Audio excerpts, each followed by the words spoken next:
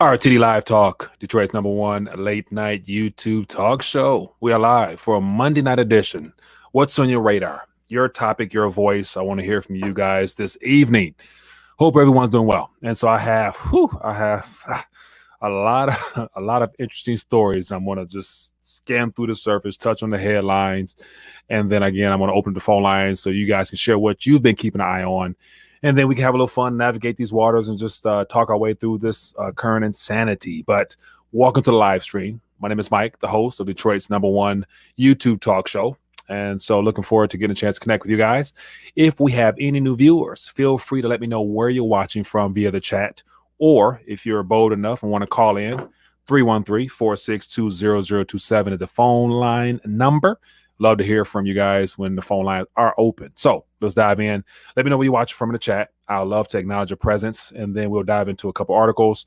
I'll try to keep my rants to a minimum and let you guys share what's on your mind. So let me line up everything on my side back here, and then we should be good to go. And so I see that there's, one thumbs down before I even started. So I appreciate that honesty. Anyway, let me do a little house cleaning before I dive any further.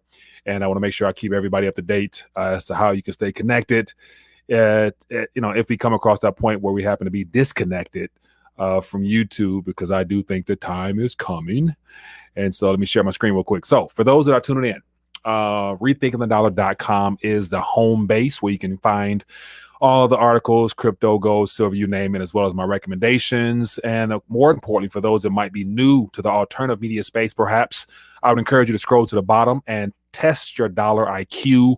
And so the goal is to help people awake to the reality that the current monetary system has already changed. And hopefully you'll have time to make some type of adjustments to your current financial situations before you lose it all through this current monetary global heist that's underway. So feel free to test your IQ at the Rethinking a Dollar IQ quiz. And then for those that are interested, this Wednesday evening, we're going to have a Patreon hangout where you get a chance to just hang out off air and let some steam off. You can feel free to rant on screen with me for those that are interested. So become a member of the Patreon gang. You can join us this Wednesday at about 9:30ish or so. And then also, lastly, I want to make sure you guys know where to connect via social media. And so social media tab beneath this button here, it's all the locations for Rethinking the Dollar, from Twitter to Parler to Rumble to Library to BitTube to Gab to BitChute, you name it, we're there. But the most important one happens to be the Discord page, because the community interacts throughout the day, and as well as the Instagram and Telegram group as well. So feel free to connect with us and share articles, share videos, whatever you guys feel comfortable with doing. So, all right. So let me real quick, let me dive into the chat, acknowledge a couple people. Thank you for blessing me with your presence, and then let's make this worth your while. So we got Mr. Let me scroll to the top. Okay, we got Crypto King, Mr. Hexagon himself. How you doing, my friend? We got Boosh. Let me see. It said my cryptos, commodity stocks, and silver all went up today. Yeah. Okay, so that's good. Gold and silver did a little bit today as well, so that's always a good thing. But yet, to me, I'll get into that. I have some thoughts I want to share with you on that. What else we got? Low blood pressure in the building. We got Faith Parent. We got Solo. Mr. Johnson. Hello, all. Never been here. Just been lurking. Appreciate you for taking time to join us, my friend. JB. What else we got here? We got No Yama Drama from NYC. Roger Rose. We got JB. We got Daryl in the building. We got Phil and Doc Dryden. How you doing, my friend? Let me see. Okay, fair amount of people here. We got Jay, Luke, Tom. Okay, Ed is in the building. All right, Pete, appreciate you for tuning in, man. A lot of things worth touching on. So basically, what do you guys want to start? I'm going to just scan through a couple of titles, stuff I grabbed from the Discord page, where I put some throughout the day, as well as those in the community happen to put articles there during the day. And, it's no order whatsoever. It's just, some things worthy of mentioning. And I'm curious to get your thoughts on it. And so let me actually start off with something that really, let me know what you guys think of this one. But this is right here. This is interesting here. So when I saw this, I shared it immediately, because I'm thinking like, that's kind of, just, I don't know how to read this, but, Bill and Melinda Gates say they are ending their marriage after 27 years. So I'm thinking like, 27 years, they are the second, so-called wealthiest couple probably on the planet or whatever. And they are, so far I think they're the orchestrators of a lot of the things we're experiencing, as far as them having funded all the, the events 201, and you name it out here. They're putting the funds up for it, but yet they're, according to what we're being told, they're going their separate ways. So just I think that's very interesting, because it goes to show that, I guess, money can't make you happy. So, not sure, but I'm curious to hear what you guys think about that. Is it surprise? Is it just smoke and mirrors? Is it just a little publicity stunt? They're trying to, garner up some sympathy, or who knows? Let me know what you guys think. But yet, I've been studying those two individuals for quite some time now, and over the last couple of years, just how my personal opinion is just they're just very dark, and I'm gonna leave it alone. I don't want to get in trouble. Okay, here's another something I put in the chat. Tough times for Tinder. It says chicken shortage looms because of increased demand, supply chain disruptions.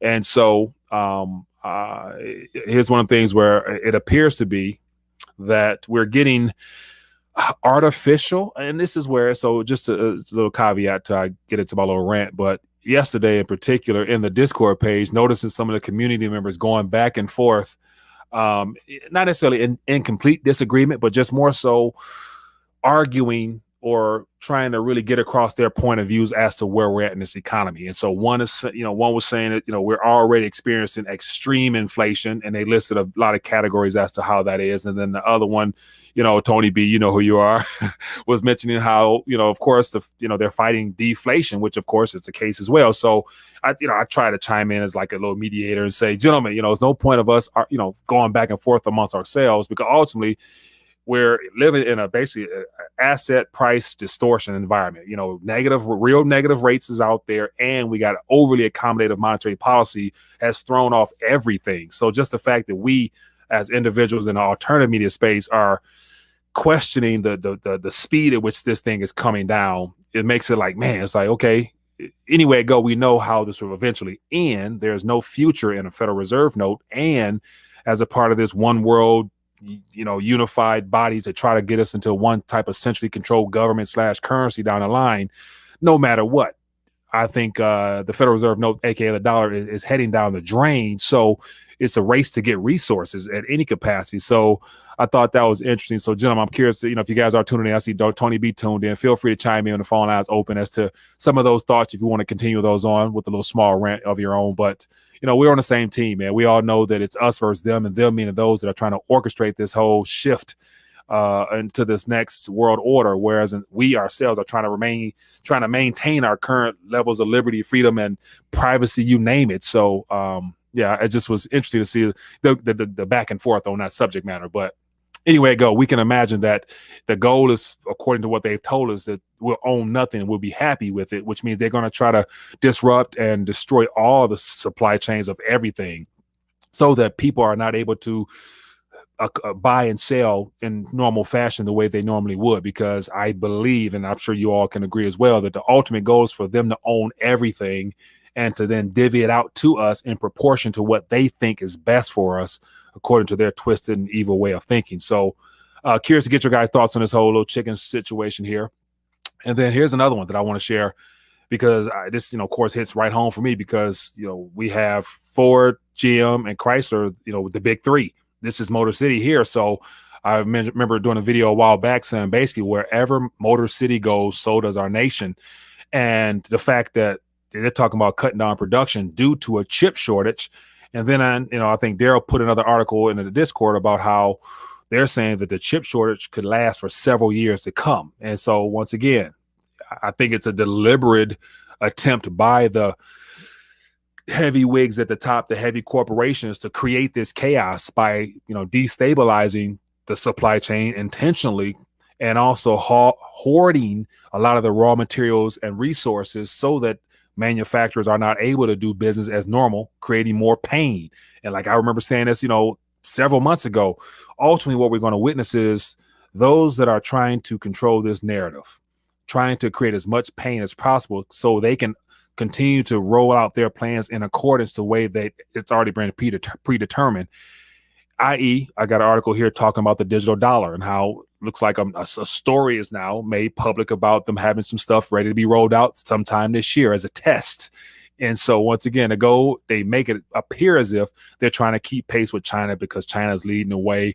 But ultimately, there's only one way out, and it happens to be by them going solely digital, because they need to have the digital currencies out, their versions of a digital currency out in time, so that they are able to, at some point, go negative, literally negative, with the federal funds rate rather, because right now we're at zero. And of course, every prior recession, they need 500 basis points of cuts in the rates so that they can try to stimulate and promote and do more quantitative easing. So now that they're on the hook, they're on the edge now, trying to figure out how to control this collapse without it actually getting away from them to where they lose the ability to maintain the narrative that they can still bring it back to life, even though we all know it's dead. Just look at all the closed stores in your neighborhood, the mall shutting down, and you name it. Something's definitely wrong. So, yeah, I don't want to rant anymore, but just the headline lets you know, wherever Motor City goes, so does our nation. Don't forget that. All right, here's another one. And this is let me know this is very twisted. I don't get this, but read into it. California releases 63,000 violent felons back onto the streets in an effort to create safer prisons. I'm gonna leave that right there. Let you guys chew on that one. And then here's a little something in the crypto space, which I saw in a Discord I thought was worthwhile. PayPal has held exploratory talks about launching a stable coin. So the question is, and so my crypto people out there, let me know your thoughts. Why does all the major payment processing companies looking to come up with their own stable coin? So, Gemini, wants to got a stable coin, Coinbase stable coin, PayPal wants a stable coin. At the same time that the Federal Reserve, i.e. Treasury, is going to need to roll out their digital version of a stable coin. And it appears to be there's going to be a lot of competition as to who and how they're going to be able to remain some type of stability in a Federal Reserve note, aka the dollar, as the world is shifting away from it. So I'm not quite sure how exactly they're going to be able to keep the illusion of something being stable when, you look at the depreciation of currencies due to the inability to be able to purchase things at a stable price.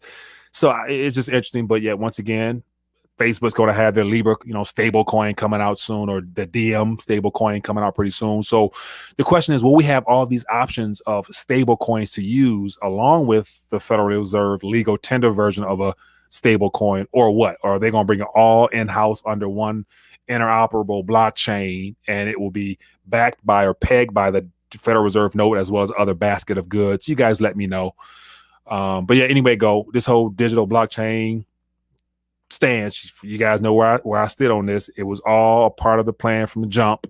And so they would never be able to pull off the greatest heist in humanity unless they dangled a carrot in front of the people, in the fact that they could profit as well on this transition through this vehicle right here, which a lot of people are doing. More power to you. Hopefully you're reaping the rewards of this transition, and you're getting into natural resources that you're going to need to be able to live a sustainable life if you had to opt out of the system, if it comes down to that. So yeah, anyway, okay, a couple of things here.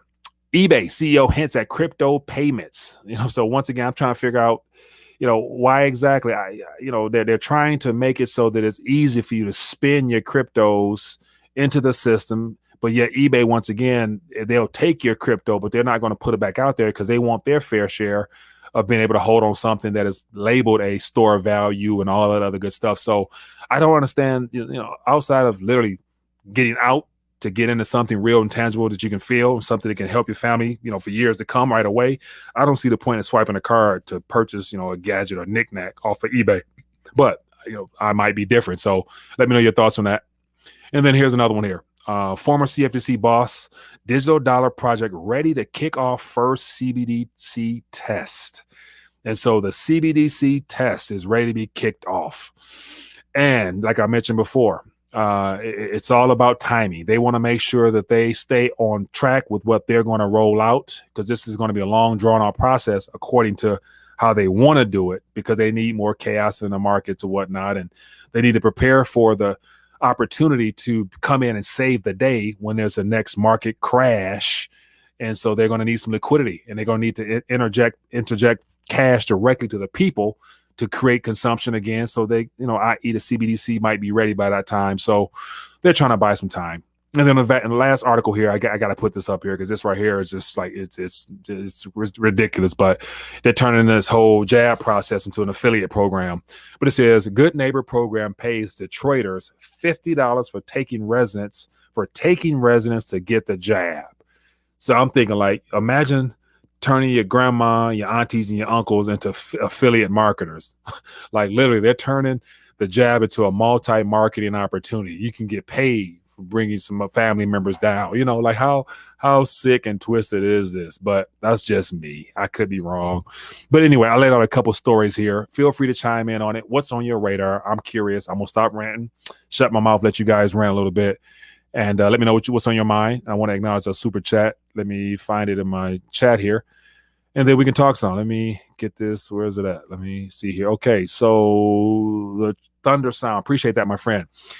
It says, stablecoins are a way for companies to increase liquidity reserves by managing that value as separate from the stock and other asset values. Also, TXO time.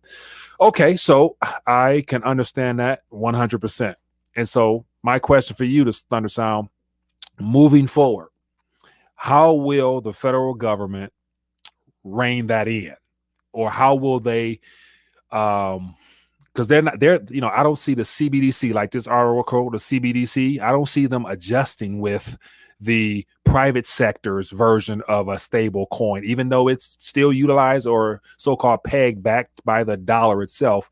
But when they're trying to usher in a new brand of a currency, simply just because the current brand we have is no longer valid, like, the purchasing power of this current unit here has already technically gone sub-zero. So they need to prepare for the next time they need to inject directly into the hands of the consumers, not necessarily the institutions. Because when you think about it, when they inject right directly into our apps, CBDC wallet apps, more than likely it's going to filter back into the hands of Wall Street and corporations through investments, through Robinhoods and all that other stuff that's going to be still available.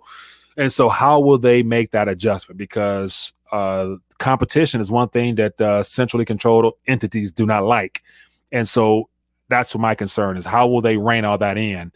And so a lot of people say that, what is USDC will probably end up being the best version to interlink directly with the digital dollar version. I don't know. But let me know your thoughts. So I appreciate that love offering and your thoughts as well. So providing liquidity for the private sector and corporations is definitely something that they have taken advantage of. And then also, to piggyback on that same idea, it gives some exposure to the technology for those corporations, because the most important corporations and entities are the financial institutions, i.e. hedge funds, all the investment firms and whatnot. Those are individuals that need to slowly work into their framework and their charters or whatnot, the opportunity to even involve themselves in the digital space.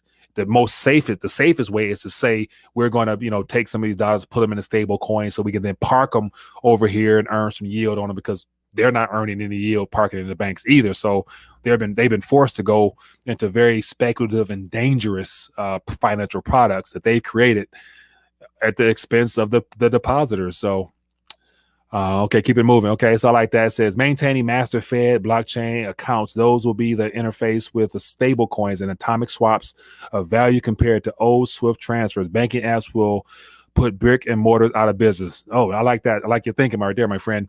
So the atomic swap aspect, that is going to be interesting.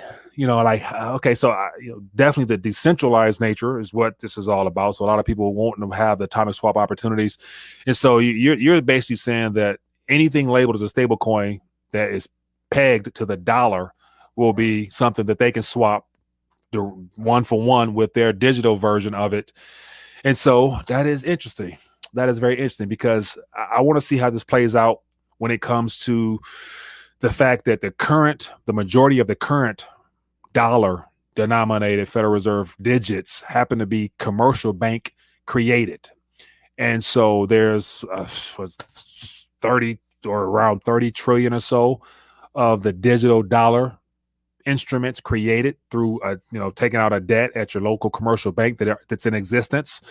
And then you got about, I think, less than 3 trillion worth of paper out there circulating. So that could be roughly, 27, $30 trillion worth of dollar denominated instruments on top of all the other debts and instruments priced in dollars out there.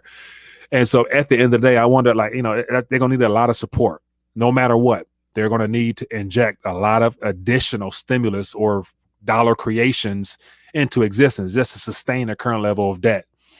And so that's the only way the system can continue to go, is if they inflate the current monetary base. Now, whether it's Federal Reserve base or whether it's the Fed coin base, it's going to have to continue to, go upwards, and at the expense of those that hold and save in those instruments, because we'll never be able to outsave or outspend or outcreate at the rate that they will be bringing those digits into existence. And then factor in, I'm ranting a little bit because the phone lines are open. Feel free to give me a call. I want to hear from you guys. But actually, let me, what I think about it? I'm not even logged in. Ain't that something? Forgive me. So tell people to call in, and the phone line's not available. So forgive me. I apologize for that. But all this and how they're trying to orchestrate this is going to be very interesting. And that's why I think ultimately you don't want to be the last one holding the bag. You don't want to be the last one holding the bag of debt denominated instruments that comes from the Fed and the Treasury working together, because you won't have much purchasing power left. And so that's going to be very dangerous as that all is rolled out. But anyway, so I apologize for that little hiccup. Let's talk.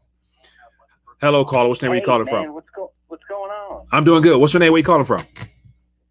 My name's Andrew. I'm calling from Omaha, Nebraska. Andrew from Omaha. What's going on? What's on your radar, my friend? Dude, I'm just trying to get my weight up. Trying to stack. Get it up while you can, man. It's never been a better time to be aware of the collapse, and also knowing what's the most promising and most probably the most secure anchor to hold yourself down with amongst all this other digital stuff out here than weight right now, I would imagine.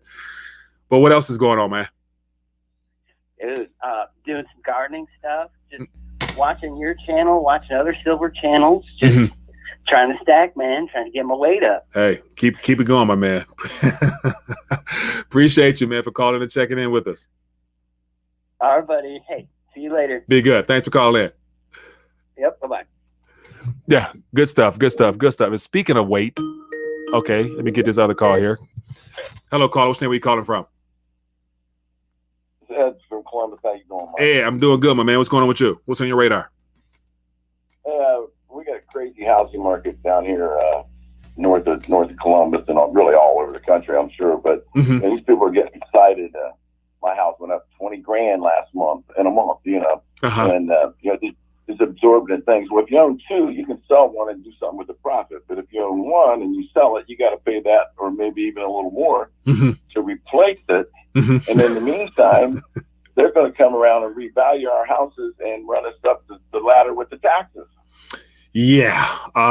So I've been watching, a lot more, real estate investor commentators and YouTube channels, and how, by Biden's American plan and all the extra taxes they get rolling out to, cover some of these costs of this stimulus and quantitative easing stuff out here. They're trying to take away, any profiting opportunities from real estate investors, man. So they're changing the game, man, one tax hike at a time. Yeah, so it's funny that people think they have all this value, but if it costs the same to replace it, you got to live somewhere, and then they're going to come around and jack up your tax bill. That's just taking money. You ain't making nothing. When you see your house goes up on Zillow, $20,000-$30,000 a month. Yeah, just add that to your tax bill. Yeah, and that goes into things I've been saying for quite some time now. The illusion of having your net worth increase, but it's increasing in the currency that they're killing. And so it's going to ultimately boil down to whatever number you set as that ultimate number of what you're trying to have to retire or live comfortably ever after. Take that and by probably times 10 that, given the fact of the cost in the environment you're living in, whether it be your food, your water, your shelter.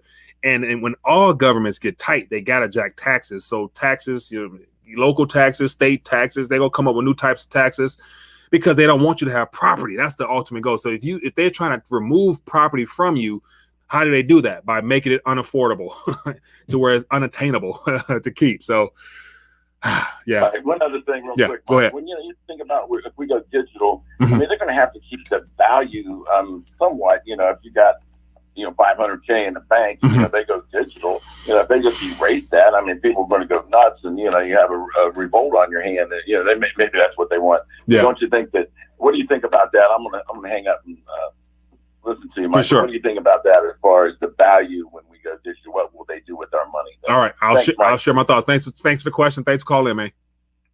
All right, man. See you later. Okay, great questions and great thoughts. So my opinion. So basically, just basing my premise upon prior events that happened in other countries. Now, it's never been to the level of a reserve currency as the Federal Reserve note. So I'm just basically going upon Venezuela and other countries where basically whenever a currency as it's being inflated away and it gets extreme, i.e., if they reach the hyperinflation status, they ultimately one day, literally within over a weekend, like on a Saturday, Sunday, they announce some type of government edict where the government says that they're going to now chop off 2 or 3 zeros from the currency, usually if you have, currency with, multiple zeros or something behind it. But typically what they do is just redenominate and change the value of it. So I can imagine at some point they're going to come out with some type of 1-for-1 exchange is what it's going to start off as to make it appealing to where people don't protest and get up in arms, where say your commercial bank account and all your financial investments is priced in the Federal Reserve note, i.e. the commercial bank, dollar version. And then they'll probably try to somehow link it to your current CBDC app. Say it'll be a 1-for-1 exchange, whatever you had in your, Wells Fargo bank account, it'll transfer over and it'll show up in your, your app phone or something like that. Or what they're going to try to do, as Thunder Sound mentioned, about making it interoperable. They can atomic swap. So you can low-key have access through both of them. You can probably swipe your CBDC, deduct it from here, scan it here, buy something, and it'll probably deduct from your Wells Fargo. And then eventually in time, they're going to weed out the banks and you're going to slowly find yourself only on your app type of thing. And at that point, they can literally, once everyone's onto their phone and there's no more banks because they feel comfortable here, then they're going to come out with they're going to cut that boy in half domestically and change the valuation of the currency, I believe. Just like it happens in every other country. Okay, let's talk. Hello, caller. Where are you calling from? Hey, Mike. Joe from Reno. Joe from Reno. I'm doing good, my friend. What's on your mind? What's on your radar? So I figured it out. I've got the conspiracy down. Okay, give it to us. We're not living in the Matrix. Okay. We're living in Trading Places. Trading Places. Okay. Did you see Trading Places? I have, but refresh my memory. So the two Duke brothers make a $1 bet to see if they could trade Eddie Murphy with Dan Aykroyd. Yeah. So it's all a big joke. A Rockefeller and a Rothschild have made a $1 bet. Yeah. Saying, hey, if we screw up America to this extent, will they all go crazy? And the other guys, no, there's American exceptionalism. Yeah. And, they'll do it. So to me, this is turning into more of a comedy than it is Matrix itself. So yeah. they're just messing with us. There you go. All right. And even the black-white thing is part of it, too, Yeah. Reverse that, and then all of that stuff. So, and the producer of this movie was Aaron Russo, who was one of the original whistleblowers on this whole New World Order. So, just wanted to inform you, we can stop digging into the conspiracies.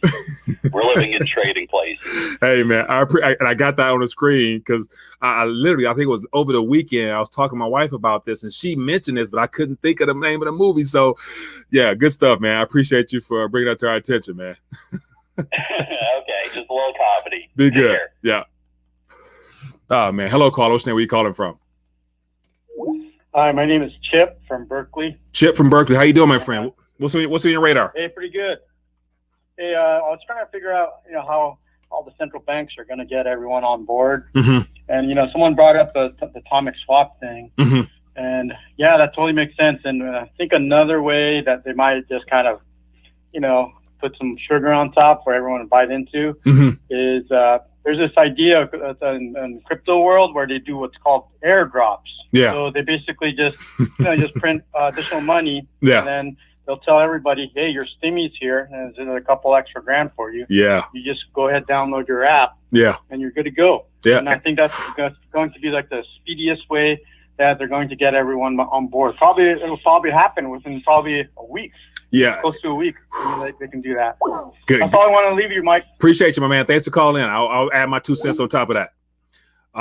Great thoughts, man. And so let me see here. So I like this thought here. Thunder Sound says digital securities contracts do not need people for servicing. Little need for lawyers, clerks, paper processors, no doubt. And so I'm glad you mentioned this because I just saw a video where Andrew Yang, who's running for mayor of, the city of New York, I believe, he was talking about how in this upcoming future, there's not going to be any need for certain types of professions. And a lot of that has to do with the service sector, the white collar jobs, the things that most people go to school for, that allows them to sit in the office and interact on a computer screen, because algorithms as well as robotics and all types of other things will take the place of that. And so that makes perfect sense that all this technology will be utilized to disrupt all the current financial markets plus some. So let me get this call here. Hello, caller. Where are you calling from? What's going on, Mike? It's Dwayne from the Midwest. Dwayne, I'm doing good, my friend. What's on your radar today? I'm pretty good. I've been having a question I wanted to throw at you. Just a man I needed to talk to. All right, give it to me. Listen, I want to get your opinion. I believe that because you and I have a similar opinion that this was all set up with the digital currency. Mm-hmm. And about a month ago, Janet Yellen was talking about doing credit swaps. I mean, SDR. SDR, yeah. Well, no. Yeah. SDR. And one of the Congressman John Kennedy said that you're just giving a lifeline to China. Right. That was his argument. Right. So then about 3 weeks later, China said that they were acceptance to Bitcoin. Mm-hmm. So my thing is, could it be that Bitcoin was always the original SDR?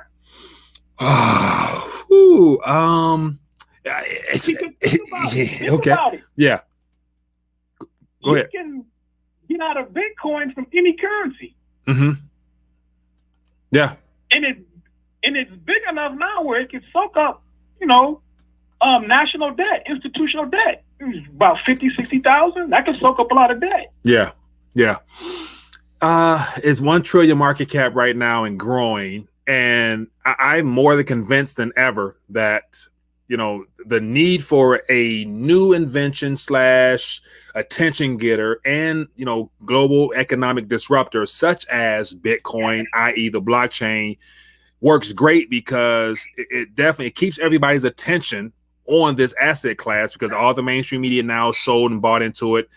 And they're trying to find ways to use it as if it's like something that they can separate from the centrally controlled currencies and all that other stuff. But at one point, does the central banks have a problem with having to deal with competition, where we're going to find out the real role of Bitcoin and how I don't think they can exist together. And I don't think that the governments and central banks are going to just roll over and die and accept Bitcoin and put it on their balance sheet and allow the world to profit while they bow down to we the people, because we the people say Bitcoin is unstoppable.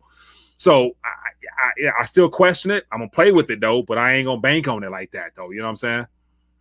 Okay, but here's the reason why I think that. Here's the reason why I think that. Mm-hmm. Because if you let Bitcoin go, Bitcoin is a friend to fiat currency. I'll tell you why. Mm-hmm. If you use Bitcoin to buy a service, mm-hmm. you have to pay capital gain. Mm-hmm. That's like a value added tax. Yeah. So governments want inflation, they want taxes. Yeah. So if everybody on this currency and it's inflated, and whenever you spend it, you got to pay taxes, because that's a taxable event. Yeah. Yeah. So that's just where I'm at with it. I think I don't buy the hocus pocus that it's as much as against the system as it is for it. Yeah. It's starting to be like, it seems like to me it's more pro dollar than what the fan base really realized. Yeah. And anywhere it go, it's being positioned, the fact that the mainstream, so we know all outlets, mainstream media outlets are all bought and paid for. They're propaganda machines for the orchestrators of this event, and they only allow their, the reporters that read off their teleprompters to tell us what is prescripted by whoever writes it. And then when you got them coming on, basically giving respect and props to the digital aspect space and blockchain and Ethereum, and they're excited about it. We got everybody named Mother now. We got professional athletes getting paid in it now. Like, it is here to stay. And Jerome Powell and Janet Yellen are not really out and about speaking on it as if like it's, it's nothing they can do about it. Oh, really? But it buys them time, you know what I'm saying, to do what they got to do behind the scenes. So I question it. I'm gonna question it until I can't no more, just because I think that's my, I feel comfortable questioning. I'm not bought and sold to where I'm like, Bitcoin gonna take down the governors, we're gonna be free. No, I ain't going that route. Because ultimately, like I said before, your financial freedom and your future, anything in the future they're going to try to make it go through the eye of a needle. And you know what needle that is, you know what I'm saying? So how free will you be at the end when you whatever. Anyway, let me get some more calls, man. I appreciate you for calling and sharing your thoughts. Appreciate it, man. Oh, man, good stuff, man. Missed some calls. Give me a call, man. And it's one of the things where it's a talk show. Feel free to call in and share your opinions. I'm just sharing my opinion. I could be 100% wrong. I don't mind. This is how we work things through. This is how we get better. Iron sharpeneth iron. You know what I'm saying? Feel free to call in, and I can always use some upgrading myself. Hello, caller. Which name are you calling from? Mike, you will own nothing and you will be happy. That's cryptocurrency, Mike. That's what he's talking about. Yeah, it makes it easier to own nothing, because if you never really held it in your hand in the first place, then outside of the digital claim to it, did you really own it? You know what I'm saying? So yeah, like digital contract, digital assets, digital this, digital that. Man, people are just falling right for it. Come on. Hey, man, so a lot of people, to their defense, a lot of people are using it for good. You know what I'm saying? They're able to get more weight, or, as we saw from the call before, we had some community members, bought a house with it. So people doing some real things in the real world with it, though. So I'm not hating completely, but I get your point, though. I'm hating completely, Mike. I can go do something on the street corner and get some money that way, but I'm not gonna go do that. You're just baiting the.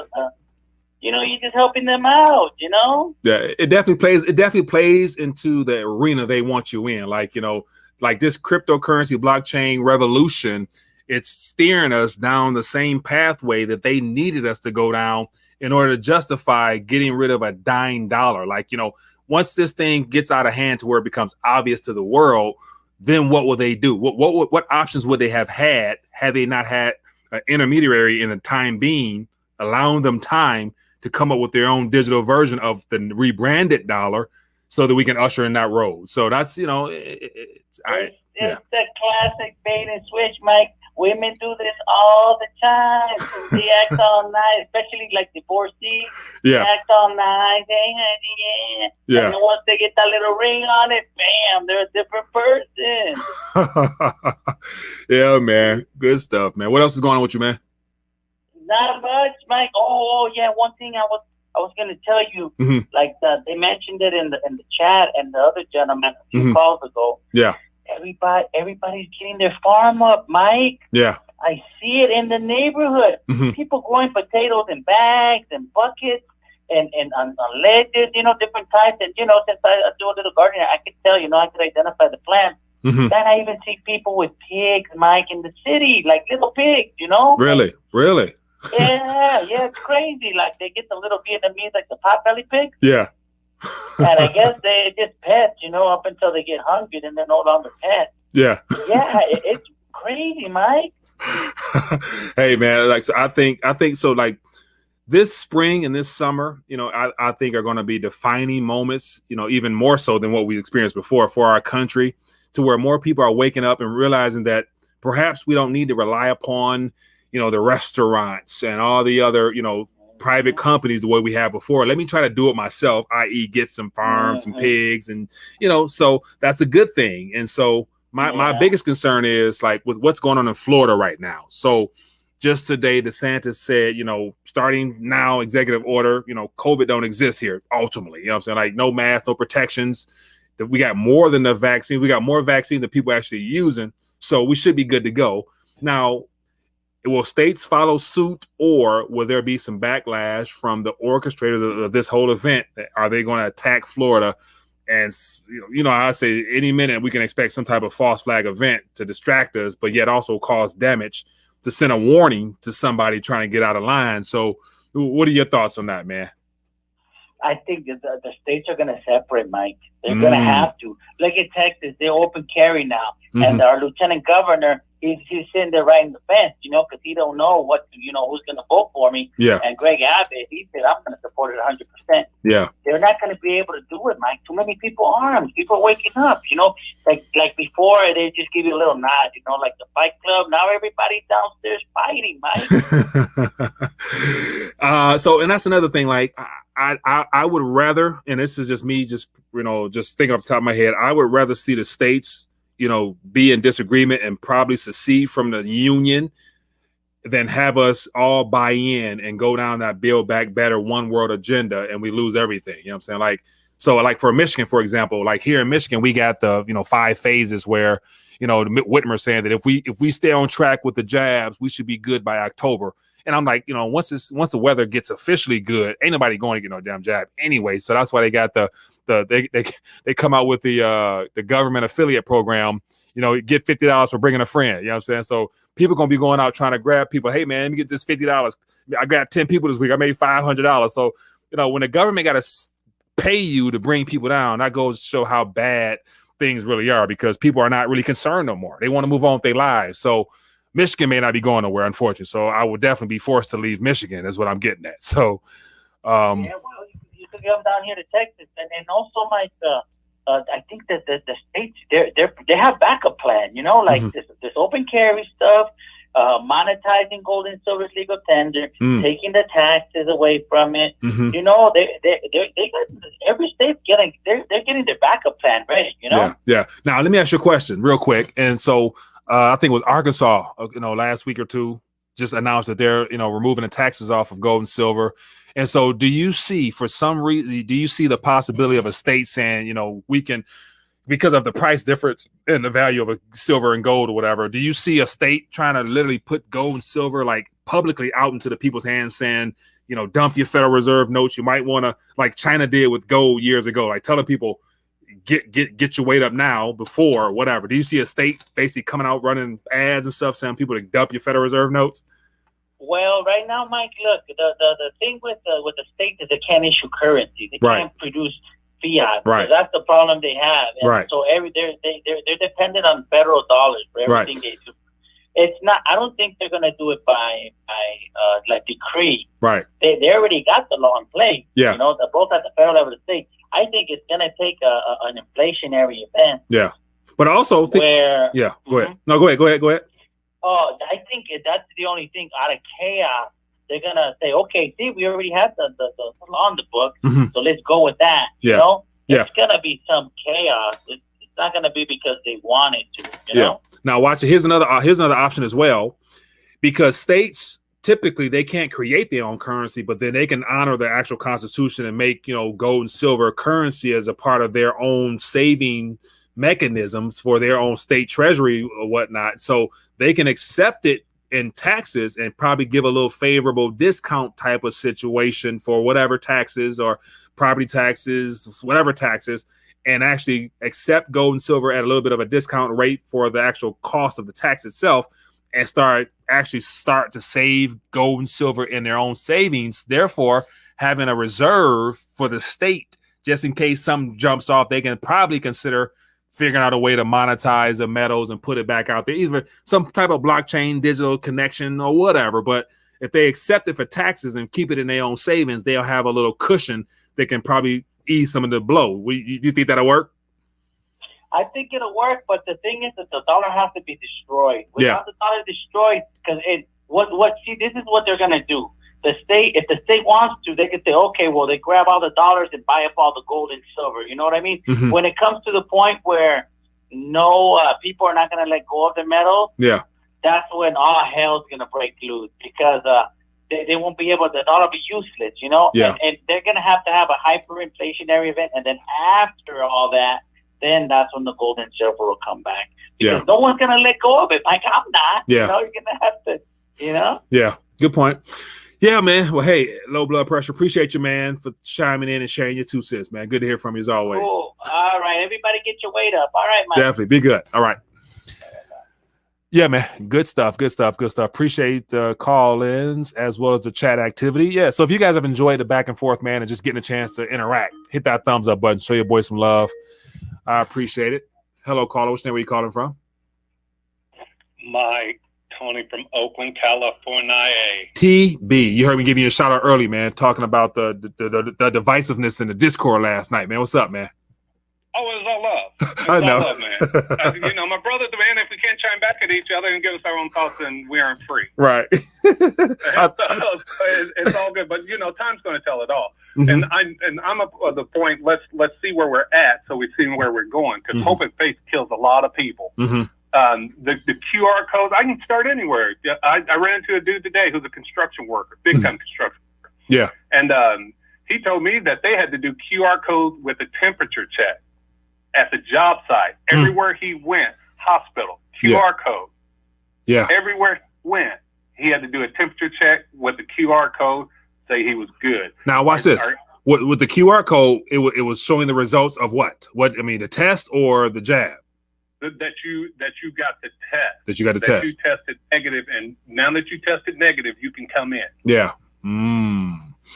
Yeah. And the chickens, like I said, Popeyes, I ordered a 10-piece Popeye chicken this weekend. The box was so small, I thought it was a 4-piece. So it's the shrinkflation. They give you smaller wings, but the same price, huh? Yeah, for the no, they make it 50 cents cheaper. But yeah, with the chicken, you can only shrink plates so much before people start realizing. Then the game's up. Yeah. And I think that's what's happening with this chicken thing, because Costco sells tons of chicken. Yeah. The same weight, 7 pounds. Yeah. Tons of chicken. I saw something floating around about the Costco toilet paper and how shrinkflation, where, you know, a couple months ago, you got 20 more tiles on your roll of toilet paper than you are now. So, and then, of course, we've been talking about how your bag of chips been having air in it for the longest anyway. And I said, our same quarter bag now, it's 35 cents, but it's more air in the bag. Right. I guarantee, do what everybody do something. Take a piece of bread and let it sit on the counter for as long as you want, and it'll look just like a French fry from McDonald's. Genetically modified. So, I think it was last week or 2 weeks ago, I showed a little graph of I think the top 6 or 7 companies own pretty much every subsidiary of everything we pretty much eat. So your shelf is in that cabinet and everything else. And I'm thinking, like, all that stuff up there, just the Snickers and candy bars and chips, and you walk into a gas station, walk into a store, everything in the damn store is genetically modified. So that's all we've eaten, unless you do the health food, the vegan stuff / organic stuff, which a lot of people don't go that route because it's expensive as hell. But we already eating trash, man. There's nothing organic. Even the organic stuff's allowed to have some percentage of chemical on it. Yeah. Even you can still call it organic. Yeah. Oh, about the thing, they letting the inmates out. I got a buddy who's I ain't gonna call him a buddy. Mm-hmm. He is a OPD. Yeah. Sergeant, Mm-hmm. and his daughter and my son are in the same class, and I talk to him somewhat on a regular basis. Mm-hmm. And he told me today that they are not arresting anybody. Damn. I said, what? He said, they are not arresting anybody, even if they are felon. He said, a guy could come through waving a gun. He will not get arrested. I was like, why is that? He's like, because of the CV thing. Everybody's using that as an excuse in overpopulation, so they're just not arresting anybody. And so crime's going to go up around here. Yeah, and that's the thing. Like, I'd assume it hasn't become like a primary subject matter where even the criminals know that they good. You know what I'm saying? That you can get away with pretty much whatever you want down there, which is bad, man. Because that's going to definitely it's going to lead to. And this is the movie. What's that movie called? The movie where at midnight, all rules are off. Like, you can do what you want. You know what I'm talking about? I don't know what it's called. I remember that too. Yeah, so like the sirens go off and people be barricading themselves in the house. You get like 7 hours to go out and do what you got to do, type of thing, man. Like, that's where this is, like, this type of insanity. This is where this is going, man. Because when I saw this article, man, I'm like, to keep the prison safe. Like, what? Like, huh? Like, okay. So yeah, we're beyond the point where everything is upside down and not much of anything really makes sense anymore for me. His You know what I'm comment to saying? me was, things got to move more towards the center. I said, rather than the far left. He said, yes, rather than the far left. So if he knows it and his fellow officers knows it is far left, then, you know, we need to rethink our plan. We are under the assumption that everything's all right until it's not. Yeah. When darn all right now. Yeah. And we need to start gearing ourselves towards that.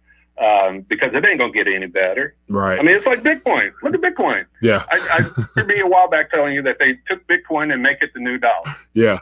How do you do that without changing the tax code? You have to change the tax code, and the feds can't do anything anyway. They're an independent government. They're independent entity that's no more federal than Federal Express. Right. And that's the thing, like, it's the enforcement aspect of it. If as more attention gets around this whole crypto space and more people go out and get exposure to it, you know, exactly how will you really enforce it to where you're going to be able to have the manpower from the IRS to keep track of everything? And then, you know, I'm not sure if, you know, Biden's little slippage of tongue today where he talked about, you know, the whole taxation structure, saying that those under 400,000, you'll have to pay no more taxes. And I'm not sure if you meant no more taxes or no additional taxes, but yet, you know, that kind of got a little attention itself, as if like perhaps they plan on doing something with the tax gain. You know what I'm saying?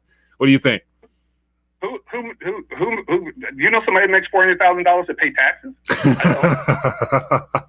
But yeah, watch this. They can get away with that because most people who are interested in that, they're the ones that say that those individuals need to pay their fair share. So they bought into that idea that the rich people, the people who are hardworking capitalists, they've destroyed our country. They need to pay for it, not me. They need to give it to me type of approach. So, well, they started at 400 and couldn't get enough taxes. I'm tell you how it goes. They started at 400 and couldn't get enough, so now they need to go to the 200, then the 100, then the 50,000, then the 30, and then next thing you know, middle class is the only one paying taxes again. Yeah. So yeah, it's very interesting how this plays out, man. We need to step up ours. Yeah, definitely. Now, give me your thoughts real quick on this digital dollar, man. The former CFTC boss digital dollar project is ready to kick off first U.S. tests. What do you think? It's coming this year or what? This is what? They're gonna do some airdrops pretty soon or what? Well, I've been torn with Bitcoin, as you well know. Yeah. But I think it's to the point where you and I are in the same camp. Mm-hmm. Why is it every time I see something about Bitcoin, it's usually with the S&P 500, the Facebook, and all the big tech people. Yeah. But when I hear from the Fed, they're like CBDC. Mm-hmm. It's a fight. It's a fight between the big tech and big pharma and big government, and we just pawns in the middle. Yeah, and which so is unfortunate. I don't think they've known this was coming. Mm-hmm. This is nothing new to them. It's just a matter of who's going to win. Yeah. Well, and that's the way I see it, and I don't see it being this year. I see it being in the next 5 years when China can get their CBDC through the SDR. They don't have enough. They don't have enough membership now, even though they got 103 countries signed on with their AIIB. Mm-hmm. They don't have enough to push us over. Yeah, that's why we can do whatever we want. Yeah, we're the king. Yeah, we can do whatever we want to whoever we want, and if you don't like it, your dollar goes down while ours come up. Hey, man, appreciate you, TB, man. Thanks for calling in. Love you in Discord. Yes, sir, man. See you there. Bye.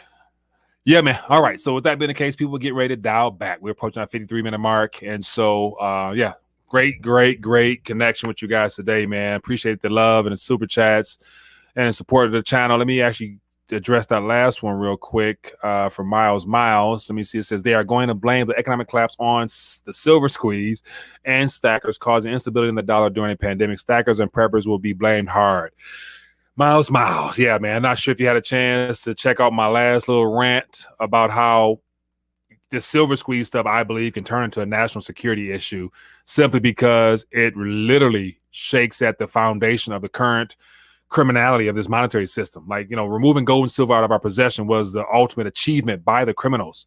And the fact that people are starting to recognize what is money from a historical standpoint and actually go back towards it in as opposed to going the direction they want us to go, which is the digital route.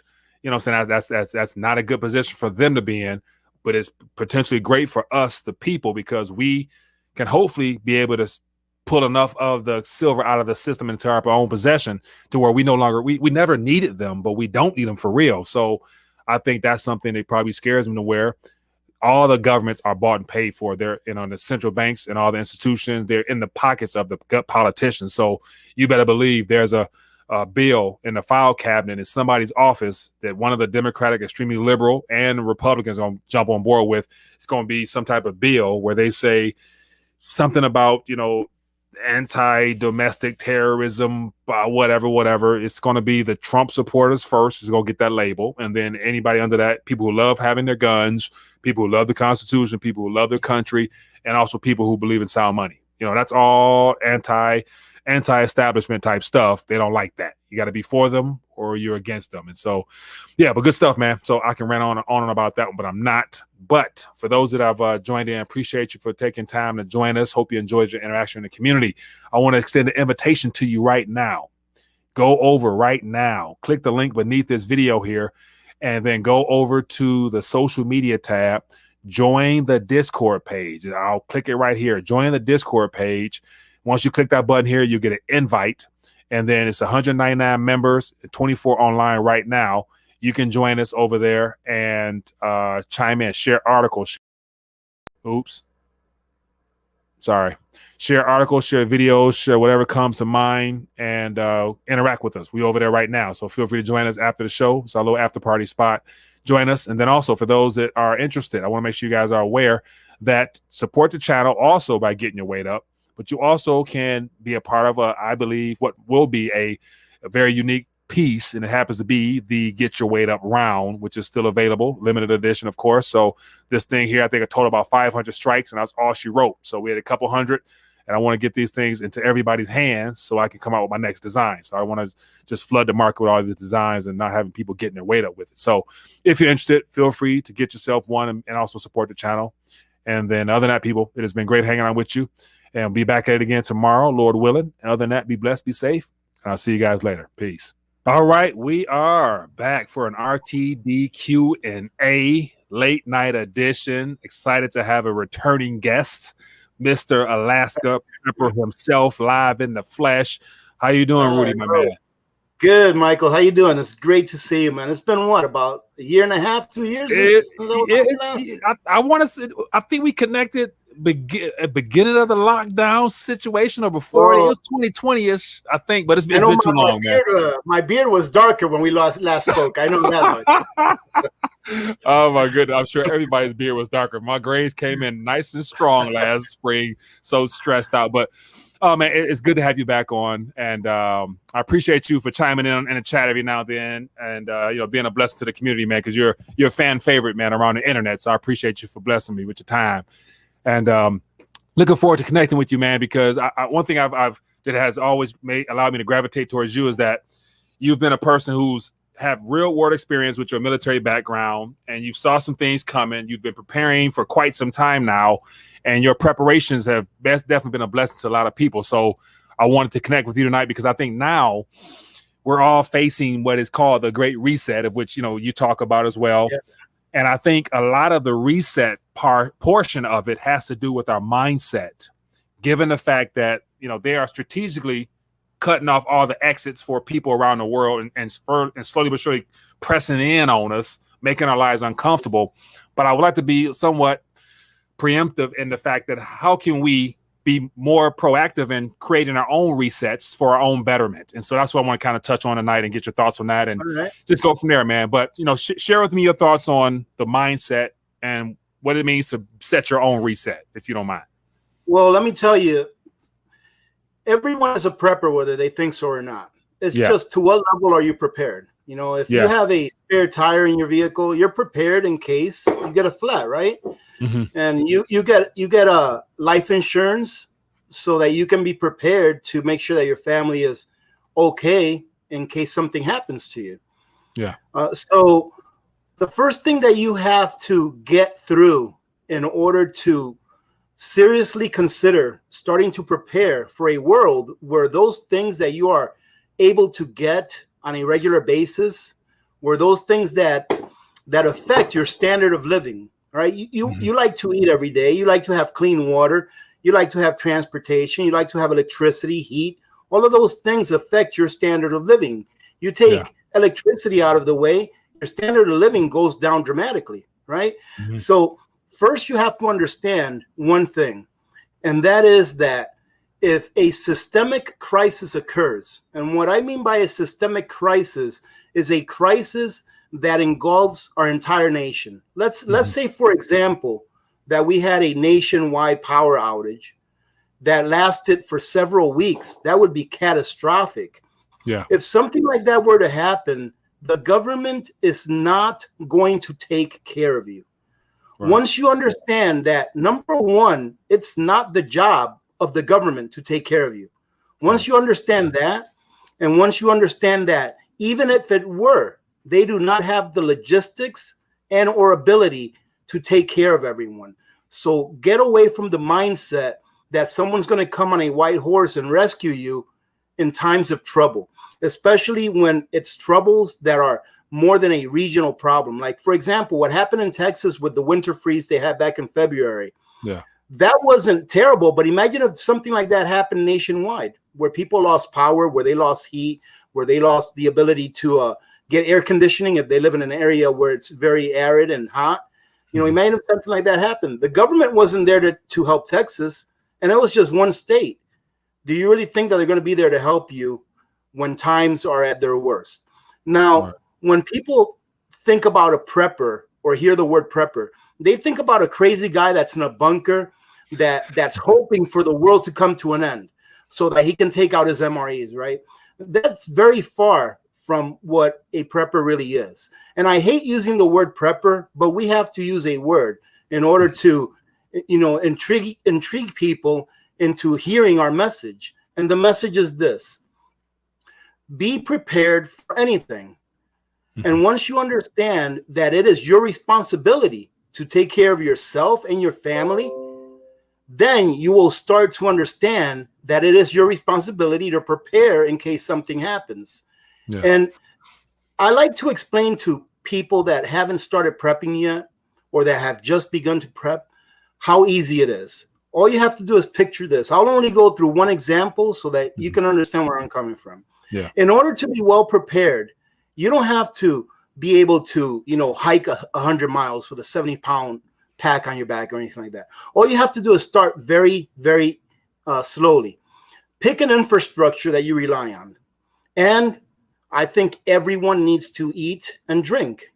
So those are a lot of the things that I concentrate on my channel, is how to put away food for long term, how to get the things on sale, you know, things like that. So let's say that the infrastructure that most people in the U.S. rely on in order to eat is the supermarket. So make believe that the supermarket is going away tomorrow.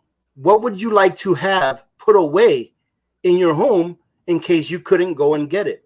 So create your own food infrastructure, all right? The supermarkets that we rely on, they are their own infrastructure. They have the logistics that they require in order to get food when they need it. So create your own infrastructure for food. The way that I like to do that is first by expanding your working pantry, fill it up so that it'll last you 2 to 3 weeks. And then once you have 2 to 3 weeks worth of sustenance put away of things that you regularly eat, you know, not no fancy third-party stuff that you buy that's supposed to last 20, 30 years. I am a proponent of getting those things too, but there is a place for those types of foods that are more expensive, that are packaged by a third party.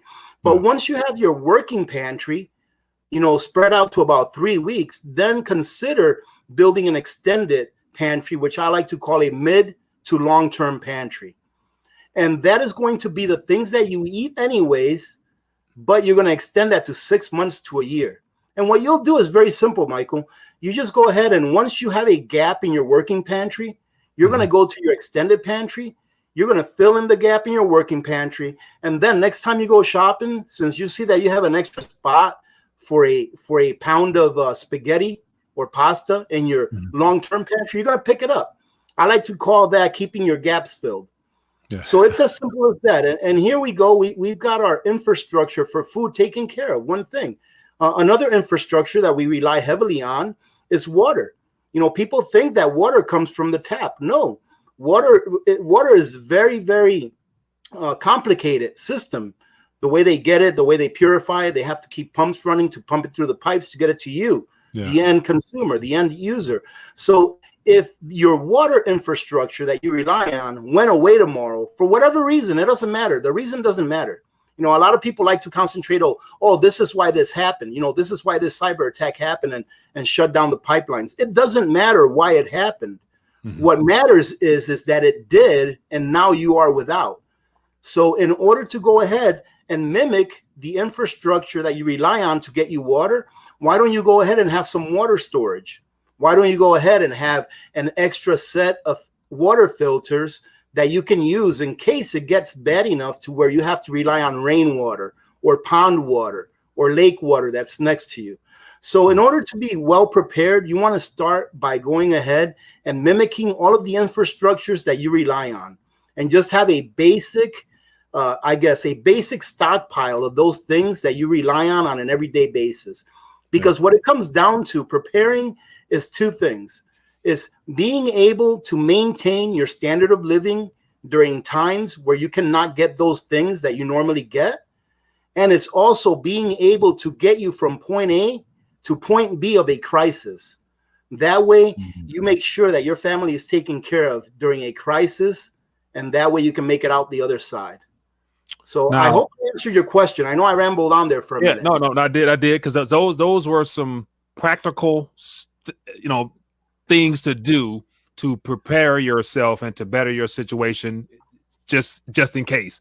And so when you first start off, you mentioned about just the word prepper, and I remember, I was always aware of the word prepper, but prepper was always up in that same category as conspiracy theorists, as well as whatever other negative connotation they like to give to people who are awake and aware. But now in this current environment, more people are awake and aware. And so some words that came to mind that would be a good tag along with the word prepper. And it was just basic life skills and self-sustainability skills. Like, just that's a long drawn out, but it's more user friendly. And in a sense, it can be cleaned up a little bit, but it's something that we're never taught. We're never told, because that's not a part of our education system by design. And so I think just putting a little bit more of a proactive spin on it can help, other than associating it solely as just, prepare for doomsday. The world's coming to an end. No, just, just like you mentioned, you like to have insurance just in case. Just do these other things just in case. But here's the problem. It's the mindset. A lot of people, so last year was a great experience of the rush to get toilet paper. So everybody had a chance to experience what it's like to be in an environment where instability reared its head above the water, and people were like, man, let me go stand in this long line around Costco to get some rolls of toilet paper. So do you think that moment makes it easier for people to take on the extra mindset of preparing ahead of time? A lot easier nowadays, you think? Yeah, absolutely. I think that there are a lot more preppers today than there were a year and a half ago. Because when it hurts, when you're in a situation and it hurts, meaning that you can't get what you need. We are a consumer-based society. Everything that we need, we buy, pretty much, right? And most people are unfortunately in a state of what is called normalcy bias, thinking that, hey, that pack of toilet paper is always there when I go to the supermarket, so why should I stock up on them? So they're not. And the only problem that I see with not more people prepping than what are currently prepping is that people think that things aren't going to happen, just because they've never happened. And that is normalcy bias. And even though we've gone through something, that has made a lot of people consider prepping in the last year and a half or so, most people are not going to take it serious.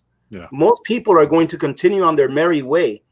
And they're going to have to learn the hard way. And you know what, Michael? The thing is, and I mentioned this on my channel before, is that most people are not going to be responsible enough or take the responsibility of making sure that their families are taken care of. They're just not. It doesn't matter how many times they run out of toilet paper at the store. It doesn't matter. They're just not going to take it serious, and they are going to suffer in the end. And that's just the reality of what it is. Because, I don't have a crystal ball, but there is no way out. You know, the government and the Federal Reserve, there's no way out for them. And we will be another Venezuela. Yeah. You know, we will be another Venezuela, and we will have a society which is going to be a two-tier system. There's going to be the haves and have-nots. Right.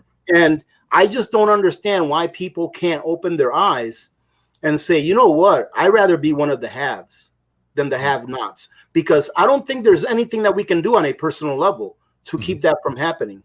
Yeah. I really don't. So if you know that something's coming down the line, why don't you put yourself in a position where you can, you know, be one of the haves instead of being one of the have-nots? Because that's where we're going to end up anyways. Right. And you're right. It's the education system. You know, I remember when I was in middle school, they still taught home economics. And they still had building shop, like where you can build with wood, shop class. Yeah. They still had that, because I remember I took some of those classes. And I don't think they have those anymore. Oh no! And if they do, it's probably few and far apart. That's not a part of Common Core. In the public school CRT, right?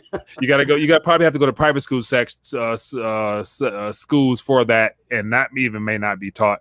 But one thing I noticed that makes it a little bit more obvious now to try to get ahead of the curve is the concept of inflation now. So inflation has been here all along as far as the increase in the money supply chasing the very finite amount of goods, but it's starting to so it's starting to pop up in consumer goods, i.e. on the shelves. So somebody mentioned out here about, inflation is picking up. So should that incentivize people even more to be willing to buy a little bit extra outside of the fact that it might be a little bit more costlier the next week you go type of thing, or what? Absolutely. You know what I call my pantry? I'm not sure if you've ever seen a video of my pantry, but my pantry is my savings account. I am a proponent of getting out of the system. Yeah. I was happy as heck today, Mike, when I woke up and I saw that the dollar shot up and that gold and silver shot down.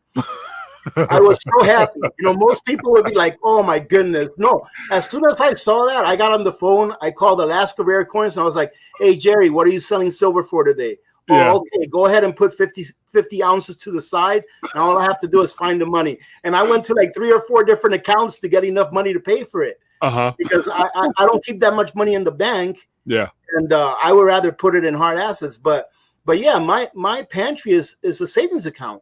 Yeah. And it's a savings account that for like the last 3 or 4 or 5 years has been yielding 10% or more, meaning that the foods that I have in there have gone up in price 10% or more year over year. Yeah. So would you rather have a can of beans in your pantry that's earning you 25% a year, or $1 in the bank that's earning you a real interest rate of about -5 to 10% a year? I'd rather have the beans, Mike. Yeah, I hear you, and that's real. Like, the way you word that, as far as your pantry is your savings account, and that is so. Here's the thing, that's mindset. Like, not many people outside of those that are awake and aware that's preparing for something down the line could think like that, to where my shelf is my savings as well. So, man, so the whole mindset aspect. So that takes a little bit of an adjustment to realize that we need to see the world through a whole nother set of lenses. In particular, and I like to reference, talking about the monetary system the most, is the best way to realize where this monetary game is going. Just look at Venezuela, as you mentioned, look at Zimbabwe, look at all the nations that have not had a world reserve currency. In the last 100+ years, they've gone through 2 or 3 different types of currencies, and we've been on the same one for the last 108 years. And it's not possible to do it forever. So that awakening period will be very difficult. But the mindset, once again, like, so you are unique in that you say your savings account is also on your shelf as well. So give me some more savings accounts that you might have. Well, let me go ahead and jump in. Let me do a little side note, Michael. Okay. So that people, if people would just understand how much they're being robbed by leaving their money in fiat, maybe they would consider saying, hey, maybe I will put a few dollars into my pantry and, get some canned foods that'll last 4 or 5 years, et cetera, et cetera. When you said that the dollar's never changed, I I love you, Mike, but I'm gonna have to disagree with you. Okay. The you see this right here. This right here. Maybe the look, maybe the way that it looks, it has never changed. But let me give you 3 instances on where the dollar has changed, and I'm sure you know this now that I'm bringing it up. Yeah. But I think it was March of 1934, after FDR confiscated the gold, the dollar changed. The dollar changed because back then, 1 ounce of gold before they confiscated was valued nominally at $20.67. And once he confiscated the gold, he then went ahead and revalued gold at $35, which is about a 60 to 70% increase in inflation, meaning that the dollar that you had the day after he revalued gold could only buy you about 60% less than what it could the day before. So on that day, the dollar changed. Yeah. Now, on August 15th of 1971, just shy of 50 years ago, when Richard Nixon decided to decouple the dollar from gold, the dollar changed. Yeah. Why? Go back and look at the 70s and look at how much inflation took hold of that entire decade. Yeah. Now, the dollar looked the same, but it could buy you a lot less. And now I'll finish it off with 2008. 2008, which is said to be the Great Recession, the dollar changed after they did that $700 billion stimulus deal. Why? Because that is when the government first started doing QE. In the history of mankind, no government had ever done QE before. Yeah. So they started doing QE. And what does QE do? It diminishes the purchasing power of your dollar even more so than just your regular inflation. Right. So the dollar has changed several times. So as long as we recognize that these criminals, on Capitol Hill can change the dollar whenever they want, then why don't we prepare for the next change? Because whenever there is a change to the dollar, the only people that get affected negatively are those that work a 9-to-5, are those that are trying to save for a retirement. It's not the elites, or who I like to call our rulers, because that's who they think they are. They don't suffer. To a billionaire, a $17 a pound ribeye is nothing, right? Yeah. The difference between a $8 a pound ribeye and $17 a pound ribeye to a millionaire is nothing. The difference between $1.75 gasoline a gallon and $3.50 gasoline is nothing to a billionaire. But to the average person that has to get up and do a 9-to-5 every day, it's everything. It steals their wealth. So as long as people understand that the only reason that this exists, the only reason that the Federal Reserve Act was enacted in 1913 is because they had a plan, and their plan was this, is to steal your wealth. Yeah. And you have to consider, what is your wealth? Your wealth is your time. This right here, this is a piece of my time. So when they're stealing your wealth, this is what they're stealing. They're stealing your time, i.e. your freedom. Yeah. And so let me correct myself. So when I mentioned the dollar, I was more so referring to the current structure of the Federal Reserve System, because I love graphics. So I've been setting up graphics. I think that's one of the things that that excites me most, is getting a chance to actually put visual aids together so people can see what's really going on outside. Because, most people are, some are audible, some are visual, but most people, everybody can see a graph and see exactly what's going on. So here's a version of the changes of our currency in the context of the chemical composition of it, metals, unbacked paper, and now being solely electrical currency. And then as far as the purchasing power, which you was hitting on, is that, every president, we've had 19 administrations that have all chipped away at it. And in my opinion, Biden's going to be the last one under this current Federal Reserve structure until they roll out that CBDC. So I feel you 100%. And I feel bad because I'm like, I try my best, as much as I'm conscious of it, to distinguish between a Federal Reserve note and a dollar, because they're two different entities in general. I like to use the word dollar as far as a certain weight and silver, but I make mistakes. So what is it? 371.25? Grains? Yeah, I just keep it as a troy ounce. You know what I'm saying? I just keep it simple. I just say one troy ounce. The definition of a dollar is 371.25 grains of silver. fine silver. Shy of a troy ounce. So yeah, shy of a troy ounce. Yeah, just get your weight up. I don't want to complicate it. Yep, absolutely. Hey, man. Hey, Michael.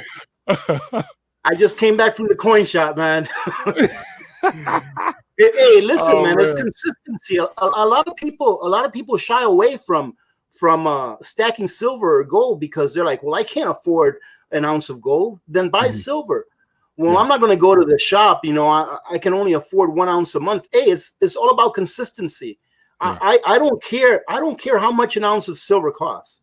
Every single month, at the first of the month, which I went a little earlier this time because of this little nice dip in silver. But the first of the month, every month, I have a certain number of dollars that I'm going to spend on silver.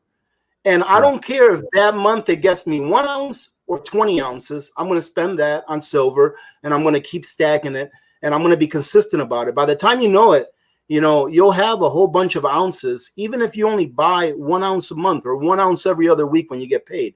It's all about being consistent. And if you want to feel really good about buying silver, ladies and gentlemen, silver is the dollar's kryptonite. If everyone in the United States that's working today went out and bought 1 ounce of silver every month for the next 6 months to a year, that's it. It's game over. The system will have to be reset, and more than likely it'll be in our favor. But most people won't do that, either because they cannot do it because they're still hanging on to that first rung of the ladder, just hoping that they can feed their families, or because they're too ignorant to do it. And not using the word ignorant in a bad way, but if you've never been taught something, then you're going to be ignorant as to what you've never been taught.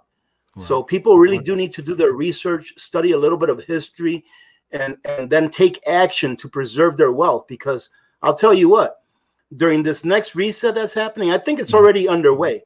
But definitely, when it really does happen and they come out with that CBDC, people are going to, it might look good for the first few months. Everyone will be happy. Oh, this is so great.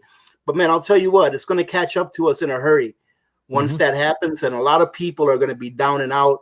And then they'll really know what being a darn slave is all about. Because that CBDC, the only intent they have with using that is making us into real, true slaves. Well, we're just living in an open plantation is all it is. Right. They'll be able to tell us what to do, what to buy, when to buy it, how much of it we can buy once that thing comes out. It'll be terrible for humanity.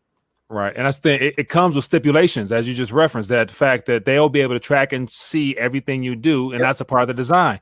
And so back to the point about, silver and how I say, get whatever you can, because right now it's the cheapest it's ever going to be again, definitely in its current monetary system. But the most important reason I believe you should get it is because it's your way of salvaging some of your own purchasing power from your future that they're trying to take away from you. And so right now, by silver being the most undervalued monetary / industrial metal that the humanity needs, whatever your premiums, everybody's premium is different, but 35, 40, whatever, that's the cheapest it's going to be. And it's the equivalent of you reaching into your own future, bringing it back into something that you can hold in your hand.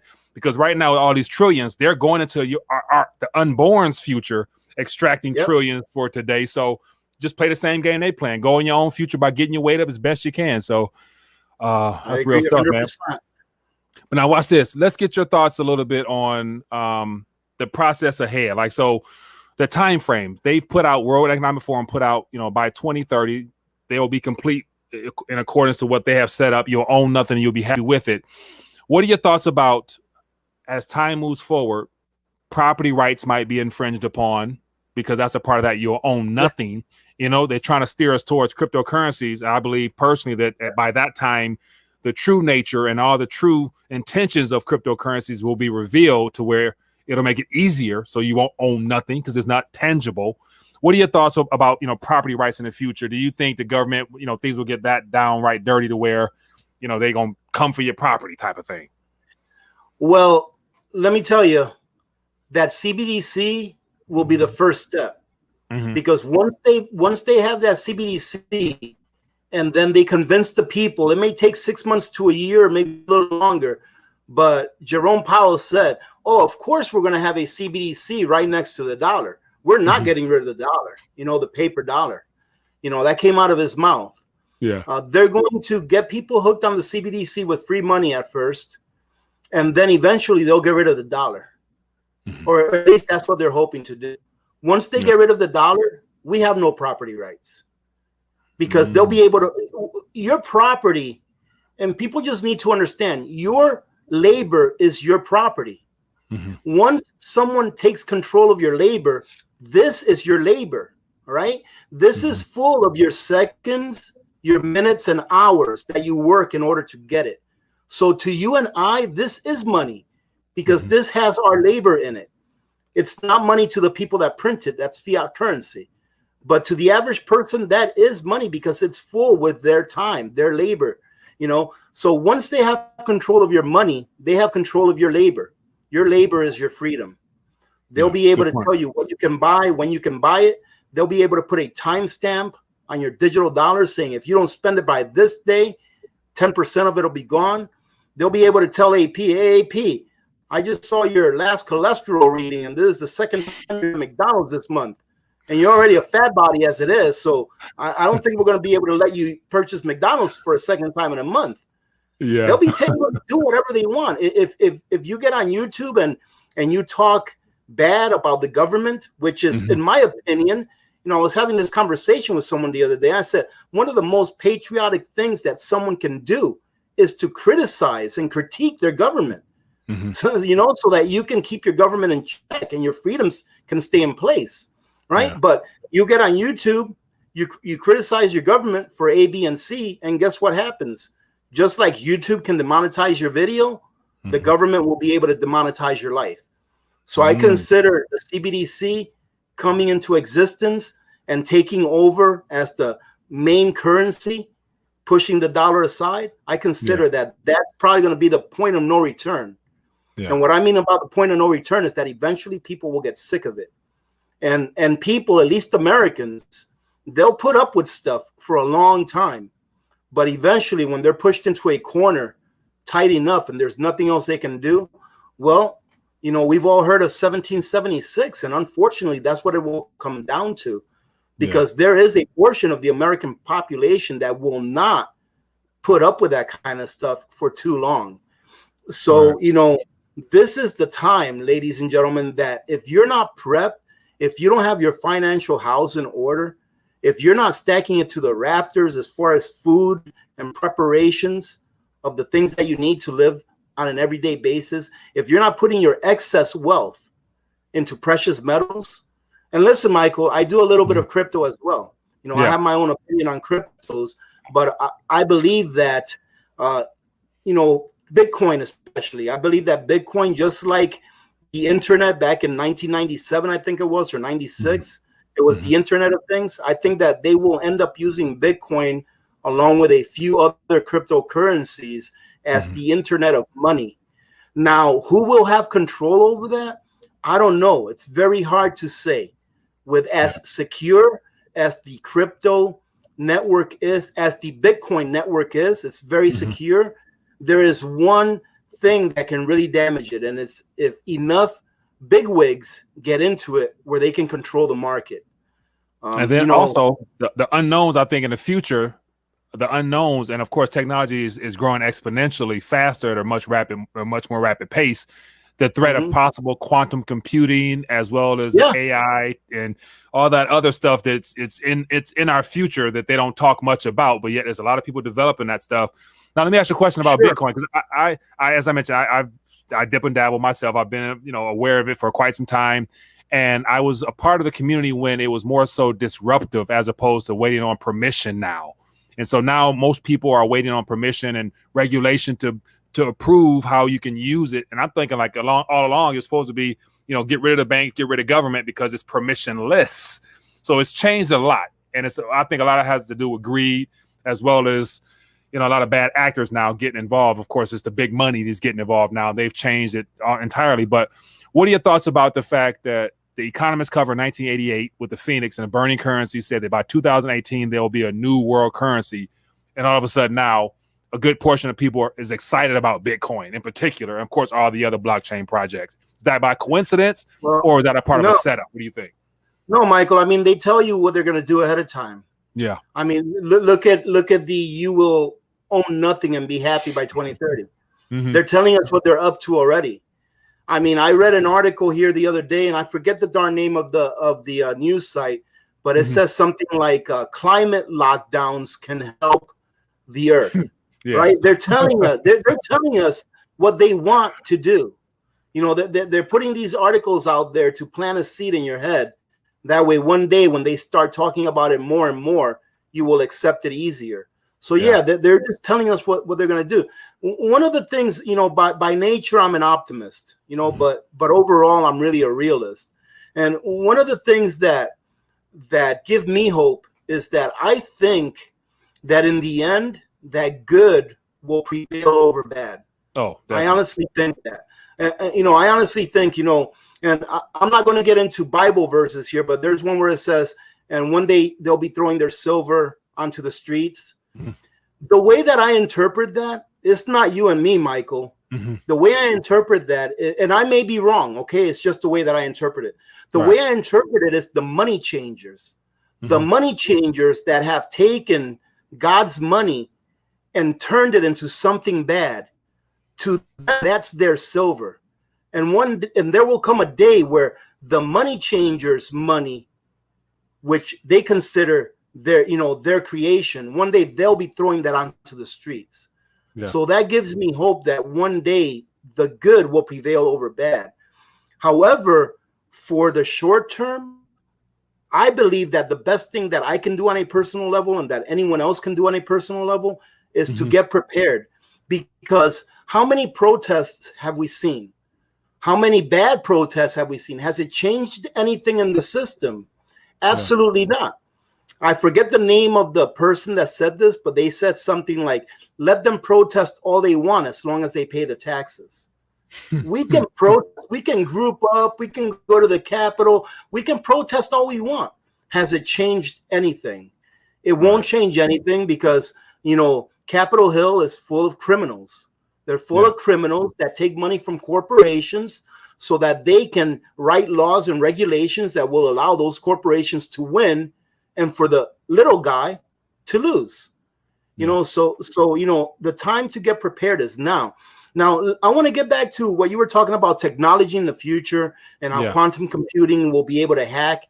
You have to understand one thing as well, and it's that it works both ways.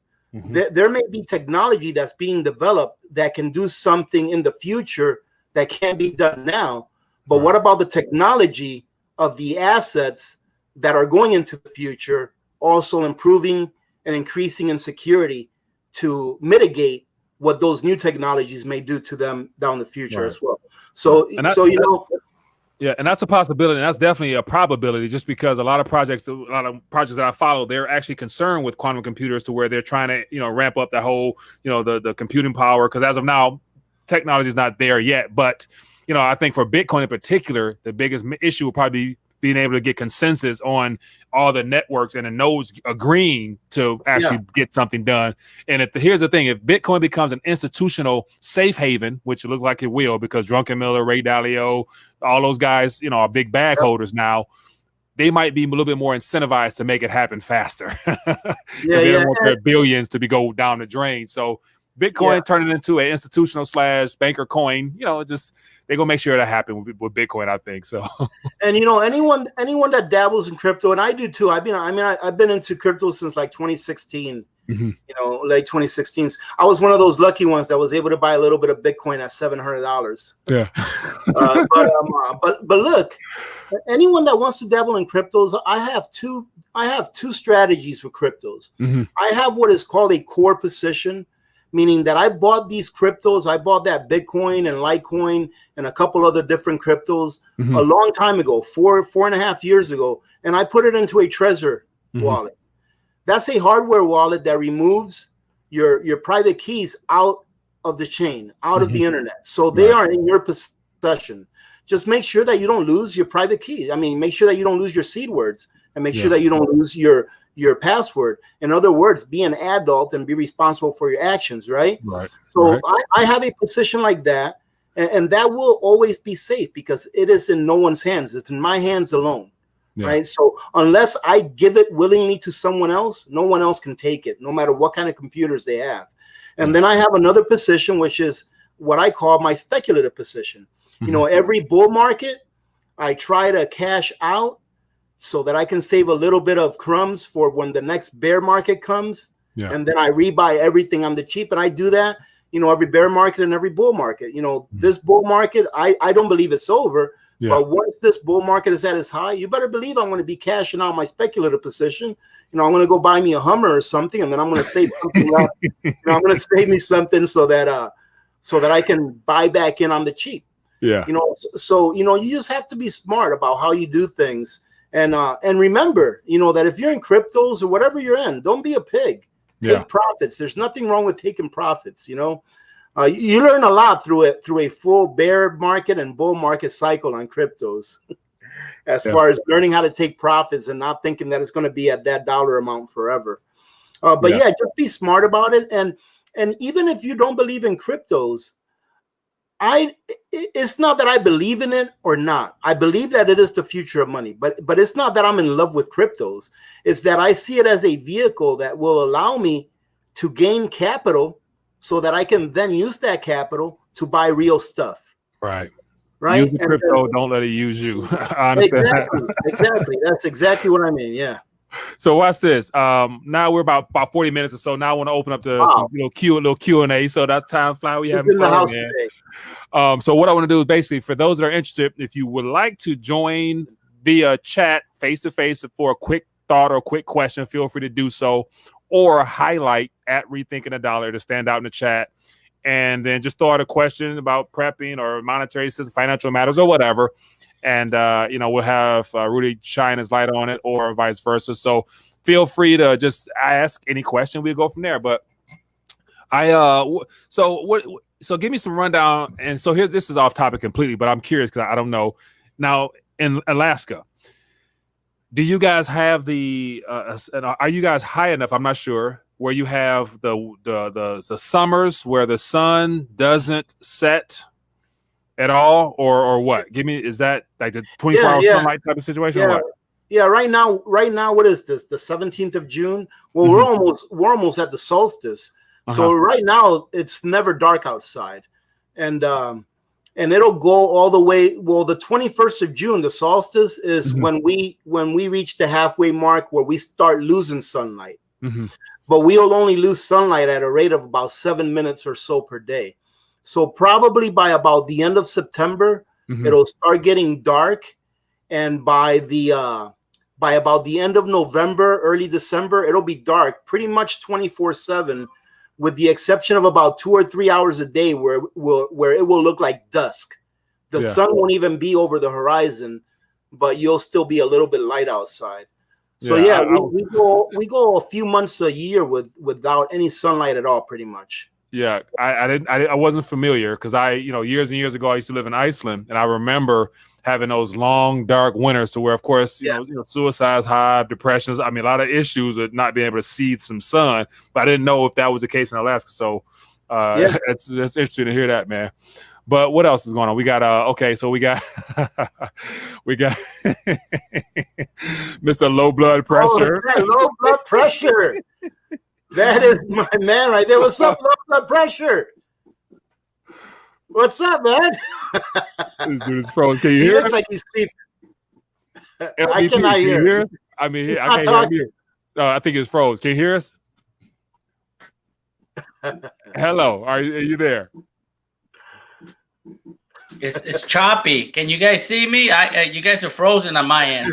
I can see you. I can see you. I can see you good. I called him, Mike. I said, low blood pressure is going to stop by and say hi today. LBP, man. It looks like you got a bad signal or something, man. We might be losing them. Let's see if we get them back. But feel free to check in via video for a quick minute, share a thought or whatnot. It'd be all fine and good. So it looks like we did. I see a lot of AP community members in the chats. Thanks for sharing the knowledge. Thank you, Solomon. I appreciate you, my man. So watch this. Question for you. Now, looking ahead, what are you anticipating, like, so we got the COVID passport situation. What's happening in Alaska with that? Are they like, you can't leave, can't travel? I know every state's different. How was Alaska during this whole little process? Well, I don't travel. I'm never leaving Alaska, but I believe that during this last year, what I like to call the health crisis, that if you came into Alaska from a different state, that you had to take a test, I think, and then that you had to self-quarantine for like 10 days. Yeah. However, as far as the businesses go, at the beginning of this, I told my wife, I said, you know what, I think that at least Fairbanks, which is the area around where I live, I said, I think Fairbanks is going to do pretty well through this because, we're community oriented and we really like to support our small businesses. And I think only one business closed during that time. So like all of our businesses made it, which was awesome. It just goes to show, that the people of Fairbanks really care about their small businesses. Yeah. Because I can't think of one small business that closed down.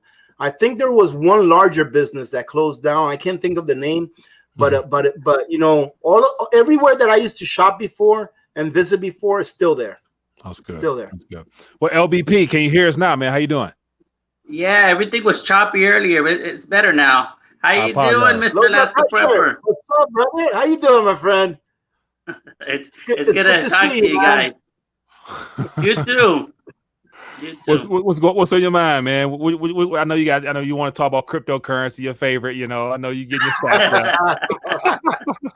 Low blood pressure is always like, AP, I don't like Bitcoin. I'm like, that's all right, low blood pressure. Get some silver. It's okay, you guys like it. You like it, There's some things I don't like.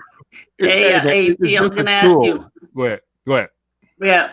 What do you think about this Basel III? You think they're actually going to stop the contract, the COMEX contract? It's actually going to stop? Man, that would be awesome, wouldn't it? I honestly don't think so because they have too much to lose. Right. I mean, they have too much to lose. I hope so. That would be incredible. And not that it would be incredible for the monetary gain of those of us that have been stacking for a while, but that it would be incredible because silver will finally be able to realize fair market value. It will finally be let out of silver jail, and that would be great. But you know what? Whether they allow it to happen or not, eventually it's going to happen because they're not going to have a choice. I mean, silver mining has been at a deficit for like the last 5 years in a row. Our future indicates that we're going to need more and more silver every year just to keep up with all of this green stuff that's going on, right? Solar panels, electric vehicles, on top of all of the things that silver is used for already. I mean, silver is the second most used commodity in the world, second to oil, okay? And it's trading at $26 an ounce. It's on sale right now, man. I mean, I don't complain about silver being cheap. I love the manipulation. I say manipulation is your friend. Use it just like they're gonna use you. But here's the thing: not many people consider the fact that Basel III, all this hype that's being put out there, happens to be at the same time that we're supposed to have a new world currency according to the economists cover and the introduction of CBDCs. And so why would they be literally shooting themselves in the foot if it was meant to literally take them under? That's why I wonder, why? It's obviously a part of a greater plan. We don't see it, but yet, as I mentioned, people who've been financially oppressed and held on for so long, we get a slight smidgen of it could be hope.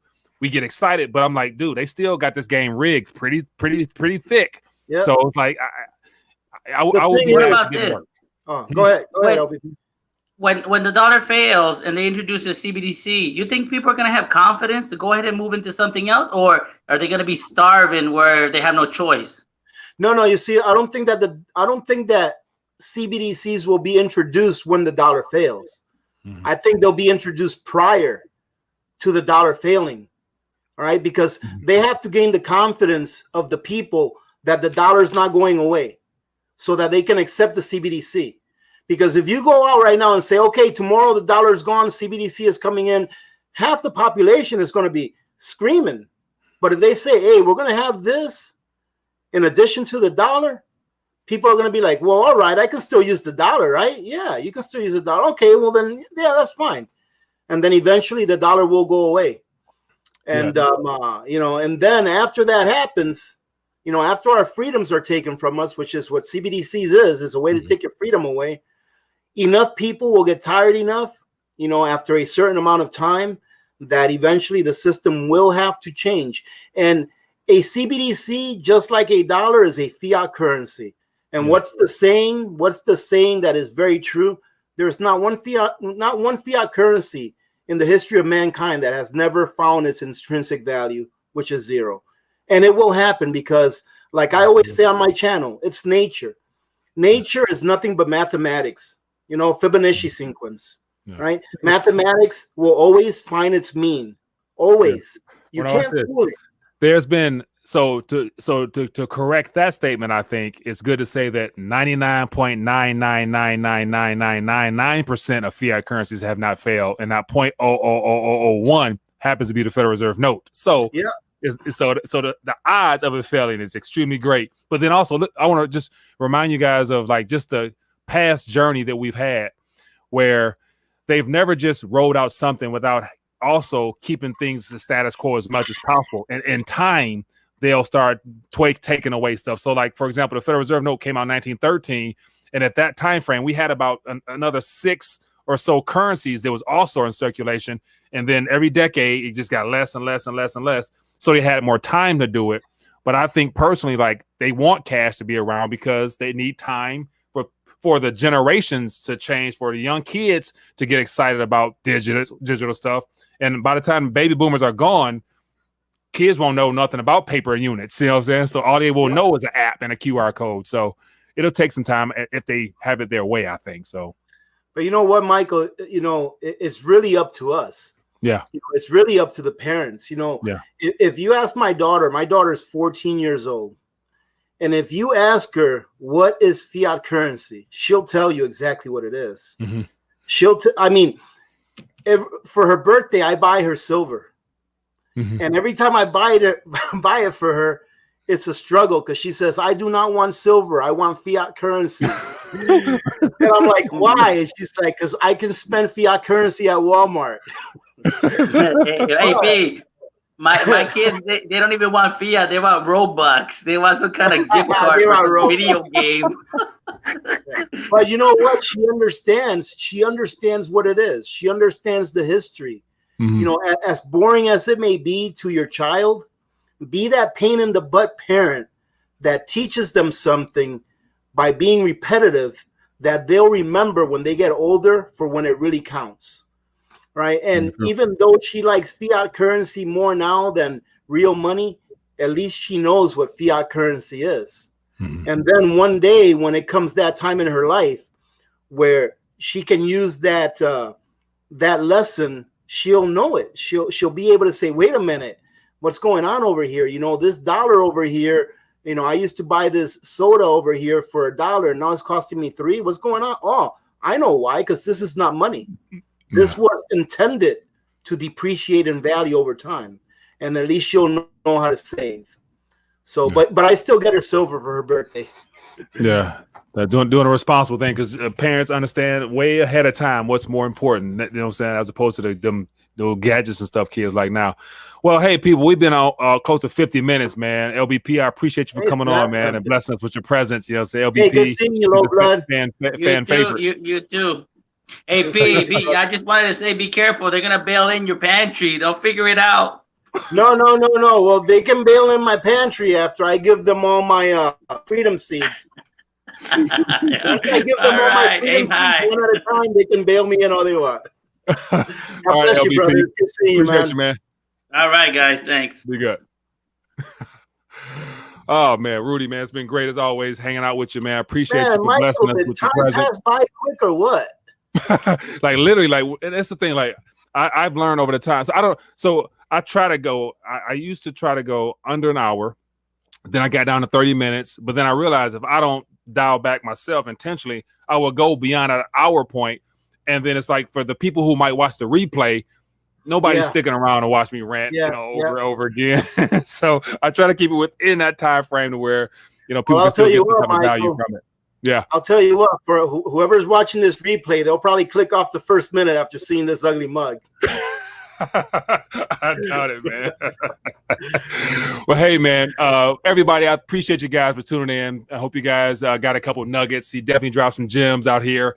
And so the whole intention was to incentivize people who might not be a step or two ahead as far as just taking some precautionary measures on being a little bit proactive and just, you know, as you said, getting a food pantry, a savings account on your shelves, a saving account in every aspect of your life where you know you're going to need something tomorrow and next week and next month and accordingly. So, but yeah, we're going to definitely have to dive more into this because I know we can go deeper in the mindset aspect. I just got to learn myself because I'm a city boy, Rudy. So I'm still in the process of learning myself. But never we too do late. have somebody. It's never too late, my friend. Somebody want to jump in real quick. We'll see what we can do with this one. I had somebody here. Oh, shoot. So I want to get that person in there because like a young lady might be trying to check in with us if you got a minute. So whoever was trying to check in, I clicked remove by mistake. So forgive me, but feel free to chime back in and I'll get you back on here. So Faith mentioned about prayer. So Rudy, I'm not sure. So you know, just from a spiritual standpoint, you know, I try to make sure that I keep things in my priorities as straight as I can. We got the natural elements. We got the practical, how we respond to them, but it's all centered around the spiritual element of things in a sense. And of course, I like to, you know, as a believer in Christ, I want to make sure that I let everybody know where I stand and whose side I'm on because all this stuff we're experiencing is all biblical. So it's nothing new. It just might be a new occurrence in this generation for us. But somebody mentioned about want to end on prayer. So if you want to close out on some prayer, man, I would love to be able to pray with my fellow YouTuber / content creator as well. So let's take this real quick. That's up to you, Mike. That's up to you. Okay, so we have like Victoria. Is that the case? Yes, can you hear me? Yes, I can. How you doing, Victoria? What's on your mind? Okay, I'm going to try to be brief. I lost my husband 3 years ago, and my nephew's been managing my money in the stock market. I just took it all out. He's not too happy about that and thinks I'm making a mistake. I think I'm okay with it. Trying to figure out now is buying a house, and I'm thinking, I know the market, the prices are inflated, but I'm thinking I have to do something with the money. It's just sitting there. I know I'm losing it because of inflation. I haven't taken it out because I'm not ready to pay the taxes on it yet. It's still in a like a 401k. So I'm trying to figure out, is the smartest thing for me to do is to get a house despite being, you know, the prices are high. At least I'm doing something with the money, and at least I'll have a home where I can store my things, try to do gardening. And I feel like a tennis ball between two tennis rackets. I just keep going back and forth, and I'm really not sure what the best thing to do. And I know you're not a financial advisor. Right. I got that. I know that. But I'm just curious what your thoughts are. Ooh, okay. Well, first of all, so I appreciate you having the confidence and the willingness to share with us your circumstances. And of course, everybody's is different. And based upon the information you shared, it's not enough to really give you a well-rounded of what, you know, what I would do if I was in your shoes. Right. But you mentioned about buying a house. So are you currently, you know, do you own your own residence now, or what's your situation like now on the home front? I'm in a community where it's very restrictive. I can't and it's too small. We came here when my husband was dying and we needed to get back to Maine. So we did that. And now this, I don't think, is going to work for me. Interesting. Well, my personal opinion on this, and then Rudy, you feel free to chime in, but yet, you know, you might want to solidify your residence. Like, you know, I'm not saying I'm not go out and buy something, but it sounds like you're questioning where you currently stay at now. So that's the first concern, right? Because everything you do after that, you know, it'll be hard because you can't really get your weight up and stack weight up if you're in somewhere where you don't feel secure, and it's going to be somewhere you're going to stay long term, and then it's not really yours. So you can't really put into it and improve it and invest in it. So it sounds like the housing situation might be something you want to address. How? I'm not quite sure. What do you think, Rudy? Well, I don't think that buying a house, if you're going to live in it, is a bad investment. I don't think that a house should be an investment. If you're going to purchase a home because you don't own one, and it's a home that you're going to live in for the rest of your days, to me, I don't consider that an investment. I consider that a necessity. Yeah. So if you have the capital that is required in order for you to do that and not be in debt and still have some funds left over to pay taxes with, just in case, right?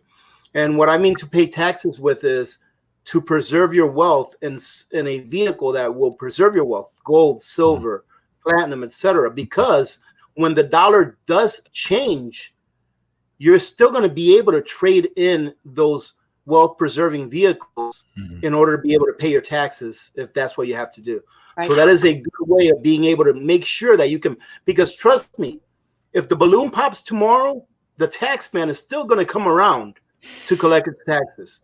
Right. So it doesn't matter. So as long as you have a little bit of, I like to call it wealth preserving vehicles, because sometimes the words gold and silver, it just, it sets people off. Like, you can't eat gold, you can't eat silver, right? But it's got its uses, right? And one of its uses is to preserve its wealth. So instead of holding excess number of dollars in the bank, maybe you can consider purchasing the home that you're going to live in for the rest of your days, maybe transferring some of that fiat into a wealth-preserving vehicle, and then maybe having an emergency stash, whether in your home or in a bank account, wherever you're comfortable with having it, and then, you should be okay. I'm not sure about what your income is on a monthly basis, if you're on a fixed income or not, but if you want to spend money on buying a house, I don't think that that's a bad investment, as long as you're going to live in it. Right. Not trying to flip it. You need somewhere to live. You need somewhere to live that you feel comfortable, and you definitely, can call your own, preferably, especially right now when they're trying to take away property from us. You might want to have your own and not be dependent upon anybody else. But what are your thoughts? Yeah, well, two things. One, I am on a fixed income. I'm 67. And when my husband died, my income was cut by 2/3. So, but now that I'm able to collect Social Security, so that's better. That I'm doing better on. In the past year, when I found Alaska Prepper Channel, I really didn't know about prepping. Vince was anyway. I've done really well. I have my gold and silver stuff. I have in the past 18 months. I've acquired hundreds and hundreds. I've done a real lot. I've put away food. I have a solar generator. I've done it on like double time, triple time. And I think I've done really well. I just think that I need to get a house. And you're right, Rudy, because in my mind, people are saying, no, you shouldn't do it because you're going to be under water. But if I'm going to stay there and live until I die, then it doesn't matter, because I'm not doing it for an investment. I'm not trying to turn it over. Yeah. So I've done really well in a short period, and I'm even thinking of getting. I am going to get a peace thing with seeds. A boomstick. That is awesome. Good for you. Well, hey, Victoria, I appreciate you for calling and sharing your circumstances. Thank you. And definitely, I would encourage you to definitely pray on this decision making, because it sounds like you're going to make some major life decisions at this point of your life, and you definitely need a little bit more higher divine guidance on top of some real financial advice from people who are licensed. But thanks for calling in and sharing your story with us. Appreciate you so much. Thanks. Bye. Bye. That makes me feel good. Yep, that makes me feel good. Definitely, man. She's on top of her game, man. Thanks to Mr. Alaska Prepper. All right, man. Well, Rudy, hey, man, let's close this out with a little bit of prayer, man. Thank the good Lord for the opportunity for us to get together and do it once more in the future, man. But Heavenly Father, we thank you for the opportunity to gather tonight, to have a little back and forth and to fellowship with one another, Lord. We thank you for all the people that have tuned in and hopefully grabbed a couple bits of wisdom and nuggets from this conversation this evening. Lord, we ask that you continue to bless Alaska Prepper and all he does in his household. We ask you to bless all the viewers of this show tonight, Lord. Would you ask you to continue to do great things in our lives, help Help us to navigate these waters ahead, Father, and allow us to benefit and bring glory and honor to you, Father. We ask it all in the name of Jesus Christ. Amen. To the man. Well, hey, man, as always, it is a pleasure having you on the show. Looking forward to doing it again, my friend. I appreciate you, man. Audience, appreciate you guys for tuning in. If you enjoyed it, hit that thumbs up button. Definitely go over and check out Alaska Prepper. If you don't know, now you know. And other than that, Rudy, you hang on for a second. Let me sign off officially, and then we'll get this party started. Yep. All right. Good night, everyone. All right, I got RTD Live Talk, Detroit's #1 late night YouTube talk show. We are live for a Tuesday night edition. Excited to connect. Looking forward to finding out what's on your radar. What have you guys been keeping an eye on? And as always, for those that are new to the community, want to welcome you. Feel free to let me know where you're watching from via the chat, as well as when the phone lines open up. 313-462-0027 is the number to call and let your voice be heard, because this is the People's Talk Show. So let me see. I got a couple things worth touching on. But yet within the last hour, especially once we disconnected from last night's live stream, I saw an article and it immediately triggered some thoughts that I wanted to follow up with you guys tonight. Because if you start to connect some of the pieces of the puzzle together, it really makes me question things even more. And then as I look at all these refugees that's being scattered all across the planet, and they're being sent to nations, predominantly the G10 nations, that are going through financial and economic issues. So it only helps governments to accept and welcome in foreigners, because it allows them to also create more additional funding to help the welfare state programs that they've set up. But then again, I was always thinking, and I'm leading to something, I was always thinking, given the fact we're entering into a complete demolishing of our economy as a social structure, political structure, you name it, as we're witnessing more countries around the world locked down, the threat of another lockdown here in the U.S., whether it be on a federal level or state by state, is still something I believe that they would like to execute. But yet it'd be hard to do that given the fact that we are the last standing nation of which we, meaning the people, hold a large amount of firearms. And so what better way to probably create a narrative, a fake narrative, of course, on how it's time for the government to step up pressure on gun owners, all that stuff like that, outside of what they've already been doing. But other than having some foreigners infiltrate into our country, causing chaos, causing issues, and basically speeding up that process of the government feeling that they need to get involved in the gun issue, because they can't completely do what they want to do while guns are still in the hands of the American people.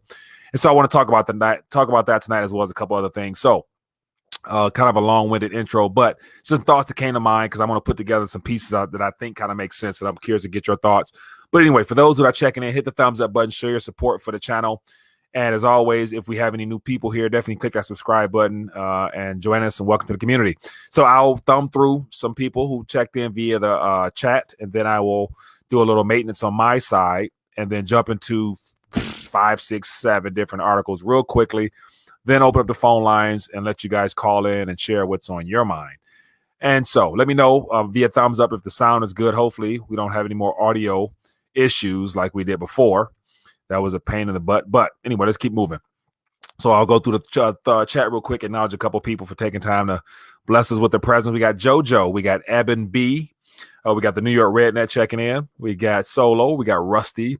We got Bougie Prepper, low blood pressure. Let me see. We got Elias Jones. We got Jay. We got Inspector Jason, S400. Let me see. We got Daryl checking in from Bloomington, Indiana. We got Restless Native. We got Terrence Griffin checking in. Let me see. We got Nick. All right, keep it moving. Real quick, we got James checking in. Says, fully trusting in Jesus Christ, 100. New Church of Philadelphia with Dubs checking in. We got Mike Bruce, Will Smith checking in, Bo Kane. Okay, fair amount of people here. Appreciate you for blessing with your presence. So I actually titled this live stream, and of course we're going to go to different subjects. As always, it's no talk show unless you have people to talk to. So feel free to chime in any topics, any subjects in the chat that you guys want to touch on in regards to what we're all experiencing. I'll definitely try to jump on those and pull up some articles if need be. But will the Afghan refugees be released to run free in the USA? And this is stemming from an actual article that I shared immediately following our live stream. And so it was, I'll go right to my screen here, jump into some articles. And so this was posted last evening, right after the live streams when I saw it, because it was done on Fox 2, which is a Detroit news source. But it says the Pentagon to resettle 22,000 Afghan refugees seeking asylum after the Taliban takeover. And so if you read through this a little bit, it just gives you some more details as to where they're actually trying to relocate them to.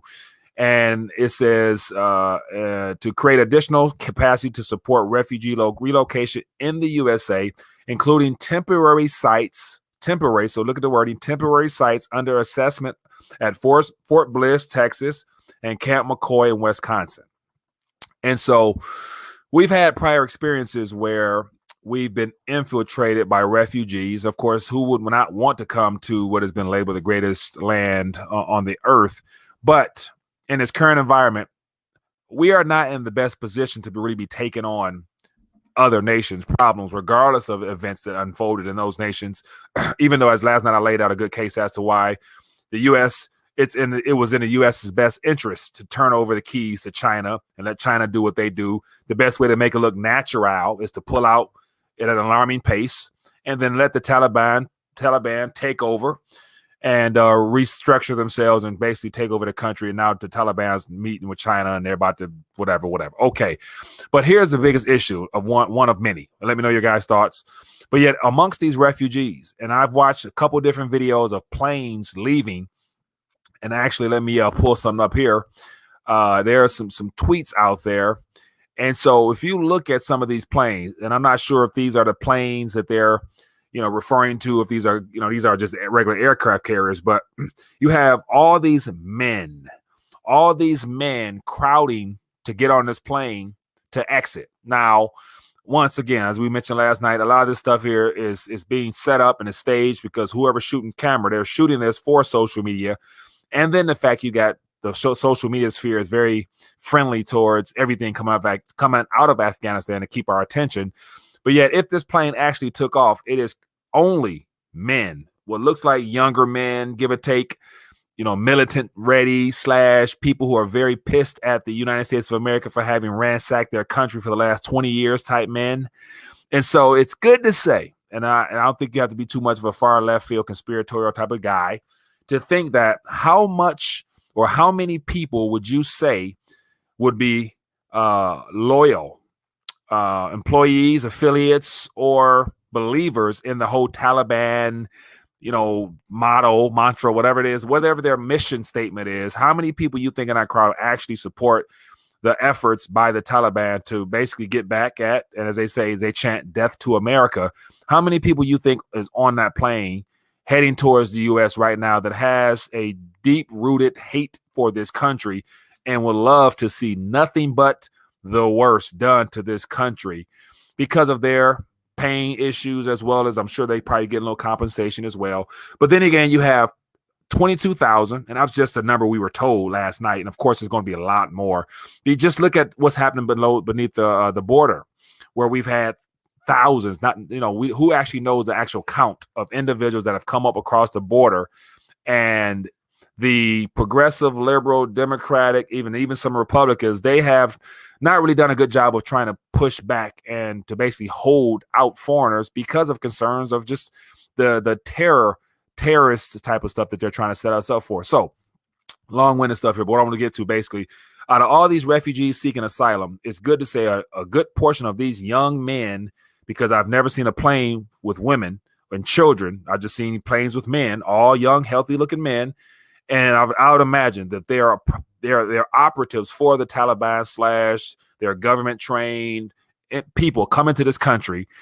And if they're going to be having temporary residency in Texas and in Minnesota, at some point it says temporary, which means they're going to let them go, or they're going to release them into the public, release them back into this country, because they're not going to let them go back home. So we're going to have probably 100,000 plus Afghanistan individuals probably here for no good. And I say all that because one of the things that concerns me is that amongst all this intentional distractions that's been thrown our way, a lot of it has an underlying objective, and it's to further create chaos within this country here. And so this country, the people who are trying to put together this entire pandemic, they can't fully execute that as long as the American populace is still heavily armed. And so we've already been given the narrative of the concerns this upcoming 9/11 timeframe, as well as this upcoming September, this fall. And they're alert for, as they've said, domestic and radical and anti-government and all those words they've used to paint people who would literally be considered libertarians / patriots / people who just love their country and want to choose to opt out, but they're not being given an option to opt out of this. So what does that mean? If you flood this country full of people who have nothing but hate and disdain for the American way, it's only natural that there's going to be clashes in communities throughout this country. But you better believe that they're going to be infiltrated themselves with government or certain agencies within this country, giving them instructions and providing amnesty for them individuals to be able to do and reign freely, causing chaos and pain.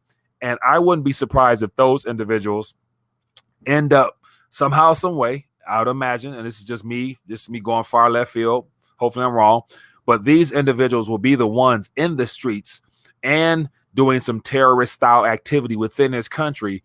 And meaning the government agencies here in the U.S. will use those examples and use those individuals as ways of saying that the anti-establishment, the anti-government, the anarchists, and all those labels that they've given patriots, they're going to blame them. They're going to blame that on that crowd.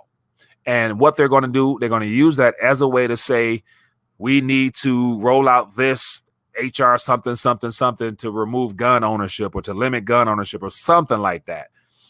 And so that's what comes to mind when I see all this. I'm thinking about what's their game plan down the line. And I think a lot of this refugee stuff plays a part of that. And it's just not here in the U.S. And so what I'm going to do is pull up a couple of articles here to basically let you guys know that this is an ongoing situation that's happening around the world. And I had some articles to share that here. And once I pull up here, so here's an article here. Just, some quick and simple news. The Philippines are ready to admit Afghan refugees, asylum seekers, within their country as well. And then also we have, let me find the other article here. We have one, let me find it. Let me get it. I got to get it. Give me 1 second here. But also the UK is also looking to provide some support for the Afghan refugees. And so you have all these people going to developed nations around the world, and they're all moving with, I would imagine, with great hate in their hearts, given the fact that they are wanting to cause as much chaos as possible. So here's the article here. It says the ministers plan to resettle Afghan refugees in Britain. And so this article talks about Britain possibly taking on, I think, closer to 10,000 or so, give or take. Up to February this year, their scheme has resettled 20,000 individuals within their country. And so this is how you destabilize a country. You invite foreigners into your homeland that has no concept of your morals, your values, or even respect for the foundations of your country, and you let them run freely, and they will definitely tear some stuff up. And that's not me being, I guess, I'm not even sure what kind of labels I can probably call myself, but that's just me trying to be real, given the circumstance we're in, where they're deliberately causing these issues to then displace these individuals that would want to do more harm than good, bringing their, issues to this nation here. And it's going to make everybody look bad because they're going to use the examples that they do in the streets as saying it's the American people when it's nowhere near. Let me see here. It says New York Red. It says Mike speaking like a white supremacist. New York Redneck. I'm just keeping it real, my friend. I'm concerned because you have people of any nation that comes into your homeland. That's like inviting a stranger into your house. You're going to want them to respect and abide by your rules and live in accordance to how you run your household. And if you don't, you're going to have a problem with that. And then what will you do? More than likely, you probably won't let a stranger into your house anyway.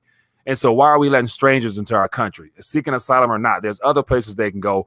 We can easily send them a one-way trip towards another nation and just provide funding for them.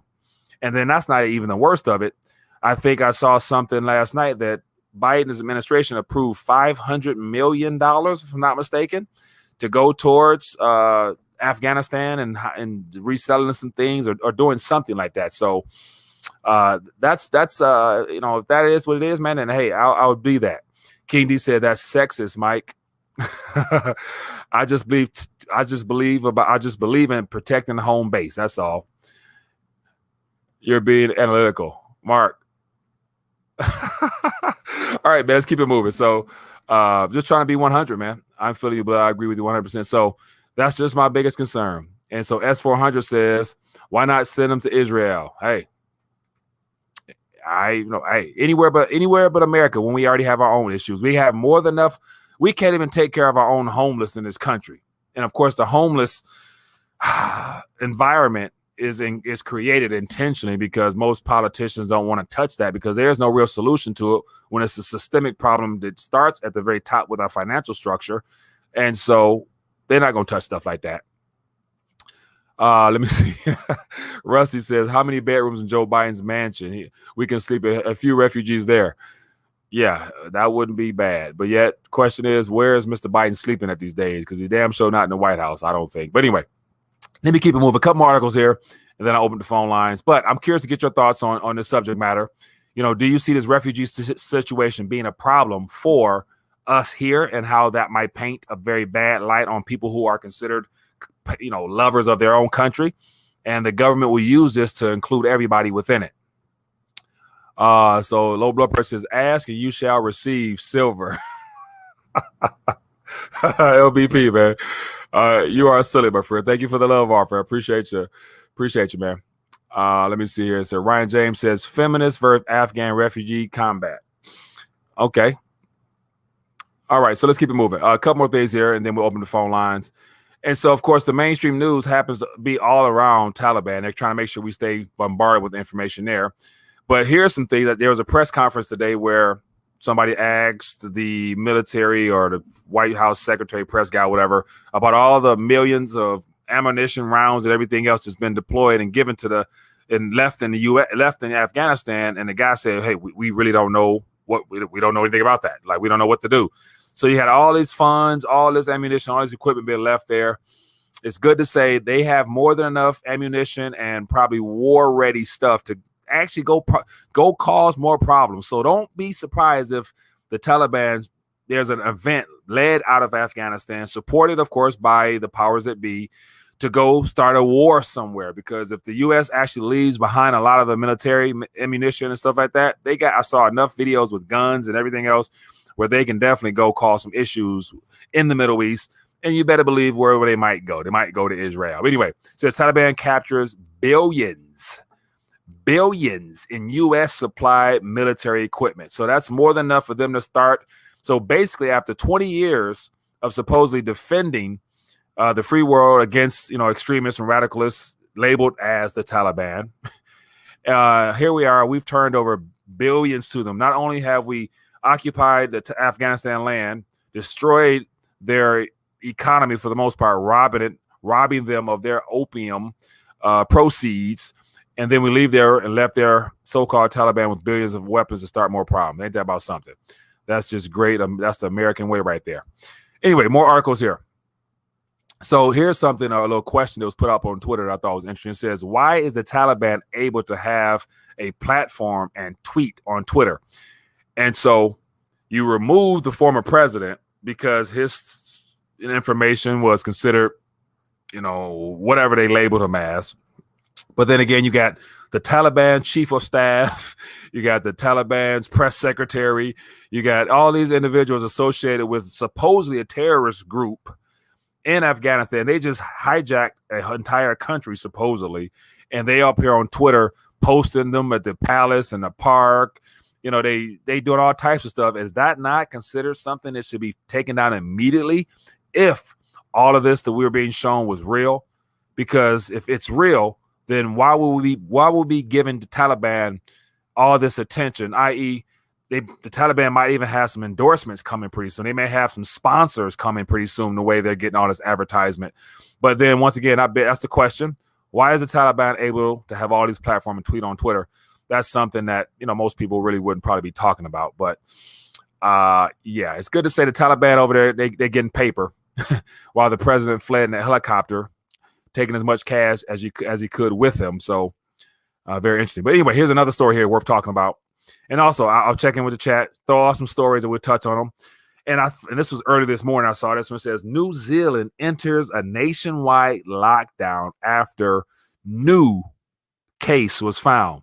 But what makes this story even more messed up is that they apparently only had one case. And so it says a snap nationwide lockdown at the highest level Tuesday night after a 58-year-old man from Auckland tested positive, and they shut down the entire country. What type of stuff is this? So that lets me know that they were waiting for anything to shut back. And it probably helps given the fact that the people are very compliant. And if they didn't want to, there's nothing they can really do about it because they are not equipped with any arms to let their voice be heard or let their opinions be felt. But anyway, think about this. Another country on lockdown after one case. And they already got the protocol and the procedures. It's mimicking the things that happened last year.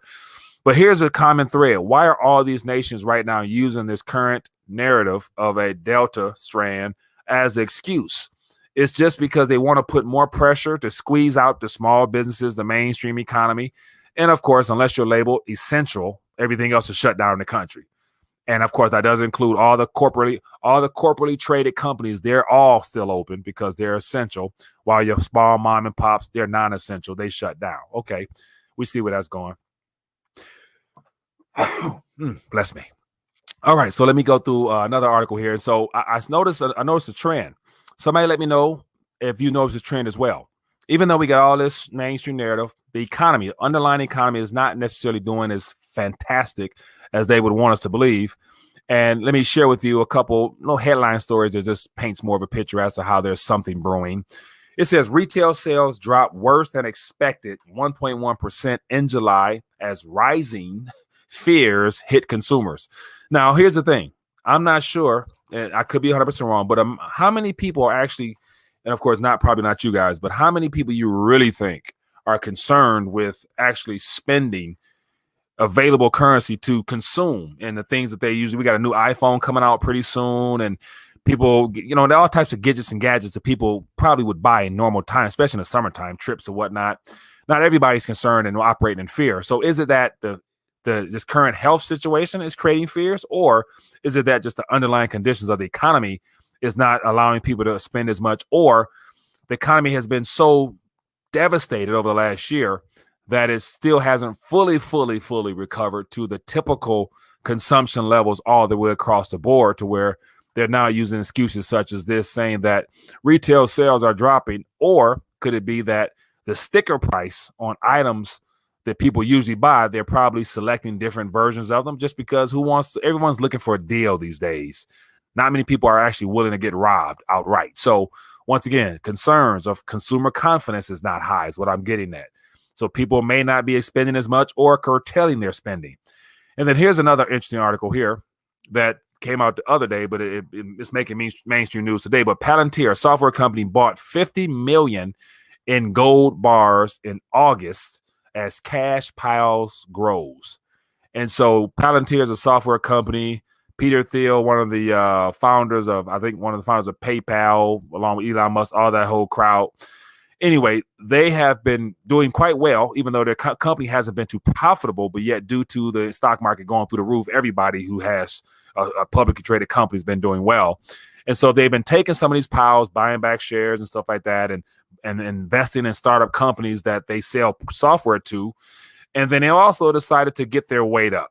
And so this is big news to me, because when you have a publicly traded company that it's admitting that they're expecting some type of event sometime soon, and they're willing to get out of cash to hold something that you can feel, something that has had historical meaning forever, lets me know what's going on.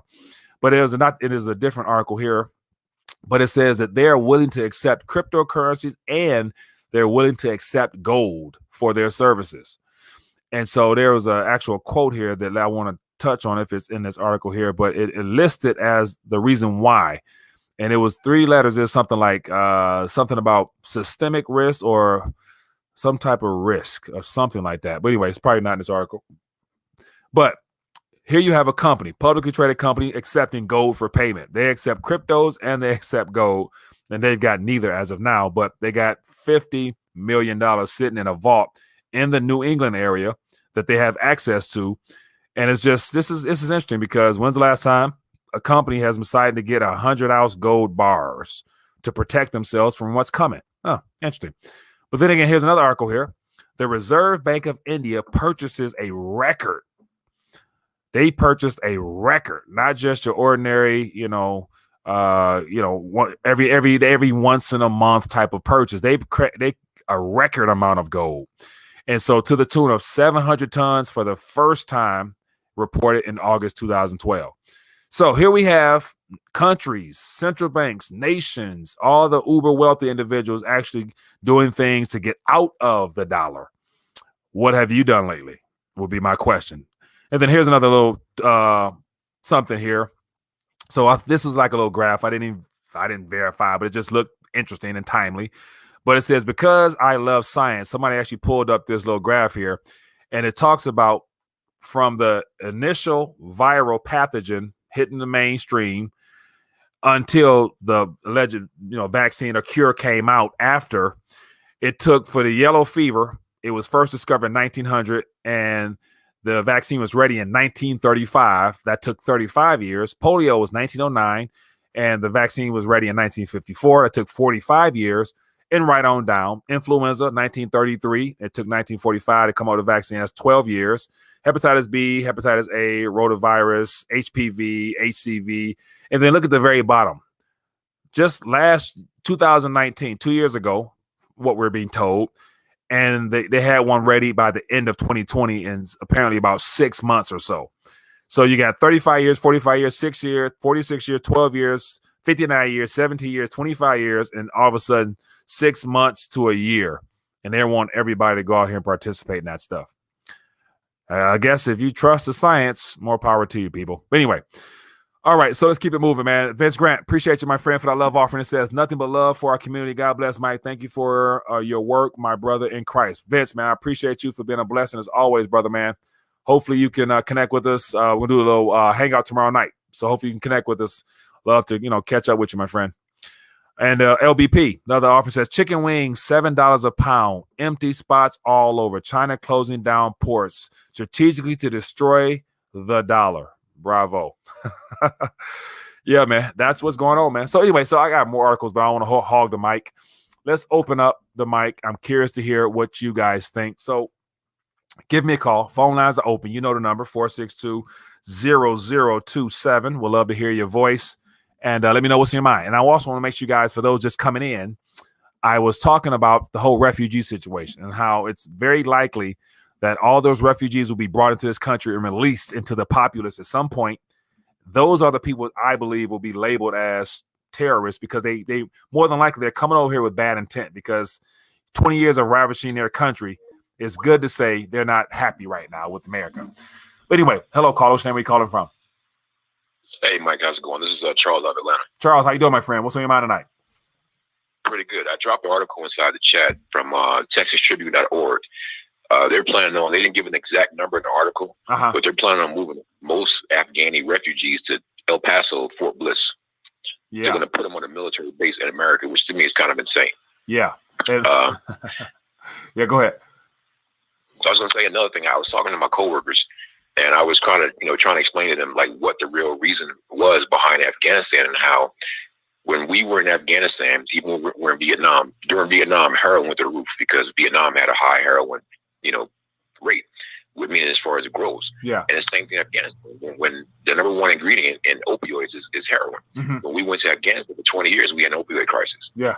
And I tried to explain to them, we can't afford to do wrong anymore. The dollar has been canceled across the country, across the world. Yeah. And this is why China's coming in and capitalizing on $3 trillion worth of precious metals. And the last thing, I was in Afghanistan 3 times. Yeah. So 3 years straight. And there's plenty of opium everywhere. It's like grows like weed. Yeah. But there's plenty of diamonds. There's plenty of precious metals and rubies. All you have to do is ask an Afghani for it and give them US dollars, and they'll give you whatever you want. Yeah. I'm not saying I did it, but I know a bunch of people who brought back raw diamonds and raw rubies, and they only paid a couple $100 for them. This stuff grows in their backyard.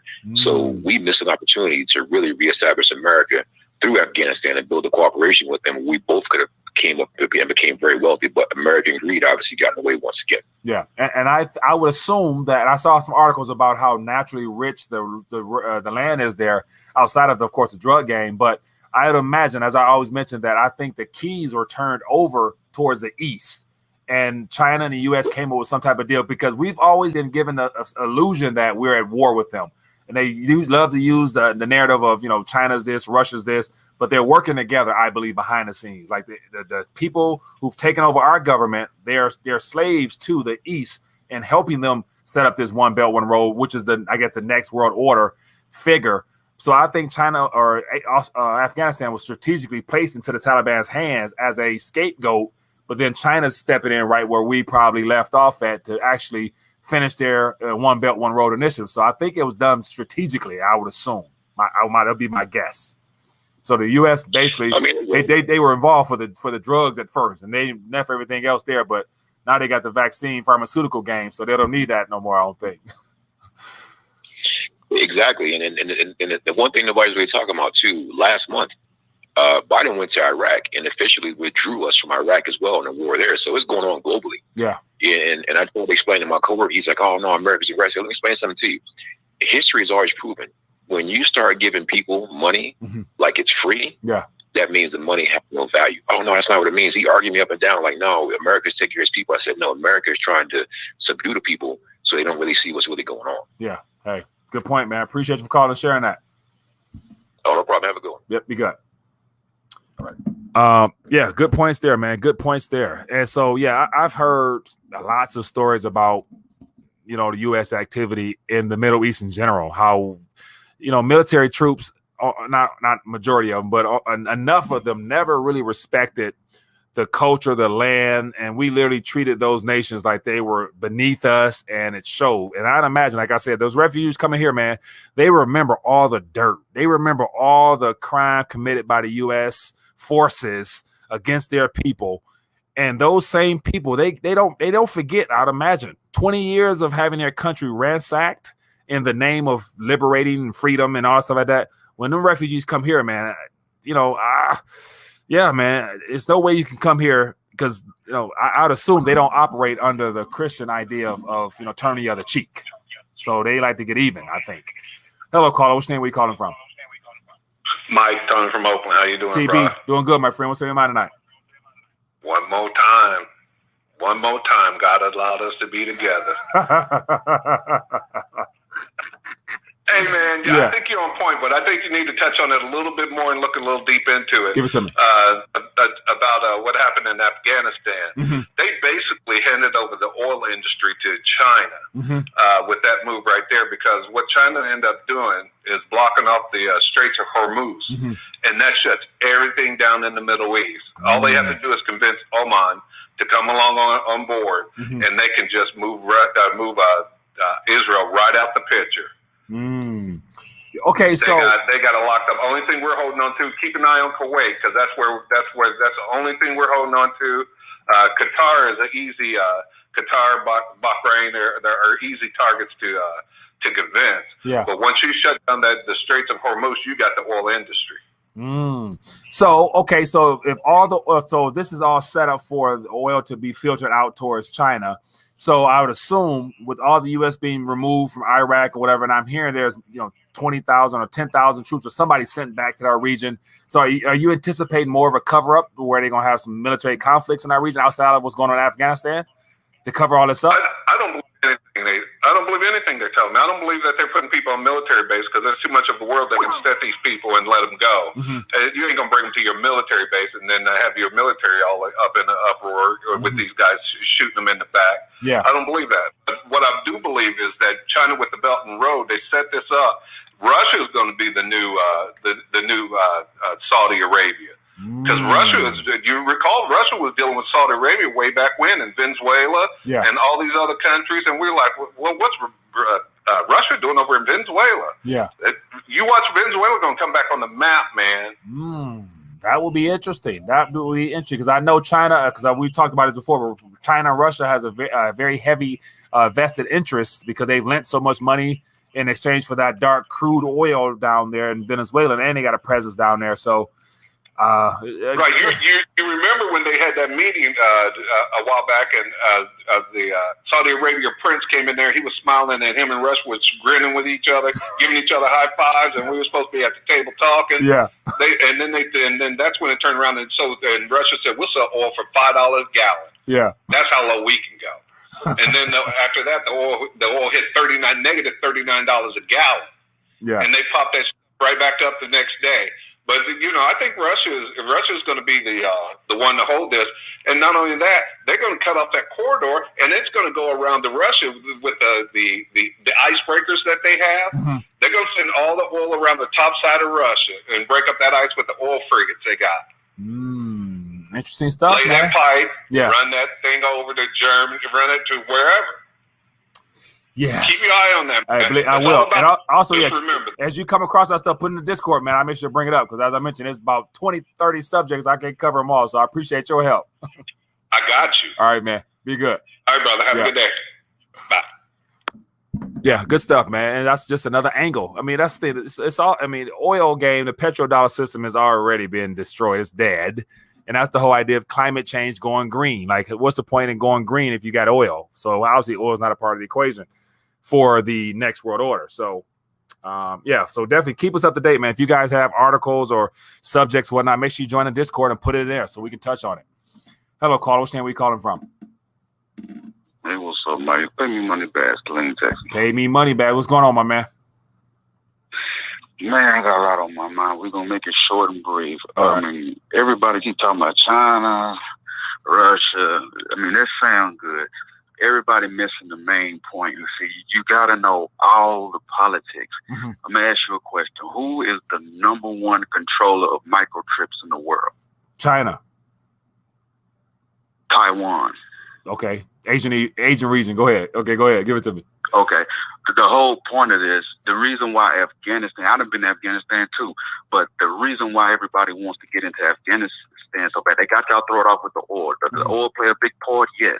But the resources that Afghanistan have to keep microchips going, it has to come from Afghanistan. Mm-hmm. The minerals, everything that goes into computers, the chips and everything. So whoever controls Taiwan really is going to end up controlling everything.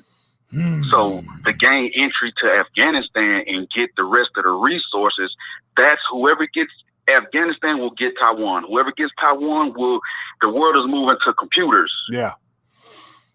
So that whoever gets control of Taiwan will control the entire world. They'll get all the resources. You don't have to worry about oil if you get Afghanistan because when you get all the minerals to make the chips, you get everything. Now watch this. Now let me ask you a question. So I got on the screen here, and this is about more information that's not really been talked about. So thank you for bringing it to the table about China's activities surrounding Taiwan right now. So I got China conducts live fire drills near Taiwan as Chinese media warns island that U.S. won't come to help in a war. So this is the mainstream narrative.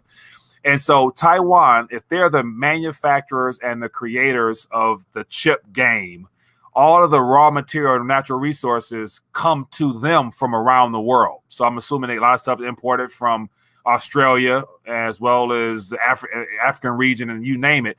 So is it that Taiwan itself and their ability to make this technology so important where they control the world, or is a lot more underneath all that outside of the technology side of things, you think?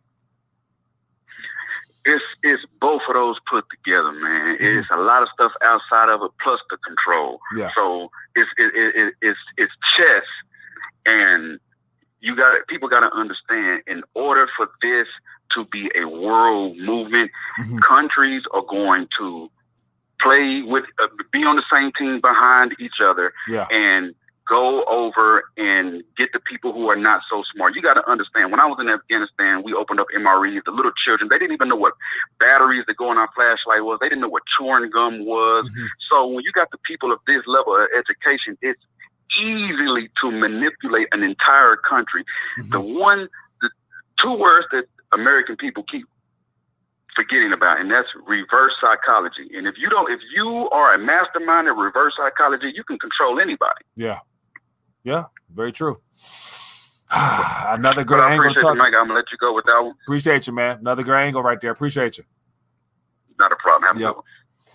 Yeah, so that's the value of having so many well-informed individuals in the community call in and share thoughts, because there's Afghanistan piece of the puzzle, there's Taiwan piece of the puzzle, there's this piece of there's so many pieces of the puzzle, and I guess what we're trying to do is to put all this together so that we can better understand what's really going on, because we're getting mainstream lies being thrown at us to distract us and divert our attention off of the real issues, which of course everybody can know that it's all about this thing right here, the purchasing power of the dollar and where it's heading. We're heading right off the cliff right now. And once again, 4 more months left in this year, and the Federal Reserve, the pressure's on them to try to keep this narrative of a recovery going, as well as I'm hearing about Janet Yellen talking about making some tough decisions, whether she's going to keep Jerome Powell or not. So we'll see if she's jawboning or if she's just going to bring the Federal Reserve underneath the Treasury window and do everything in-house. What better way doing a great reset than to restructure the banking charter and everything else so that it can appear that the U.S. is back in control of things. But we'll see. Anyway, let's get some more calls. Hello, caller. Where are you calling from? Hello? Yo, what's up, Mike? It's Tim from Hawaii. How's it going? Tim from Hawaii. I'm doing good, my friend. What's going on with you, my friend? Just listening in. Great stuff being discussed per the usual. I've been hearing a lot about how there's a kind of like an old adage that's applied to Afghanistan, and that it's the centerpiece essentially of the entire Eurasian continent, and it's like whoever has control, or at least perceived control of that region, controls that half of the world. So, I mean, just along with the devaluation of the dollar, and all that other stuff, I think it's intentional passing of the torch to an ideology of totalitarianism. Yeah. Because, I mean, obviously, as the U.S. moves out, China's going to be moving in, and their communist ideology is, juxtaposed to at least what the perceived values of the Constitution have. So I think this is a deliberate act to remove the perception of the free world out of, Afghanistan, and then replace it with the totalitarian mindset. And to kind of like piggyback off of that, I mean, I don't want to like cut you off or anything, but just with the Chinese moving in, that's going to strengthen the government control over the people of the world as a whole. So just with the whole jab situation and everyone needing to get juiced to participate in society now, it's going to create that totalitarian two-tier society where if you don't have your proof of getting juiced, then you're not going to be able to go to the supermarket, or you're not going to be it's going to almost like go back to like a subsistence type of lifestyle where you're not going to be able to specialize in one particular craft. You're going to have to fend for yourself in all aspects. Good points, man. I like that. Pass the baton, man. Hey, I appreciate you for calling and sharing your thoughts, my friend. Great insights. Thank you. Hey, no problem, brother. That'd be good. Great thoughts, man. So as you were speaking, I pulled up just the results. So, of course, Afghanistan as a country, from what we're being told, is completely taken over by Taliban. But it's good to say, despite all the obvious, transfer of power into the hands of alleged terrorists, there's still, I'm sure, regions and people there that's doing pretty well, but yet just not in the Afghan currency. And so it says Afghan currency falls to a record as central bank royals markets. And so just looking over the last year, of course, it was, 77-1 to their dollar, or our dollar to their currency. But yet within the last couple of months, especially as troops have left and Taliban has taken over, allegedly central bank, they've literally probably robbed the country. I'm sure they take all the gold and stuff like that. The U.S. probably got all that. But anyway, so just look at the currency right now. So if you were stuck holding the Afghan, whatever was it called? The Afghan. Let me find out what's the note called. Let me see what's the Afghan note. The Afghan, I don't know what the note is. What is it? Afghani. The Afghani. The Afghani is what it's called. Afghani fell as much as 4.6 on Tuesday to 86 per dollar. So it's good to say you don't have any purchasing power left if you're stuck holding the Afghani. And of course, that happens with the destruction of the currency, the country, you name it. The overall economy is tanking. So I'm sure it wasn't good prior to all this either. Anyway, let's get to some more calls. Let me figure this out. 1 second. I got some calls here, but I'm missing some as well. All right, give me 1 second. Let me get this. It's glitching up on me. All right, so let me see here. All right, phone lines ringing faster than I can answer. Give me 1 second. Okay, that's not showing up on the screen anyway. So we'll keep it moving. I'm gonna get the calls on here. I appreciate it. Here we go. Let's try to get this one. All right, here we go. Hello, caller. Where are you calling from? Norman. I'm calling from North Carolina. All right, this is Bob. You say? Yeah, Bob. How you doing? Quick thing I want to throw out to you. The reason why I believe the Afghan army folded up so quick is they got reports that a lot of them, these whole units were paid large sums of money just to go home, just to go home. And so everybody was wondering, where did the Taliban get all this money from? Now, I spent 3 years in Afghanistan, and when I was there, the Chinese were already there. Yeah. So I believe that the Chinese had paid the Taliban because they wanted the U.S. anything deal with the U.S. out of the way. Paid it out, no bloodletting, no, it looks good on paper, everybody's happy. Get the Afghan army out the way. They come in. Taliban, they don't care about the Afghan people. They were killing them anyway. Yeah. Chinese come in. And as far as the precious metals over there, you have it's mainly what the world is looking for is lithium. And while I was over there, you could pretty much find lithium just walking down the road, just kicking it. Really? You don't have to dig for it. Really? It's like that, huh? Man, okay, that's a different perspective. No, that's real. I mean, I've never heard it like that. So, based upon what you saw on the ground there, that's an interesting perspective, man. Thank you for sharing that. That's a good one. Wow. Yes, sir. Hey, appreciate you for calling, my friend. Sir. All right. Yeah, that's good stuff, man. So it's man. It's one thing to hear it from the mainstream news, but it's another thing to hear from people who actually been there, had experience working and dealing with the people over there. Lithium is like that over there, huh? So definitely, there's always more to the story. Hello, caller. Where are you calling from? Yes, sir. Good show tonight, Mike. A lot of information in Afghanistan. Learning a lot. I do think that they're setting up the refugees now, if you want to call them that, really just for a false flag attack, just to get us back into Afghanistan. Yeah. And as the guy from Hawaii was saying, I think this is going to be like the Patriot Act on steroids or on juice.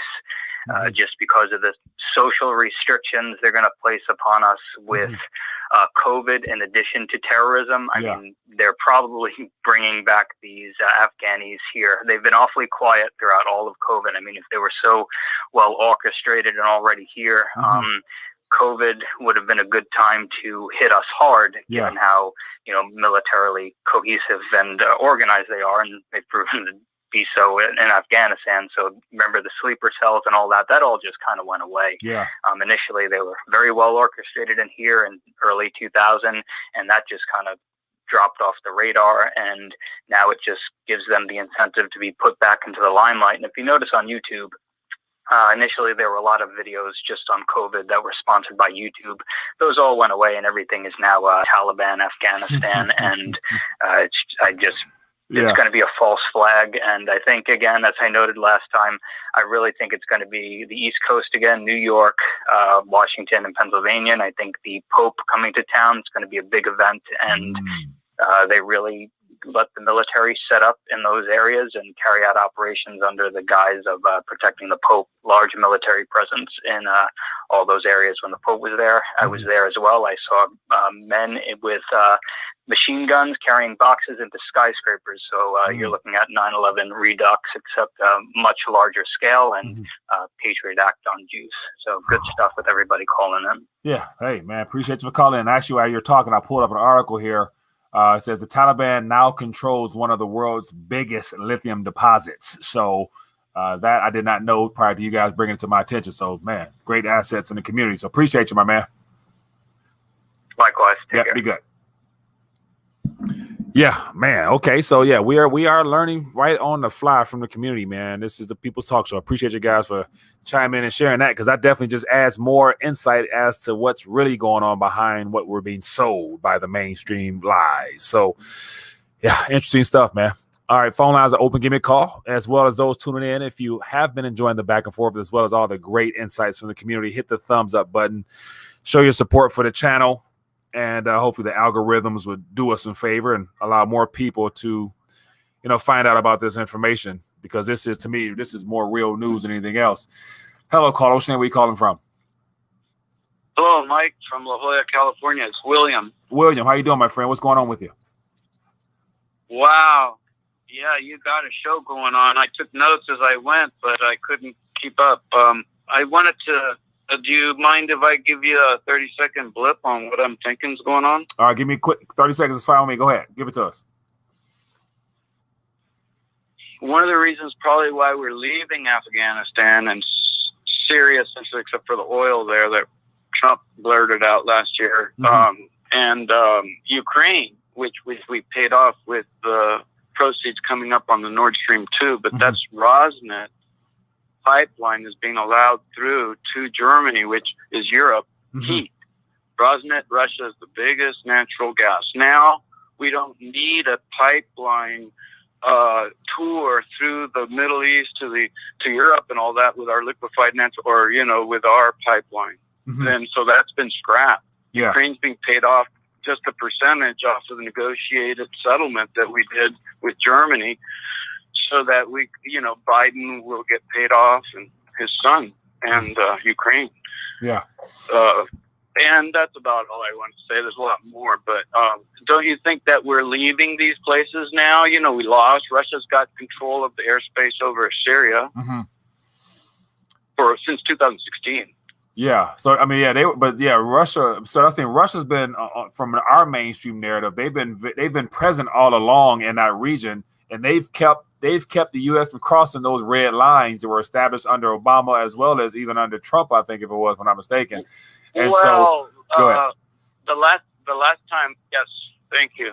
However, Russia was last in Afghanistan as the Soviet Union, and they were in there for 8 years, and they were more evil than we were, if I might say that, just because they pesticided the arable cropland in the Helmand provinces. To this day, you can't, for 100 years, you won't be able to utilize that unless you replace the dirt.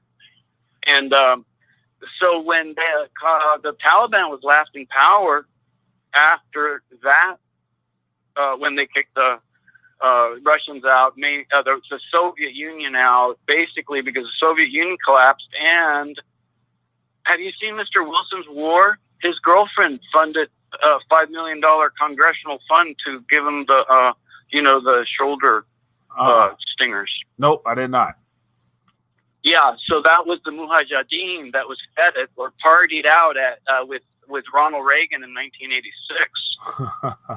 The Mujahideen were the original Taliban, and then they became Al Qaeda when we supported them against the CIA for the database of fighters, and including Osama bin Laden. And Osama bin Laden was sick in a hospital with kidney failure while 9/11 was taking place directly.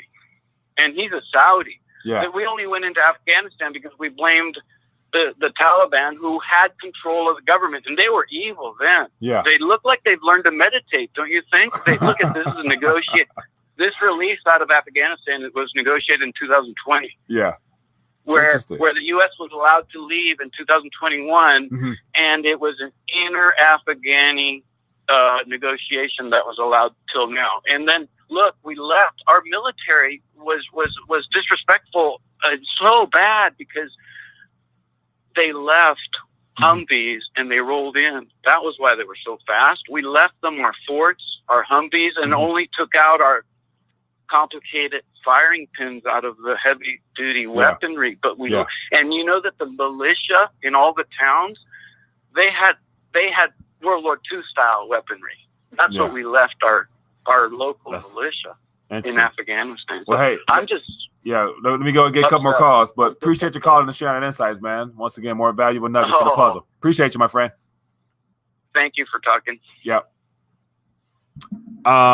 Good stuff, man. And speaking of which, TB mentioned about mining in Afghanistan, and it looks like there's a wealth of resources: copper, coal, gemstones, gold, iron ore, lithium, marble, petroleum and natural gas, rare earth metals, uranium. And so Afghanistan has been a nice little wealth of resources that has probably been pilfered over the last several decades. And it looks like the keys have probably been turned over to Asia with all these valuable resources. Yeah, man, good stuff, Tom. Appreciate you for bringing that to the attention. All right, let's keep it going. We go a couple more minutes, take a couple more calls, and then we'll get ready to dial back. Let me get this one. Hello, caller. Where are you calling from? Hello? Yes, Mike. It's low blood pressure, Corpus Christi. How's it going? LBP, doing good, my friend. What's on your mind tonight?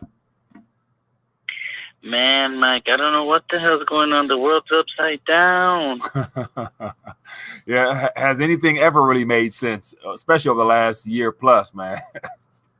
Look, I got an idea, Mike, but you're going to have to put like a tin foil all around your entire body for this one.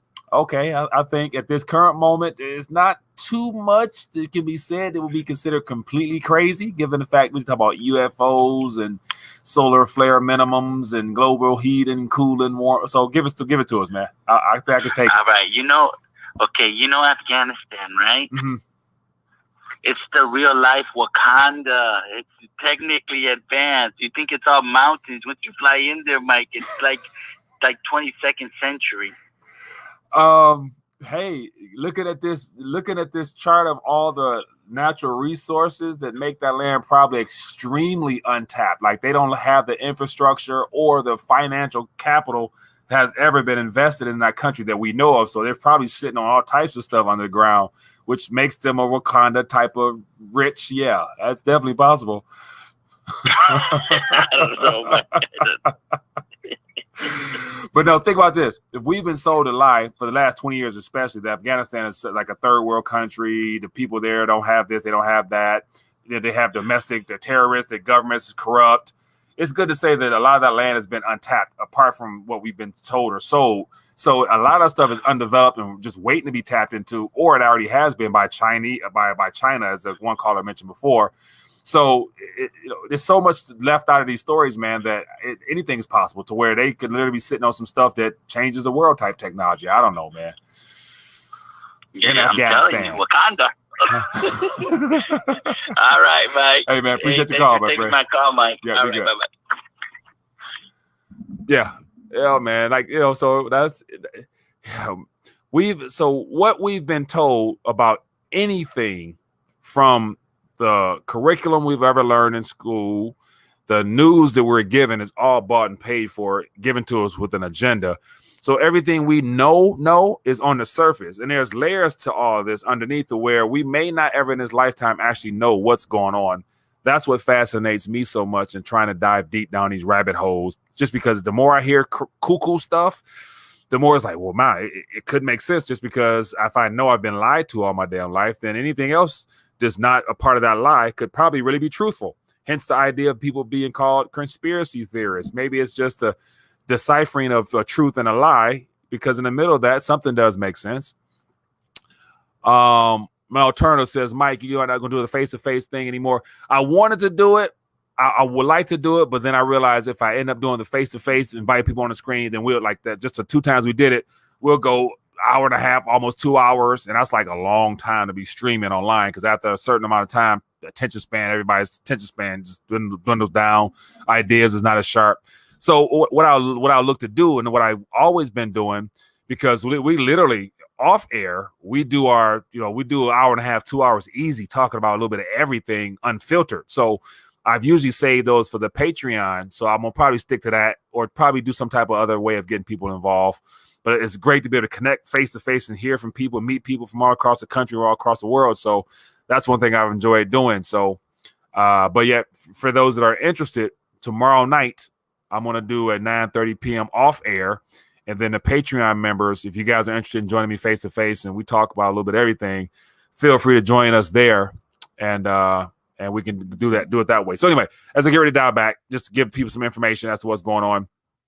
As always, it's been great to connect. If you've enjoyed the back and forth, hit the thumbs up button. And as far as this whole refugee situation, time will tell, but it's good to say all those people have been brought to this country. They're not going to stay on those bases. They're going to be let go. And and like the callers mentioned, we're being told it's bases, but yet I don't really think that's going to be the case after all.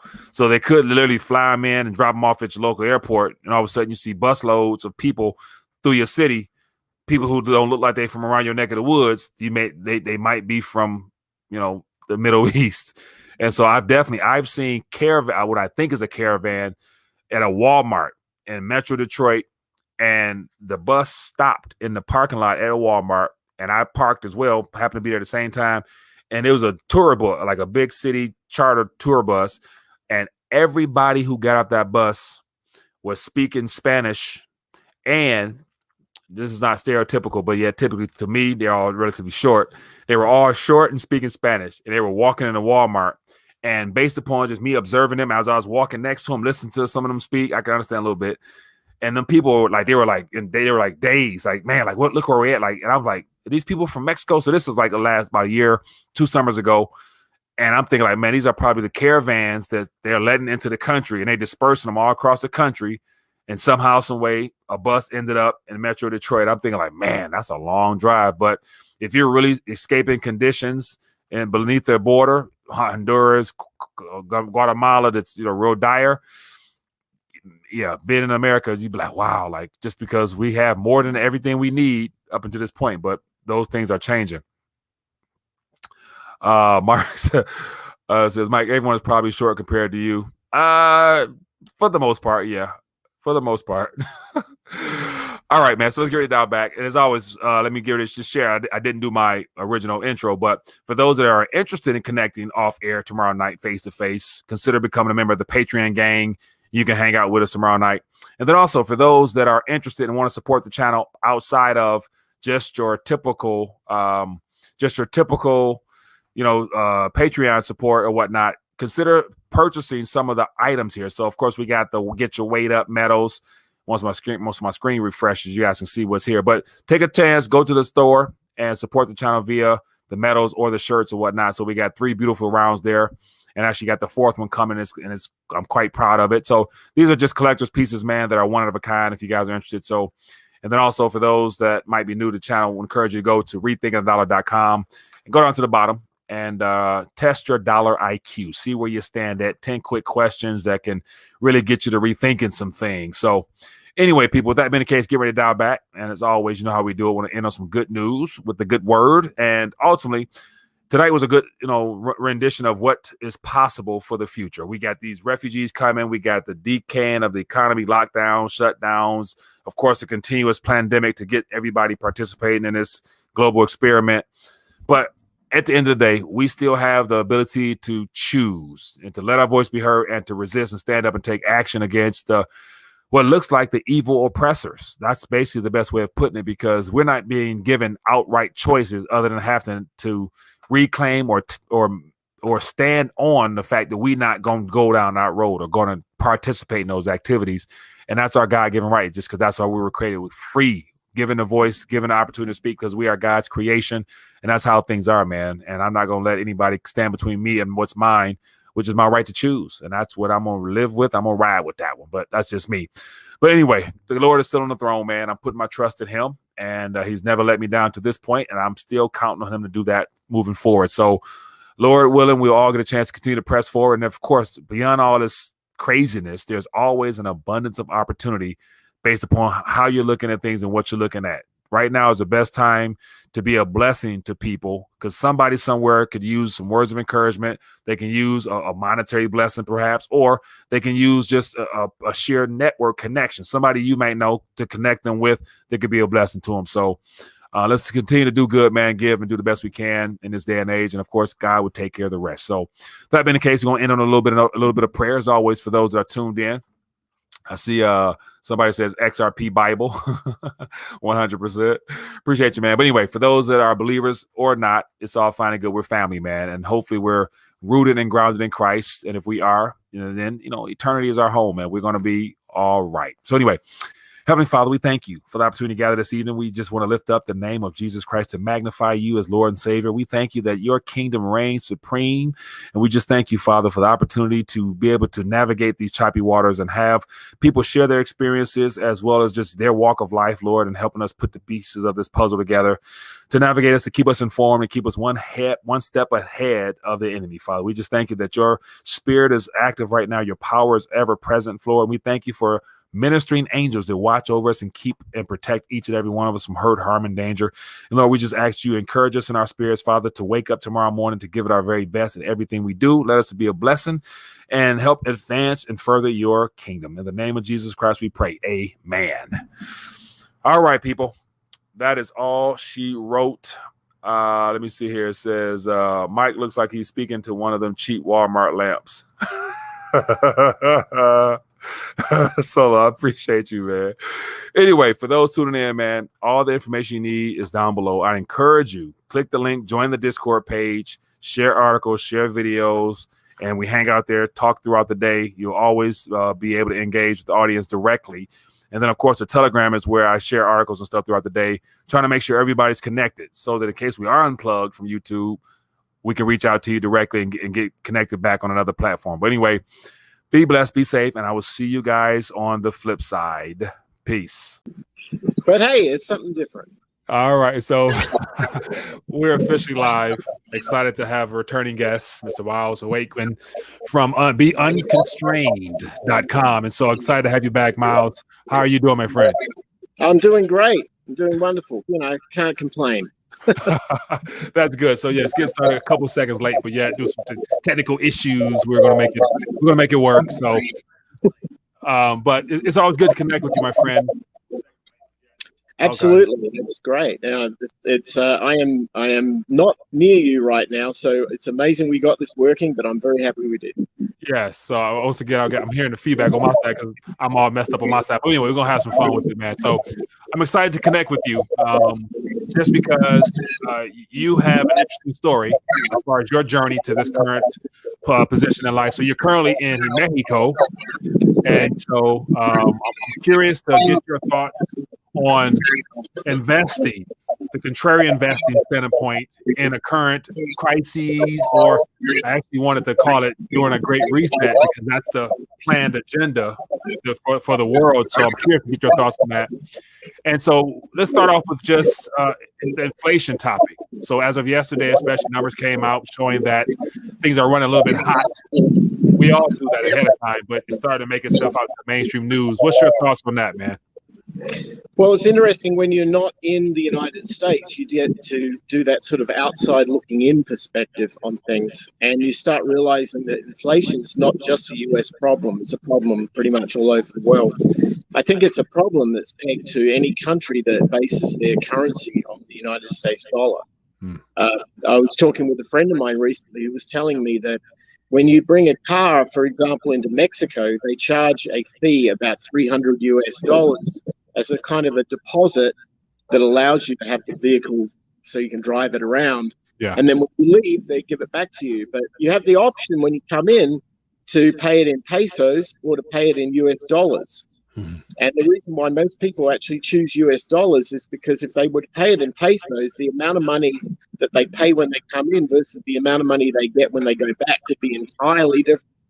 Yeah. And that tells me that this is a country like 80% of the world that is so committed and locked down to the US dollar that God forbid the US dollar was to shift or move or fall or anything like that, it's a ripple effect that would be like dominoes that would affect the rest of the world. So, yeah, I'm concerned, as anybody would be.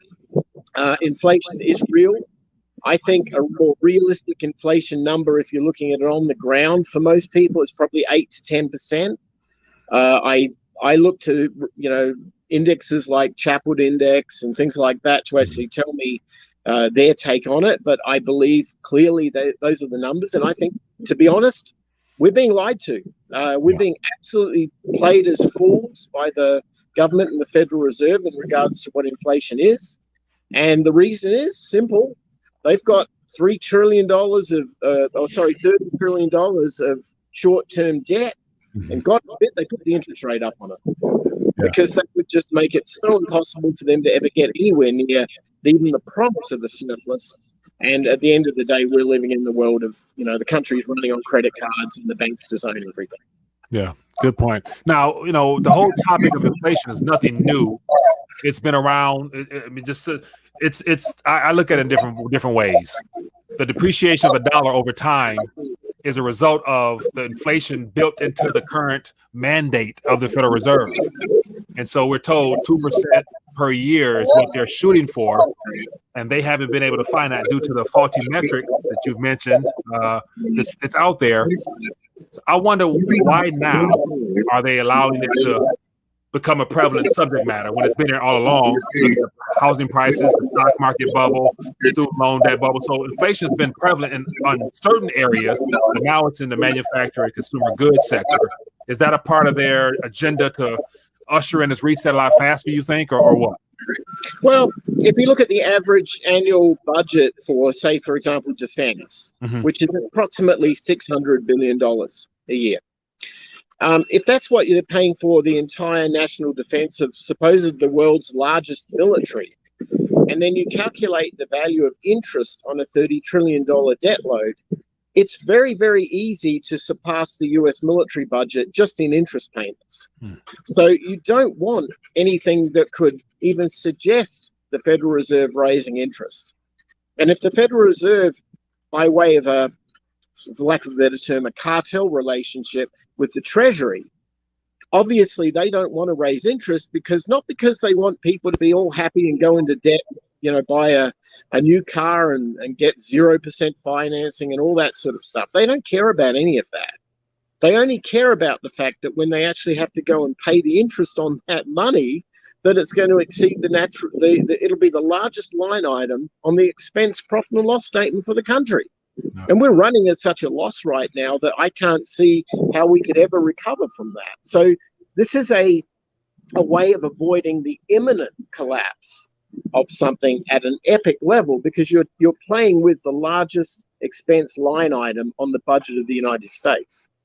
Very true, very true. So so I'm hearing in the chat here, have some feedback. So I want to switch to a different mic. So hopefully that helps, but maybe it doesn't. So, but anyway, I'll keep my questions quick and short. Investing.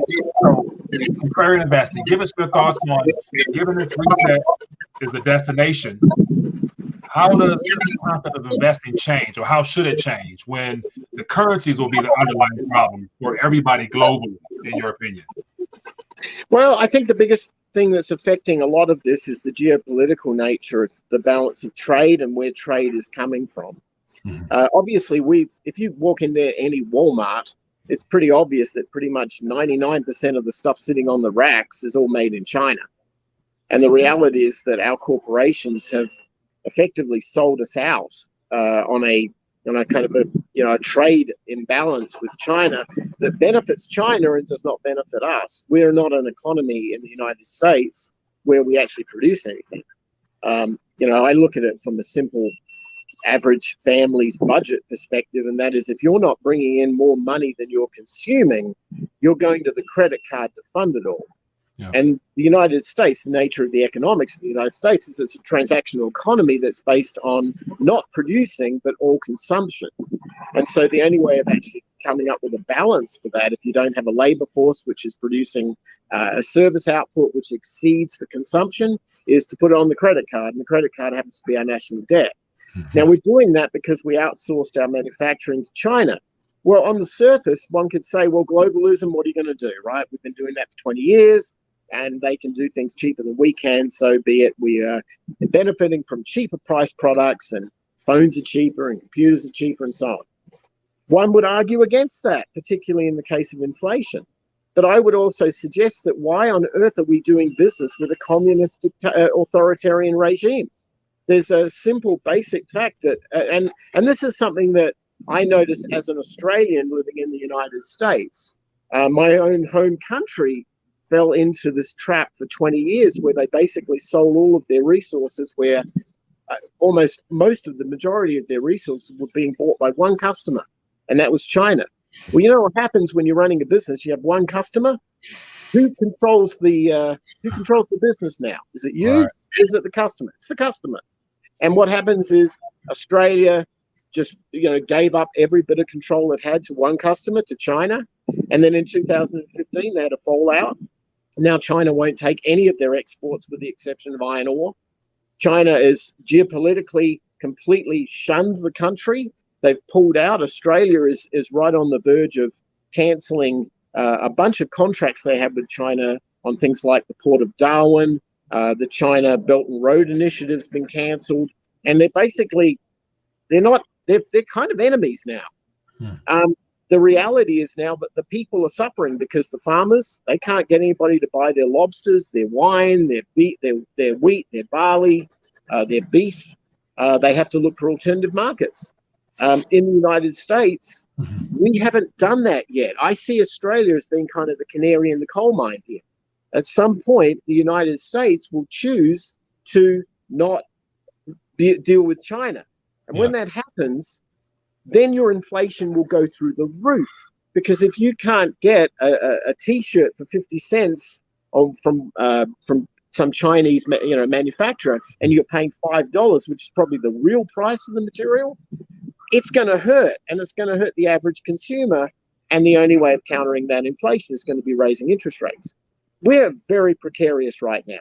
If China were to choose to do what it's threatened to do, and that is to attack Taiwan and to take it back, and we respond to that with military aggression, all bets are off, all trade is gone, and our inflation goes through the roof. So we are sitting on a very, very thin, tight wire right now. Wow. So, okay, so you open up a couple of cans of worms there. So international trade is at the bedrock of the monetary system currently, and it's very fragile.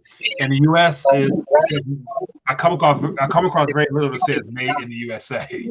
And so as of now, how long to get some type of infrastructure up and running to get our basics, back in production here? Is that something that will have to happen, or you think the U.S. is trying to avoid that by potentially having to buddy up with China at some point?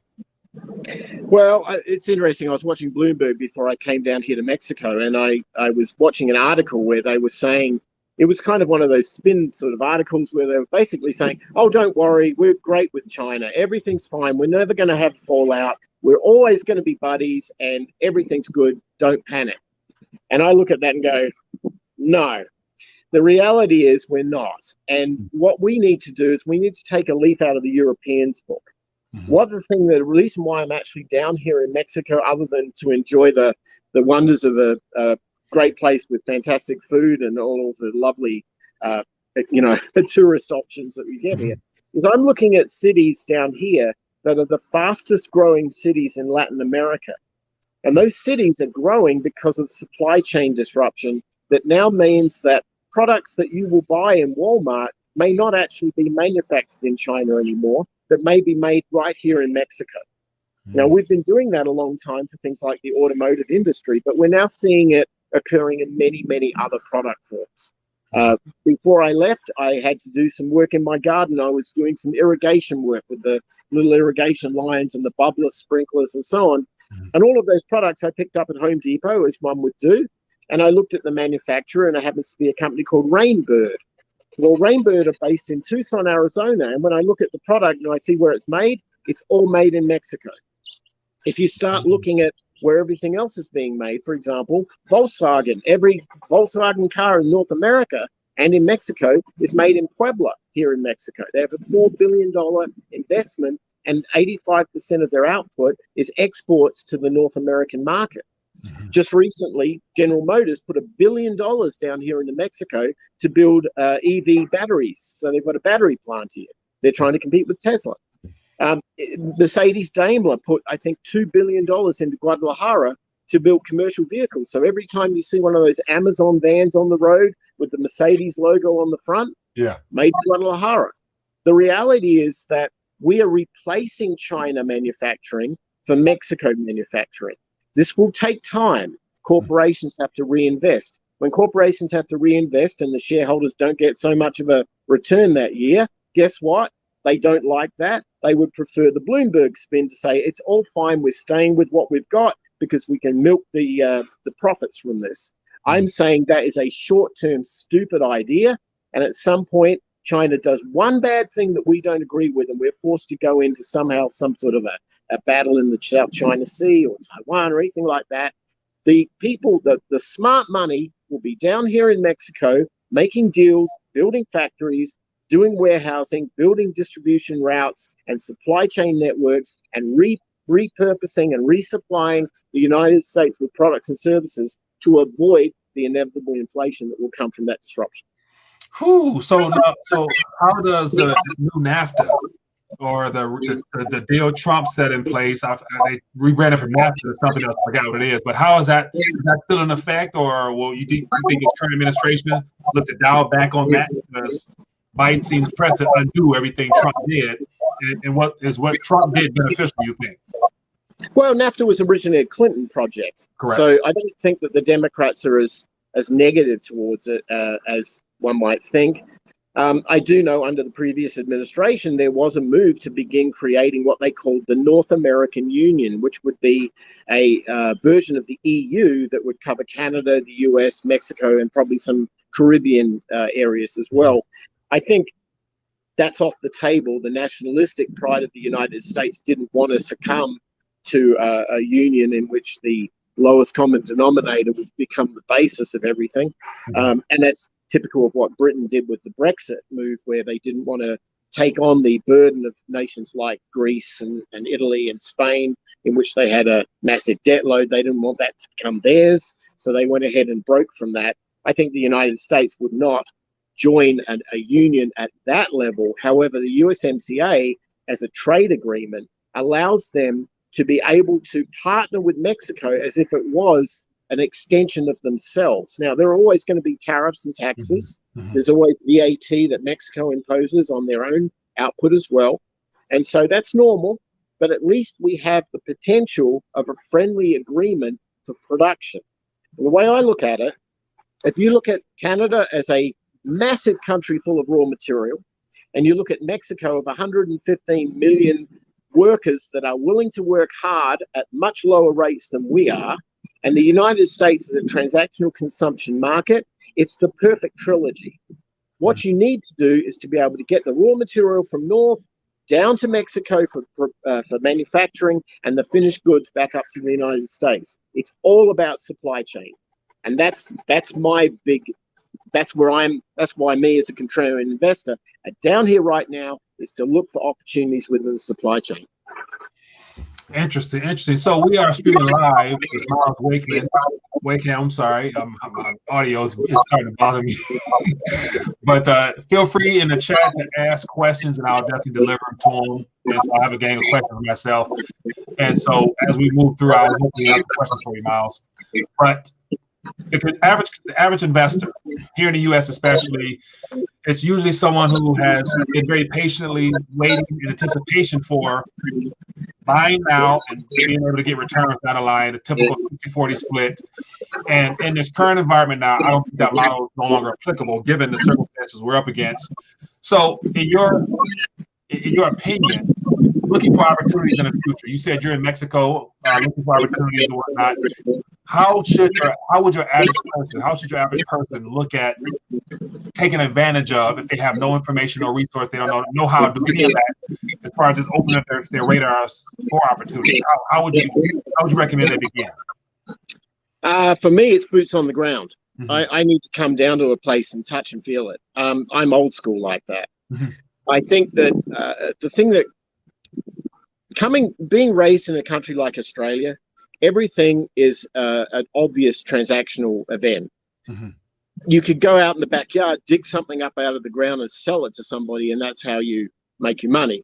And there's a physical association with that. You can physically touch the raw material, the goods that are manufactured, and the transaction is directly peer-to-peer. Everything works. It's simple, pure free market, all of that stuff. It's Austrian economics to its finest, and it works well. The problem is when you start involving third parties, counterparties like futures contracts, Wall Street brokers, commodities brokers, and all of a sudden they're all trying to make a cut here and there. It all gets completely confused. And it's interesting to know that the greatest right now, currently the largest business export industry in Mexico, I should say the largest industry in Mexico by GDP, is not the things that you would normally think about it as fuel, petroleum, tourism, maybe finished goods manufacture. It's not that. It's remittances. It's the ability for Mexico to take money from the United States when people who are in the United States working send money back for their family. They are carving 27% off the top for every dollar that Jose in the fields in California on a farm is making, and he wants to send it back to Maria, who lives in Mexico City or whatever. He's losing 27% on the dollar just trying to make that transaction work. That money is becoming the largest industry here in Mexico. There's an opportunity to destroy that. But the Mexican people don't trust the government, they don't trust banks, and they only want to deal in cash. So the obstacle is to get past that. As far as opportunities down here go, and the way of thinking that you per your question, I look at it from the point of view that if I play the game by looking at what the mainstream media, even the business media, the CNBCs, the Bloombergs and so on, will tell you about that they think there's opportunity buying this or buying that. No, I don't listen to that. I get down on the ground and I look at actually what's going on. I look at the manufacturing up here on the hill. I'm not sure you can hear it in the background, but they're manufacturing luxury condominiums here in San Miguel de Allende, where I am right now. The opportunities here are enormous.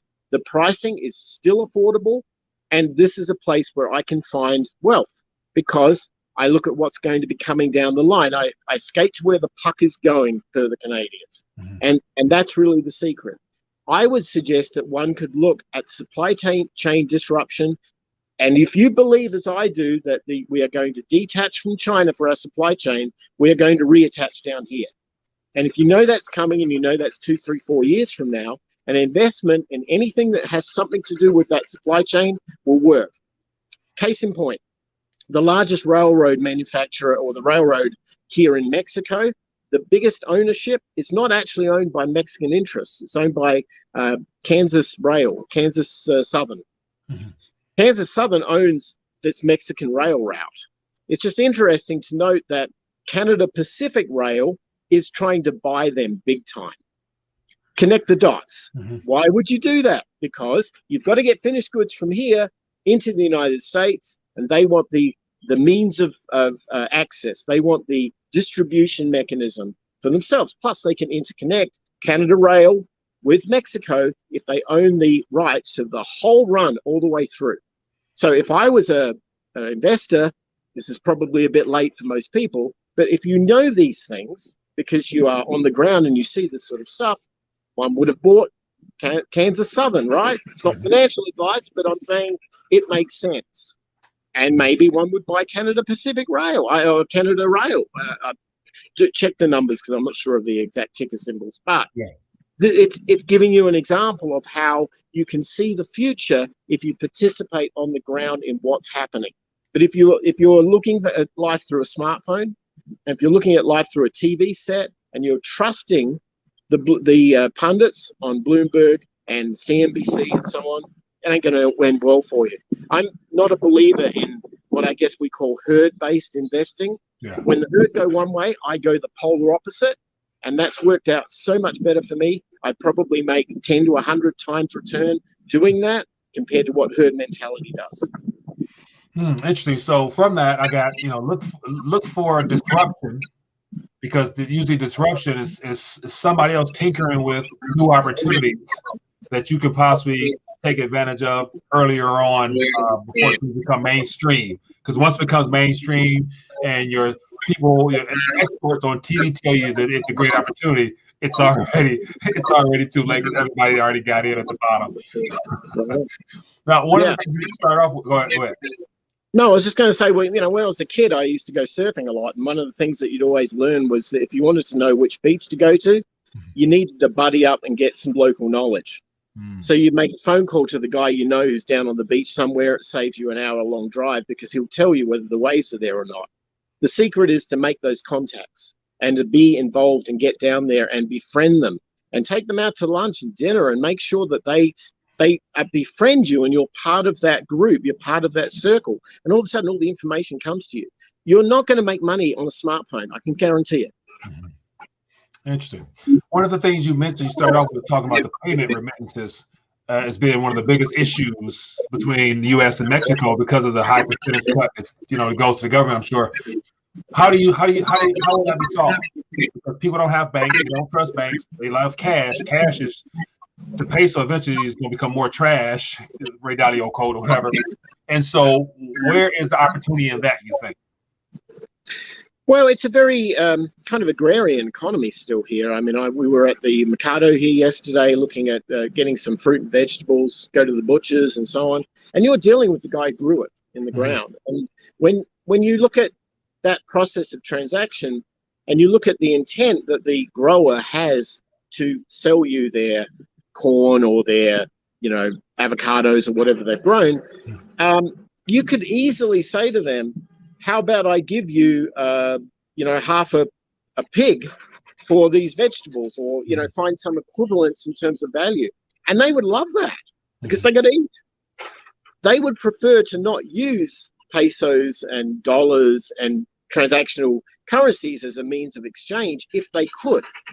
The fact is they have a hard time working out valuation equivalence. So therefore, we fall back to the basic acceptable form, and that would be currency. But yeah, it's totally cash down here.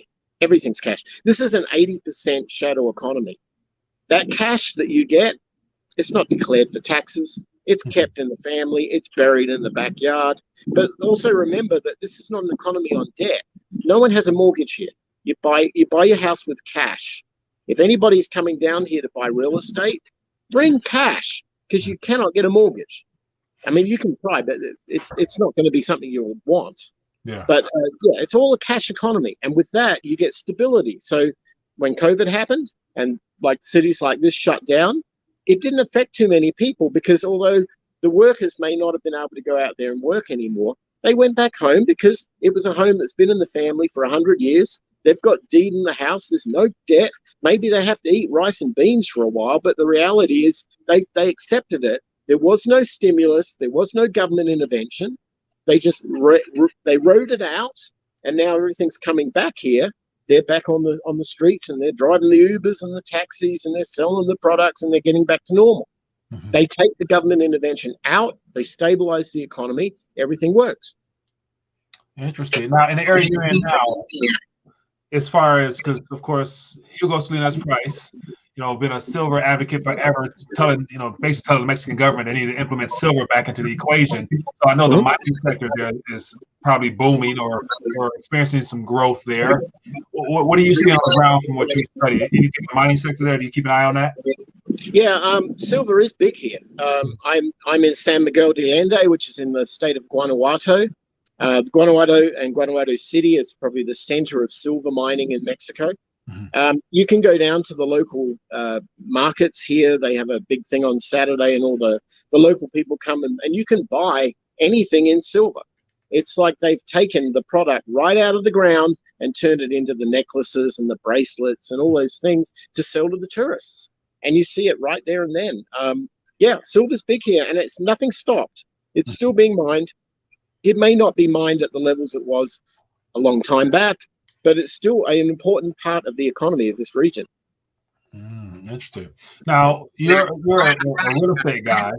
What are you seeing as far as what's your viewpoint on all the recent Biden taxes that's being thrown out there on the U.S. real estate, will that be problematic and force more people abroad, you think, to look for ways to secure their wealth?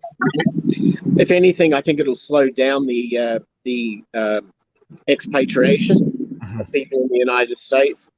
Most other, well, with the exception of Western countries, for example, like Australia and New Zealand and Europe and so on, where mortgages can be obtained if you have some form of residency or some form of maybe citizenship or history within that region, you could go to the local region and buy real estate with debt if you wanted.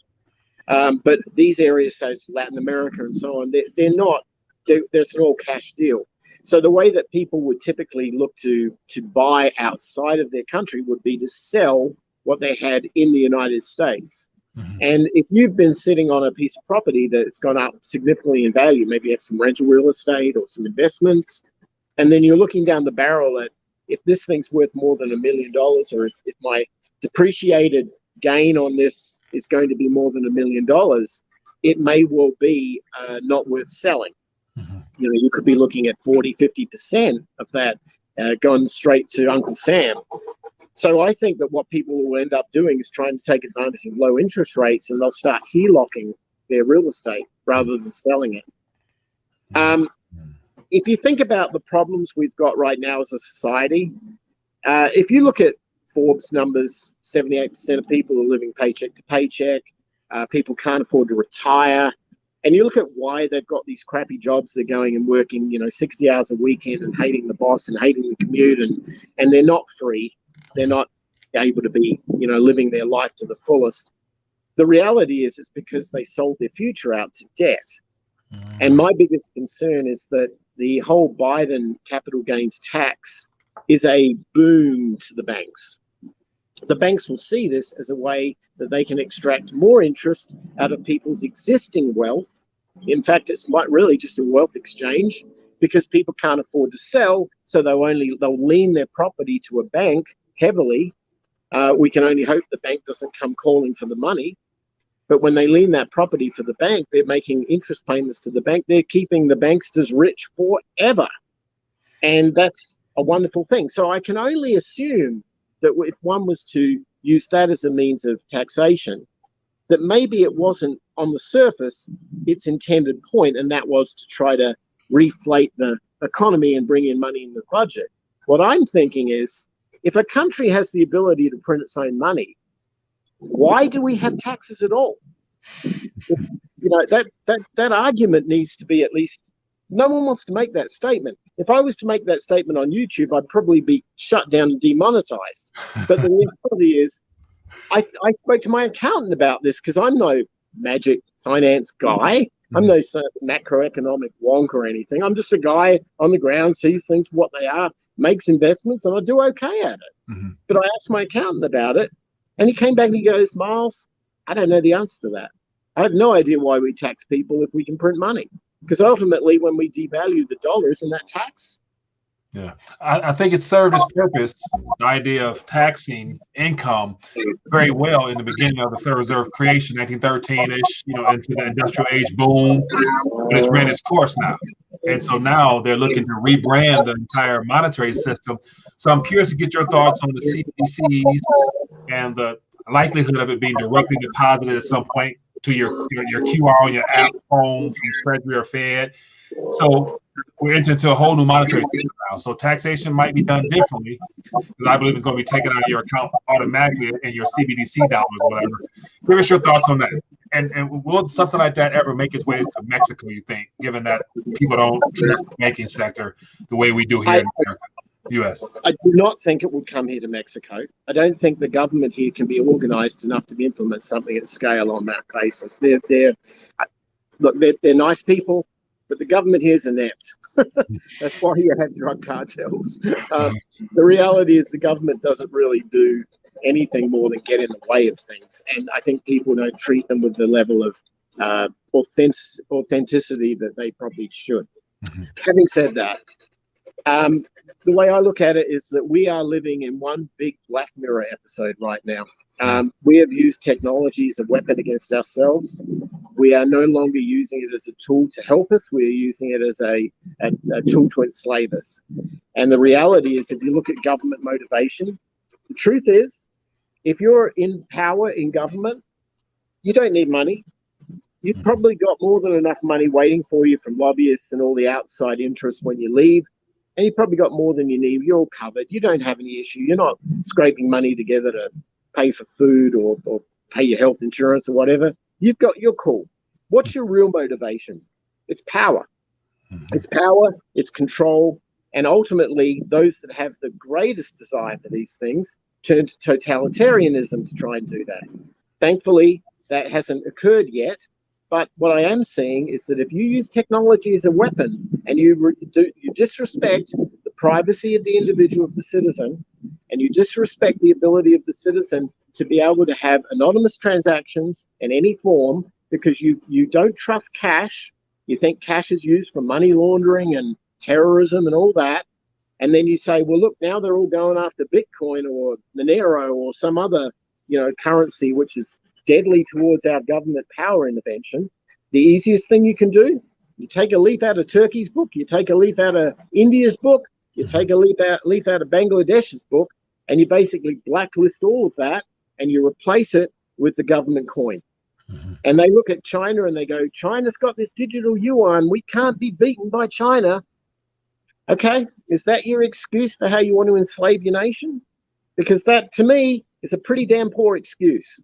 For a country which is supposed to be freedom-loving, that I came and signed up to a constitution because I wanted that freedom, and I came to that country and I found it disrespected like that. It's horrible. And I know I'm probably going to get a lot of people upset by saying that. But the reality is, look, where's our free market gone? It's oligarchs, right? And what are we turning to if we turn away from the free market? We're turning to totalitarianism. We're turning to what, for example, if you look at the history of regions like, say, the Czech Republic, when they were under USSR dominance. Do you want to live like that? I don't. Right. And so I want to come to a place which maybe has a really inept government. That's part of the reason I'm here. Yeah. But at least have a bug out plan for it. And I might sound a bit kind of Doug Casey-ish, but you know what? I get it. I get it. At some point, how do you pay back $30 trillion of debt? You have to force it upon the people. And how do you actually stop the people from having a life and having a future when you've taken away their debt? I mean, I'll give you a great example, and this will freak people out. A few months back, the CDC published their life expectancy numbers for the average US male in the United States. Now, I had looked at these numbers and I was basing a whole bunch of interesting sort of demographic numbers and statistics, investment planning and whatever, based on what I thought was the US life expectancy. An average US life expectancy in 2016 was 79.3 years. Now, significantly lower than Canada, Western Europe, even some parts of Latin America. And I looked at that and thought, well, if this is the number, how much money do you need to have saved away when you retire to be able to get to what the average statistical life expectancy is? And look, I know there's people out there, well, my Uncle Johnny's 95 and still kicking. Sure, but how many people out there died when they were at 50s? And they offset and balance these things out. Well, the average was 79.3. This year, the CDC republished their life expectancy numbers. 75. In literally 5 years, we've lost 5 years of life. Yeah. And one could say, oh, yeah, but Miles, that's COVID. We lost 500,000 people to COVID. So I said, okay, that's a reasonable argument. Let's look at 2019 numbers. 76. So 76 to 79 is 3 years over a 4-year span. We're losing 1 year of life expectancy per year. If we don't stop this, we'll all be dead. But here's the thing. Your government is saying to you, I'll get you Social Security, but I'll tell you what, we haven't got that much money because we haven't been taking much in taxes or some other BS. And they'll say to you, 67 now. You get your 67, we'll get your Social Security. Yeah. Do the math. If 75 is your life expectancy and you're taking Social Security at 67, you got 8 years to enjoy that money, buddy. That's what I'm going to do. I'm not going to retire. I'm going to get out there and go to Monaco when I'm 50. I'm not going to go buzzing around the Colosseum in Rome when my back's hurting me because I haven't got that much time left. So forget bucket lists, do it now. Yeah, that changes everything, man. So I'm thinking like when you were describing those numbers there, I'm thinking like, I wonder what gave them those, what gave them that data to come up with those numbers. And the first thing came to mind was stress. Like over the last year, especially stress, I'm sure has skyrocketed to where that's played in a lot of illnesses on top of the whole, pandemic situation. So, and it's only gonna get worse because finances tend to be a very heavy burden on a lot of people, especially if it's centered around their own work and their own labor, because a lot of people are being challenged right now due to the fact they're not able to allow their money to work for them and invest and things like that. So, wow, it definitely changes it should change your perspective about the concept of retiring in the future, because with the debt we have, all the disruption and the reset that's planned, will nothing work out according to your plan unless you make some adjustments now. So, wow. It's hard to not sound like a conspiracy theorist when you talk about factual statistical data. That's what's really sad. Because at the end of the day, you think about all of the financial services industry that wants you to put your money away in IRAs and 401ks, and they're going to play the casino game with the money, and they're going to make their profits on the arbitrage and so on. And then you start realizing they want you to do this perpetually till the day you die. And all of a sudden you start wondering, well, maybe I don't want to be working much longer than, say, 55, maybe 60, because these numbers are starting to scare me a little bit. Maybe I've got to watch out for what I eat, go to the gym more often, all these sort of basic things. These things are directly connectable to our macroeconomic situation and inflation and our dollar and all the other things. They're all interconnected because we are, to the banking industry, like nodes on the matrix. We're sort of they're sucking the energy out of us, and the longer they can do that, the richer they become. And that does sound really, conspiratorial, but it's not. But yeah, What's it's real life. longer than government administrations? Banks. Hey, good point. So once again, for those tuning in, we'll get ready to dive back in a minute. I missed a lot of questions earlier in our discussion, so I'm going to go back to them. And so if you also have questions that's joining in, feel free to ask your questions and I'll get them out to you. And let me see here. So sorry for the audio on my side, I have issues, but it says the manufacturing boom already happened in the early 2000s, then it went to China. Won't this happen again? Assuming we're talking about Mexico, I'm not sure, but what are your thoughts on that? Well, I think there's no doubt that companies have to recapitalize their factories here.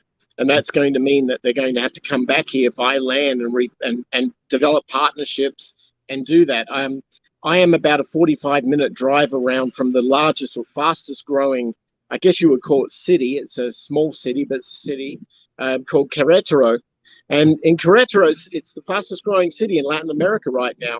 And it's mainly because of European companies that have come in here and established manufacturing base. Companies like Bosch, even a lot of Korea, like Samsung's big here.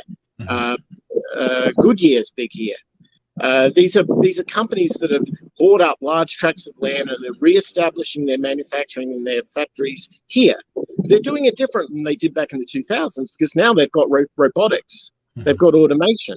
So the investment in the robotics is going to drive down the price of robotics in factory automation, reduce the need for manual labor, of course, and then it's going to become a far different kind of an economic principle than it was 20 years ago.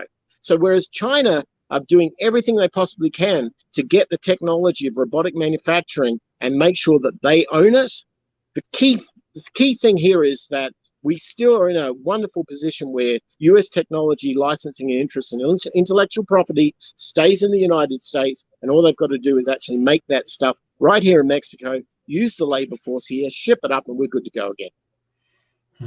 Okay, so here's another question. This is a while back. It says, do you believe the U.S. holds its own debt? If yes, how much?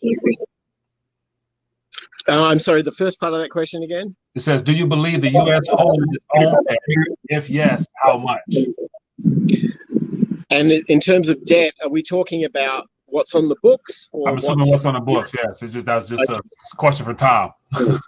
What's on the books? So they're looking at what they say 28 trillion, but we all know they've been spending like drunken sailors right now. So we're probably looking at somewhere around 35 if we spread that out, and then that will increase organically. Is that too much? Hell yeah. It's way too much. And we don't even talk about the 147,000 trillion of unfunded future liability here as well. If you go to like usdebtclock.org and have a look at those numbers, then it starts getting real, and you start understanding. We're in deep doo-doo here. I don't know how we get out of it, and that's something that I don't know. I think the only way is you've got to reset the currency. Yeah, and it's amazing to me how most people are unaware of the total on the books as well as unfunded, and they never associate themselves with it and how it will impact their future. Like that disconnect between like I'm living comfortably, I'm doing what I'm supposed to do, I'm working hard, saving for retirement, but then my government has already piled up more than they can ever give account for. How will that impact my future? Like getting people to link those two together has been very difficult on my part, and trying to get people to rethink beyond the dollar. So it amazes me, like how people are so oblivious to the financial future. It's already been spent. It was spent a long time ago. So, yeah. Well, the old story about the frog in the pot of boiling water, right? Yeah. How you put a frog in a pot and, the water's cool and the frog just sits there and gradually sort of turn up the heat. The frog doesn't notice and he just keeps going and he's sitting there and eventually he dies because the heat hits boiling point. By then he didn't realize it and boom, it's too late. Mm-hmm. That's the problem we've got right now. We're all sitting in that pot of boiling water and you can choose to stay in there or you can choose to get out. It's up to the individual. Yeah. Here's another question. Here it says, assuming about retirement, it says, I wonder if I can have my retirement deposited in Mexico. Well, that's interesting. In a bank or what, but yeah. Well, one thing I've done personally is I use self-directed IRAs to gold. Mm-hmm. And I just have all of my, the money I care about, I keep in precious metals. Mm-hmm. And I do it, unfortunately, because it's an IRA, I can't touch it till I'm 59 and a half. And so many missed opportunities have come along since then because I stupidly chose to go down that path with some of my wealth. Mm-hmm. But I also believe that you can probably a lot of people will argue maybe even take the hit and pull it out and buy it now. I'm not saying do that, but there's no reason why an IRA can't be moved into a self-directed one and then shifted into alternative asset classes. Yeah, yeah. I've had some gentlemen on before talk about that as an option, and it contradicts the narrative that we were always talking about. Put it in the financial advisor's hands, let him handle it. They know what's best. So that whole idea of self-education, people taking matters into their own hands, has never been more important right now. All right, so as we get ready to wrap this up, I'm curious to get your thoughts on. You hinted at automation a little bit. And so the future labor force is being rebranded as well. Automation, AI, and all that's coming. And then you have entrepreneurship, being able to create for yourself and look for opportunities, disruptions in the market, and invest in them early.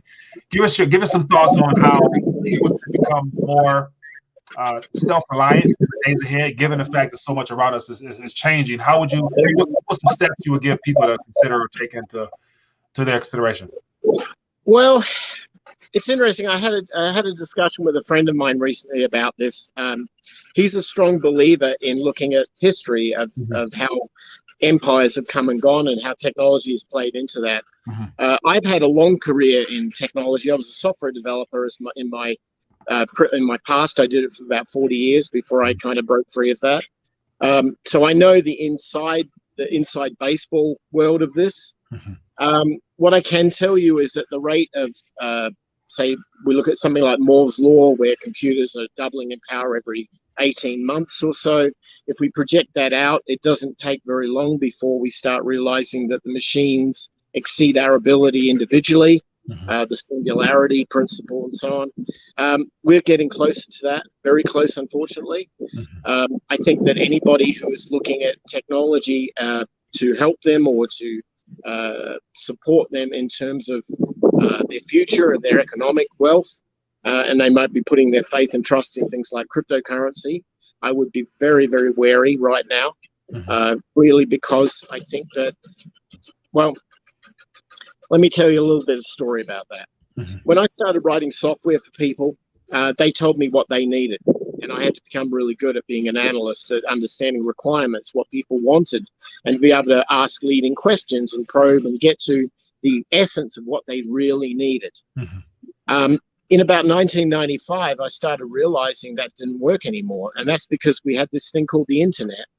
And when the internet came, the customers that we used to have, that I used to have, they didn't know what they needed anymore because they couldn't predict the future. They didn't know about Amazon.com or eBay.com or Facebook or anything like that. Those things were like science fiction to them. What we did with that transition was we said to the technologists, you now call the shots. You now tell us what we're going to be as a society. Now, if you know anything about technologists, you know, they're the nerds. They're the kids in the high school that kind of got beaten up in the corner and, you know, had very, very little social skills. And we're extremely, extremely bad at understanding humans. Now, that's not all of them. I'm being very generalized here. But the reality is we've said to the nerds, you control the future of humanity. And we will just succumb to that. We'll use your tools. We'll use your Facebook, your Twitter, your Twitch, your Snapchat, your Instagram. We'll use these things. They'll become part of our lives. You control the narrative now. You control the platform. We are at your mercy. And when that happened, society lost its direction. And somehow we have to regain that back. Right now, we sit on a precipice where the nerds are now controlling the robots, the AI, and more importantly, the big data. The ability we're giving them to predict the future and to define the future. We have to realize whether we want or trust them to do that, and whether or not we think that they are ethical and completely moral in doing that. I would ask the question, why are there so many people skeptical of people like Bill Gates, Mark Zuckerberg, Jeff Bezos, and now Elon Musk? Because these are the people that we empowered to define our future with. We told them, we don't need to tell you what we want, you tell us. And now we're at their mercy, and now they're the bad guys. So we have to, as a society, we have to think our own actions here a little bit if we want to regain some sort of control of our future. But the technology, the robotics, artificial intelligence, big data, it's coming. And if we don't take care of ourselves and make sure that we also have a right to having a rich and meaningful life, and that it's not about what the robots do, and it's not about what's going on our smartphone, it's about us as humans. We make good interactions with each other. We get back to basics. We go out, we shake each other's hands. We have lunch together. We communicate and we connect as humans. We might have hope. But if we don't do that because we're scared to leave the house, or we're scared to walk away from the phone, that scares me very much. And I have a daughter. She's looking at that future for herself, and I am scared to death for it. I think human services is about the only hope she might have. Yeah, wow. And so, yeah, of course, all parents definitely should be concerned because everyone's children in this generation grew up and having access to something at all times to be able to scroll and tell them. And so, yeah, critical thinking and a lot of other things is lost. We just stare at a screen all the time. So I've had issues as a parent with that as well. So as we get ready to wrap it up, I appreciate you, Miles, for joining us and sharing your insights and what you're seeing on the ground there in Mexico, as well as what the future could hold. Last thing I want to get your answer on is this cryptocurrency blockchain space that is now taking front and center in all of our lives. It's a digital asset class now. Banks are excited. And I've been skeptical all along, and it's here to stay. As a software guy, computer guy, the Bitcoin code in of itself and everything built underneath it, all the other things, do you see quantum computers being able to, next couple of years, disrupt that? Is there anything that can bring down Bitcoin? We got the Michael Saylor saying that it's immutable, it's godlike, it's 100 years from now, all that stuff. Give me your thoughts. Wow. So full disclosure, I bought Bitcoin in 2011 when it was $7 each. I bought a lot of it. I sold it, majority of it, in about 2018, and I made a killing. So I was very, very happy. And for the first 4 or 5 years about Bitcoin, you couldn't shut me up about it. I was that annoying guy telling everyone, go and buy Bitcoin, right? Why? Well, because I saw what it could do for humanity. I could see the 8 billion or times 7 billion people on planet Earth and how 3.5 billion of those were unbanked. I saw this as a way to take the counterparty out of the transaction.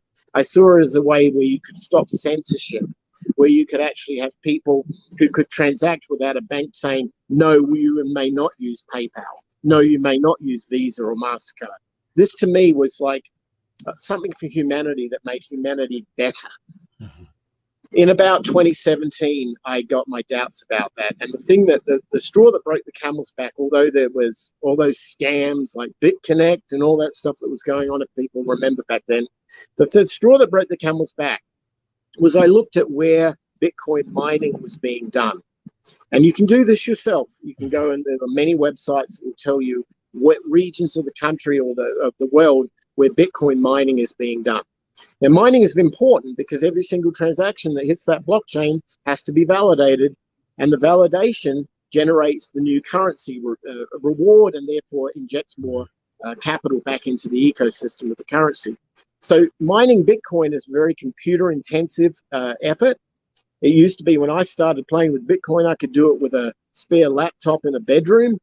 Those days are long gone. Now you need custom-built, what they call ASIC or application-specific integrated circuitry. You need absolute custom-built machines. And most of those machines were made by a company out of China called Bitmain. Well, back in 2017, I believe, there was an interesting hacker in the United States who took the firmware of the Bitmain mining hardware and he disassembled it. He brought the code that ran the machine back into its source code so he could analyze it, and he did exactly that. And what he discovered was that it had inside of its code specific routines that said that if this Bitcoin miner was located in the People's Republic of China, and particularly in a Bitmain data center, it has a performance boost, and that performance boost would mean that the Bitmain mining equipment would mine the coins faster than anybody else. Meanwhile, they were selling these things off the truckloads out to everybody else in the rest of the world, but Bitmain were getting the majority of the mining rewards. When I saw that happening, I looked at the percentage of mining that was done around the world, and at the time it showed somewhere in the vicinity of about 72% was done in mainland China. So yeah, quantum computing could come in and disrupt it because now you've got a better miner. But what could also disrupt it is one of those 51% attacks. And that is that if the miners come together to agree on what the truth of things are on the blockchain, then they control things. And when 72% of that is done in mainland China, you can see yet another reason why people are very, very concerned about any actions that China may take. Because again, if they were to, for example, say, okay, Taiwan, you're one of us now, we're taking you by force, and the US go into the South China Sea with their fleet to try to stop this, China can very, very quickly and easily say, oh, you know that Bitcoin mining? Yeah, we got that. We got that. You got nothing now. We're shutting down that mining. Now, one could argue, well, that could all go and redistribute itself around to the rest of the world. The problem is the cost of power. They have subsidized power there for this. We don't. That's why Iceland became a major mining center. But at the end of the day, people started to move away from that. And that particularly came when the US SEC and FinCEN and all the US government agencies started looking deeply into what was going on in that region and started to penalize those that weren't completely transparent with US government regulations. That shut down so much of the Icelandic mining operations, and we're back into the world where China owns the mining world. So if you're putting your faith and trust in Bitcoin because somebody told you, look, you can do peer-to-peer transactions with it, firstly, it's going to take hours to complete those transactions. So don't even think about buying a cup of coffee with it unless you're on off-chain Lightning Network or whatever. So that's not going to happen. Second, the cost of the transactions, the mining fees, have been extremely expensive of late. Factor that into your overall cost of doing business here. And then the final part about it is, do you really want to put all your faith and trust in a currency that is 70% controlled by a communist regime? And if the answer to that is, well, it's good enough for Walmart, it's good enough for me, then buy Bitcoin. For me, it's a bridge too far. Yeah. Whew, okay, so that was a different perspective that I've yet to hear about the Bitmain aspect and the code stuff. That's something worth considering. Now, last question. I'm curious now.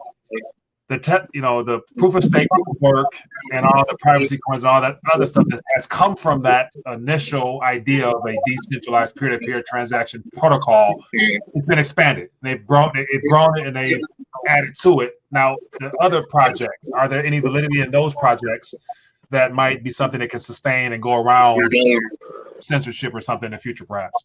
Well, I am a believer in Monero, but I also would caution people before they go, let me look up what XMR is and let me look at Monero and so on, because it is a very good, solid privacy coin. I would caution people to understand that with anything like that, the responsibility of holding their private keys and holding their assets is on them. It's not on an exchange. There's nothing easy here. Unless you know the technology and you know how this happens, you could lose everything you got because you make a stupid mistake or your hard drive dies or something like that. And that's why I think that it's something that people should be very cautious about. They need to research very carefully, and they need to make decisions, because if you're involving a counterparty like Coinbase or Kraken or Uphold or something like that to hold your keys, you don't have control of your money. You need to hold your own keys, and that means you've got to take responsibility of understanding how to do that and what your care and feeding responsibilities are. It's kind of like buying gold. If you give it to a third-party vault, you trust the vault will look after you and they won't abscond with your money. If you really want to know how to do it, you buy a safe and bury it in the backyard and stick your gold in. But the reality is, when it comes to cryptocurrency, one hack, one broken hard drive, one lost computer, and you could be SOL with this stuff. So be very, very careful. You know what you're doing. And if you don't and you're trusting a counterparty, how is that any different to a bank? Good point. Miles Raycam, I appreciate you for joining us. For those that might just be coming across you for the first time, let them know where they can find you at and give them information on what you're doing out in Mexico, and give them your social media sphere. I'll put a link to the video, but feel free to share where they can find you at. Well, everyone can always find me over on the web at beunconstrained.com. That's my main website. I run a podcast there called The Unconstrained Podcast. I do it weekly, and it's an opportunity for people to see it on a contrarian's perspective on a lot of things that to do with life, the universe, and everything, particularly around money. So I would encourage people to check that out if they're interested, and they can find me on Twitter at beunconstrained.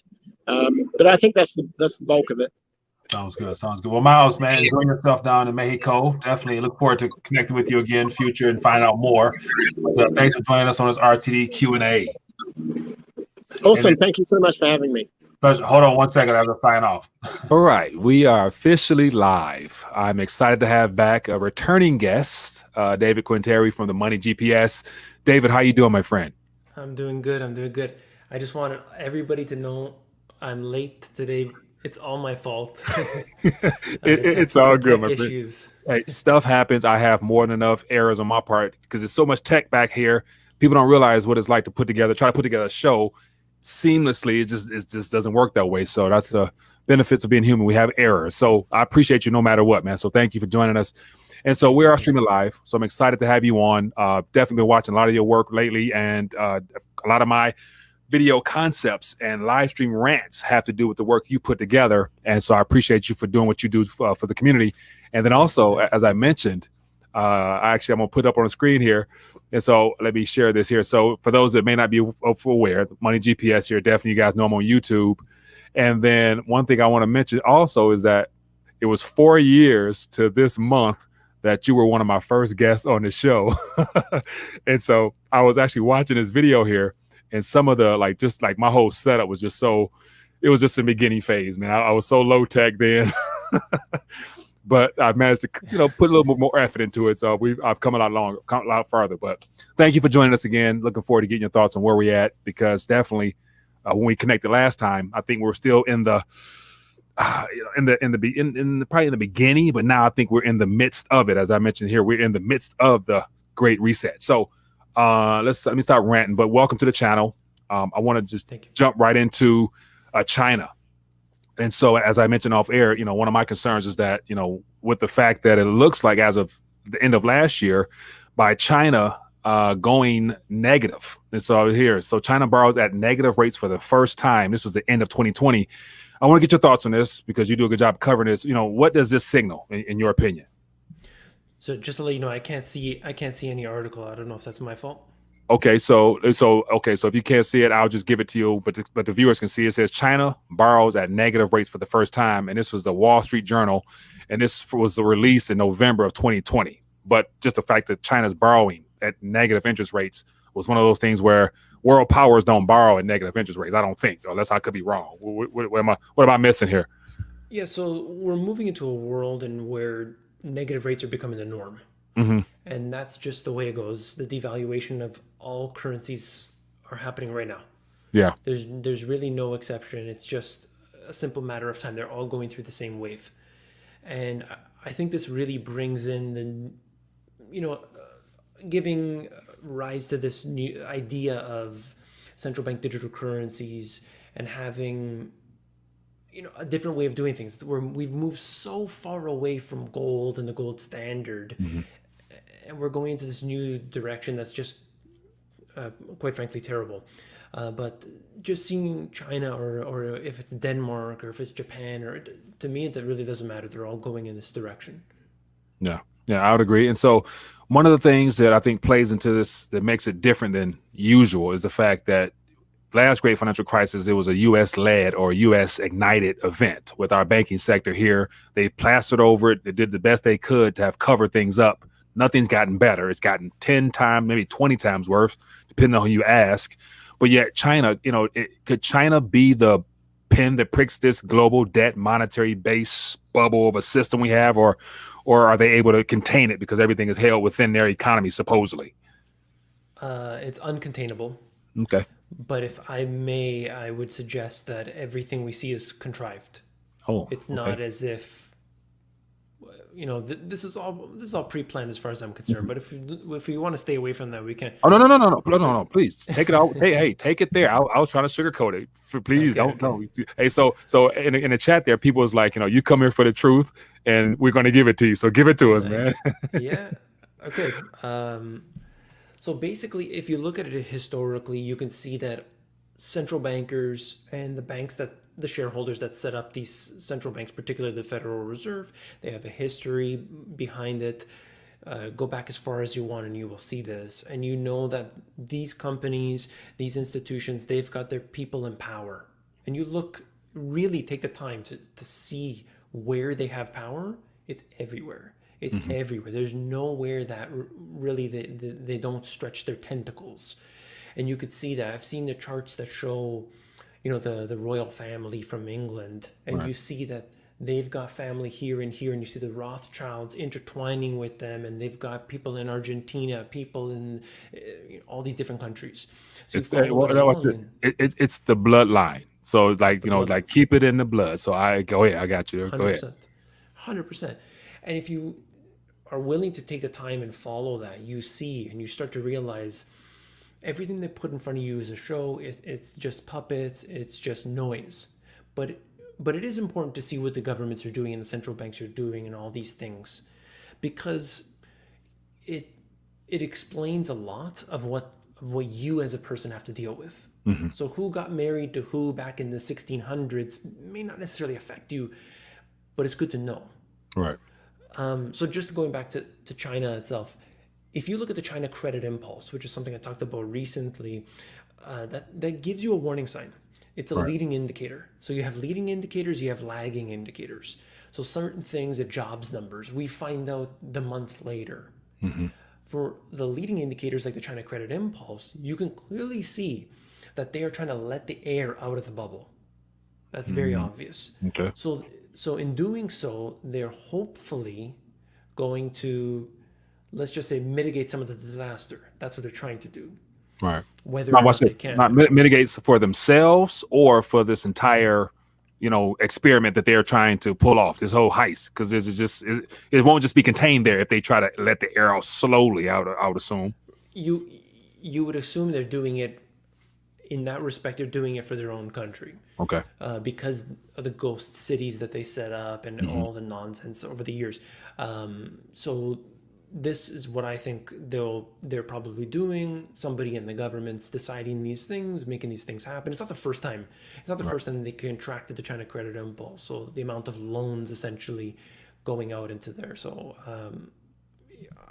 that's probably the most important thing out of China right now. Right. Now, part of that, I saw an article, I think it was today or yesterday, mentioning that the current yuan, like, at this current moment, it's it's the lowest it's been against a dollar in quite some time, or something like that. Didn't get a chance to dive in deep into it. So is this a part of that whole, letting the air out the bubble, like, devaluing the currency intentionally to try to make it, say, it's wild. Say again? The central bank digital currency, I actually heard that there's almost so the trial that they did had an expiry on the money, right? Which is unbelievable, because if that's part of the trial, that's something that they're going to potentially implement. They wouldn't try it out, in that case. So imagine your money. You talk about negative interest rates today. That's like on steroids. So I wonder. I mean, all central banks are going towards central bank digital currencies. Right. That's a fact. They're all doing it. They're going away from gold. They're going central bank digital currencies. What that means to the average individual, and they're working their 9 to 5s and so on, who knows? We'll see. But clearly it is a devaluation of your dollars versus real goods. Correct. So the idea of having programmable currency is the evolution of the current banking system model, because they took our gold, made it back by paper, then they gave us regular digits through the commercial banking sector. Now it's going to be issued supposedly through central banks itself. But once again, how will that work with commercial banks? Like, how are they going to operate the interoperability between the current digital dollar version and then this new branded, so-called stable coin? Like, what's stable about something that's going to be based like that? How do you think it's going to work out, man? What I've thought about this a lot, and what I've always said was, unless they bring me some new information, nothing's changing. Yeah. Because right now we're already using digital dollars. Right. So what does putting this extra spin on it? I don't necessarily know, but maybe I'm missing something. So I'm looking at it as simply just the next level. They're going to tell you this is in the blockchain or something like this, and it's just nonsense. It's got nothing to do with that. And it has absolutely nothing to do with Bitcoin, nothing to do with cryptos that we see today in the private sector. It's completely and utterly different. Watch this. Now, I've done a series of videos called the Confessions of a Crypto Skeptic, just because one of my I have a lot of issues with the acceptance of just digitization of currency in general, to where people are now in love with the idea of a decentralized project. But my concern is, how easy would it have been for them to pull off the Great Reset utilizing this digital space if it had not been for something to open up the floodgates that have people excited about going digital, like where you'll own nothing and be happy with it type of approach? Because I don't think they could pull it off and keep people's attention away from gold and silver had there not been a private or digital asset class now. Do you think that's the case, or what? Because my mentality about this is that people always take the path of least resistance. So, and that goes with things you see in nature and so on. If you look at what people do, whatever's easiest, they're going to do that. If you can use your phone to pay, they're going to use their phone. Right. If gold and silver requires one extra step, they're not going to do it. Look at what people, when they buy precious metals, they buy stocks, they buy ETFs. Yeah. How many people do you know that actually buy precious metals, physical metals? Not that many, but you see the demand is clearly there, because there's always seemingly a shortage on no matter what the price is, especially when it boosts up. But it's funny. It's just really funny the way that it works like that. People don't want to take the extra step. So I think until it's too late, that's the only time they'll realize. Yeah. Now, at this current moment, assuming you follow all the, the Wall Street's bets and the silver, Wall Street silver and all that stuff, the Basel III, June 28th, and a lot of people saying that's going to be possibly the event that breaks the market price suppression mechanisms. Or what are your thoughts on that? Like, can we see some type of release of the actual price of gold and silver in particular, because that's the only thing that hasn't really inflated in its actual price in comparison to prior all-time highs itself, like, partially gold, but silver is the most suppressed, undervalued asset according to prior history. So what are your thoughts on that? Can they lose control of this or no? I think of Basil, any of them, as like dry clean only. It's like, it's a warning. It's a, you should do it, but you don't have to. Yeah, that's the way it is. Like with all of these things, they're coming from these supranational entities. Do they ever follow it? I mean, look at the EU. The EU has, they have to keep their deficits under a certain level. They have to keep their debt under a certain level. And these are like being instructed from their overlords, and they're not even doing it. So are they going to keep the gold? I don't know. It sounds like something that somebody who really wants you to be buying gold is telling you. That's what it's, and I'm not saying they should do this. They should be constricted by gold or by some commodity, but they're not. And they can't do that. They can't just go and scramble. They say, as soon as that comes into effect, you're going to have all these countries scrambling for gold and so on. Yeah. We'll see. I don't think so. Yeah, we will see. And so I'm curious to get your thoughts to move further along and about the whole repo situation, reverse repo market. And so what is that ultimately signaling? And then to go back to 2019, you did a good job covering that. September is when something broke. Does this have anything to do with or I'm sure it does, but the whole LIBOR and that coming to an end and supposed to be rolling over to the SOFR, and all the other debt pricing mechanisms that's set? Is that something that they haven't been able to get figured out, or what's going on behind the scenes, you think? There's a lot of speculation around it, and my knowledge around it is extremely limited. I could tell you a few things. Number one, there's a guy from Credit Suisse, Zoltan, who is the man. He knows everything. I just covered in the 2 videos ago, I think, broke it down in his own words. Yeah. But if you go back to 2019 and bring it forward to today, there's a little bit of a different situation, because back then we were talking about year end, you're talking about quarter end. And during these periods of time, you do have fluctuations, and the banks, who are the primary dealers, are, whether it's reverse repo or repo, it needs to be used.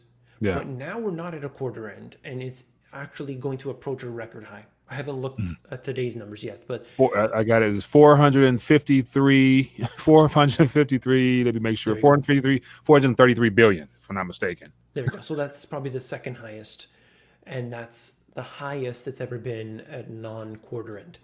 So you know that there's significant, absolutely significant demand or need for this. And the problem here is all related to the quantitative easing done by the Federal Reserve. If the Federal Reserve didn't do the quantitative easing, there wouldn't be a problem. But they have. And they have completely messed up the financial system, completely destroyed it. And yet, all of the banks, all of the investors, everybody is saying, keep printing. But they don't realize what they're doing to the system.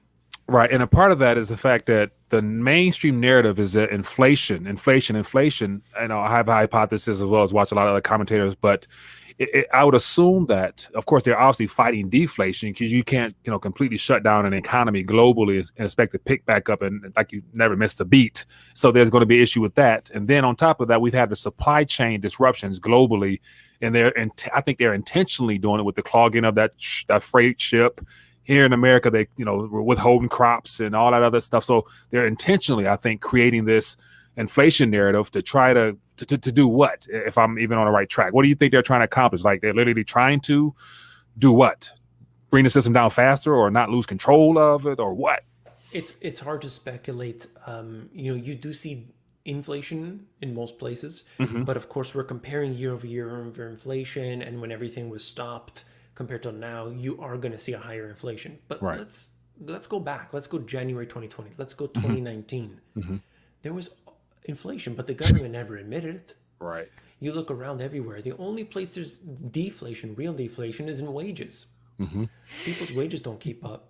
Look at that 10 years ago, 20 years or 30 years ago. Go back, and you will see the same nonsense. They are constantly devaluing the currency, expanding the money supply, and they do this to enrich the few. Yeah. Now, with this current reverse repo situation and how there's an excess amount of liquidity that's being put back into the balance sheets or back into the hands of the Federal Reserve, is that a form of quantitative tightening? Because the Federal Reserve issued the reserves to buy, but then the banks are selling it back to them. So there's this washing. They're literally money laundering amongst themselves, and it's not hitting the main economy. So is it really expanding the monetary base in that normal way that we use the word inflation? They say no. But as far as I'm concerned, if you add to the total pool, you're devaluing the total. That's the way I look at it. Right. Now, I'll take it a step further. We're not seeing, so you see people say, no, it's actually deflation. You look at the monetary velocity, it's deflation. But we're not just seeing quantitative easing. We're seeing stimulus like the world has never seen before. Right. And that money is coming from China. That money's coming from Europe. That money's coming from everywhere. Every country is doing their own form of stimulus. Now, if I'm a person getting a check or I got the PPP loans or whatever it is, I don't necessarily think that that's all contained within the country. I can go and use that money in a different country. I can invest in anywhere else. As you can see, 2020 and beyond, who is the biggest beneficiary of all the stimulus? Is the U.S. Right. The U.S. saw so much capital coming in just a matter of a few months into the stock markets, into different businesses. So I see two things happening simultaneously, and I never look at them individually. So yes, you could say the monetary velocity and what's happening here with the quantitative easing, but never forget what's happening on the stimulus side. Right. So to me, if I'm correct me if I'm wrong, but is that, inflation over here in certain sectors, deflation in these sectors here, is that equate to stagflation, to where this can be prolonged a little bit because they're going to try to balance this out? or what? What do you think? The way I look at it is like what we're seeing today is not the result of what's happened since 2020. It's the result of everything since 2008. So it takes a long time for that to move through. Yes, you can change the expectations of both the consumers and investors by implementing quantitative easing. But by the time the QE and the stimulus and everything works its way through, it takes a long time. So we got to remember that. Interesting. So here in the U.S., there's been some mention about some public, mainstream mention about a lot of the billionaires mentioning that they're concerned about the reserve status of the dollar. And so I mentioned my hypothesis is that the Federal Reserve note, aka the dollar, the reserve status in regards to it being labeled the petrodollar is literally being canceled because they're talking about zero emissions going green, to where what point would there be for, petro in a carbon-free environment? So net zero emissions equals no petro system. So am I reading that into that correct, to where that's the reserve currency, the dollar, is no longer really the backbone of the system? They're trying to literally wash out as much of the remnants as they can while using the excuse of issuing in a new economy, new digital central bank digital currency crap and stuff like that. That's clearly where they're going. But I think it's important to see the total amount of reserves in US dollars today is 59%. That number's been declining for years. Countries are doing away with it. China, Russia, all these other countries. So we know that that's where it's going. We know that's where it's going. But what they have to try and do is basically convince everybody that, hey, if we go central bank digital currency, this is better for the environment. We're not going to be printing the dollars. We're going away from the past. We're going to the future. You see Jerome Powell, Janet Yellen, all of them. We're so concerned about climate change. Climate change is is the most important thing for central banks. We want to deal. How do central banks take on another? That's the third. So I guess it's not official, but the central banks are taking it upon themselves to concern themselves with climate. Like, this is a unified event here. So what does that actually mean? I think it means more the need to create more currency for the idea of rolling out different types of taxations and regulations and all that stuff about going green. So it's hard to wrap my mind around because it's a controlled game, but they still seem to be in control of things, even doing this dismantling of the global economy. And so I want to get to, and then I'm also actually open up and take some questions from the viewers. But gold and silver, cryptocurrencies, the problems are everywhere. What are some of the individual, collective, strategies, solutions? How can people navigate these waters? What are some things that you would throw out there as some recommendations? For sure. So if you believe that we're going inflation, there are a few things that you can do as an individual. First things first, if you believe that food is going to be more expensive next year, beans, rice, the very simple things, you can very easily just buy it now, store it, save it, you're good. If you believe that there's inflation, if there's going to get heavier inflation, precious metals are the number one way to hedge against inflation. But precious metals do not bring you an income. So you're essentially holding and waiting. You got to remember that. So you don't want your whole portfolio in that. Right. At the same time, certain things, for those that live in an area, have the aptitude to do so and everything, things like solar panels, things like catching water, things like growing your own food. These are not just ways to hedge against inflation, but they're actually, in my opinion, very smart moves. Yeah. You can provide things for yourself. And it's an old school way. It's a secure way to actually sort of get away from the system. So if they inflate or deflate or whatever they do with the currency, you have, let's say, less invested in it. Yeah. I think that's so important. Right. I do agree. Now, as far as, as I mentioned starting off earlier, a little bit skeptical of the central bank or the cryptocurrency in general. I definitely believe it is a viable option for people to speculate with the worst case scenario. But, what are your opinions on that? And so we have some in the community that says it's a setup by the orchestrators of all this to entice people. Then we have other people saying it's the only way out of the system because we're going digital. Bitcoin is unstoppable. It's the gold standard 2.0. Where you stand on all that? There's a lot that I think about when we talk about Bitcoin, we talk about cryptos. Number one, the price should not matter to you. In fact, for gold and silver, it's the exact same thing. Right. If you are thinking about the price, you're simply speculating, you're gambling. If you look at the original Satoshi Nakamoto white paper, you see the first line, or I think it's the top line or two.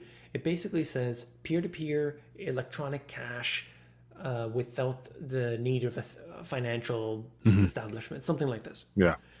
That alone is fantastic. If I want to give something to you, right now I can use cash. We're going to end up in a day where you can't do that.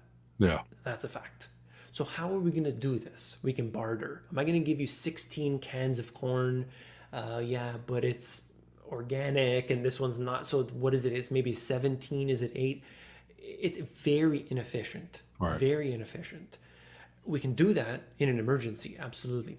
It's inefficient. So we can use gold and silver. Absolutely. But you live in a completely different city than I do. It makes it very cumbersome. But I need to transact with you. I've got people in the Philippines. I've got people in Europe. I've got people in the US.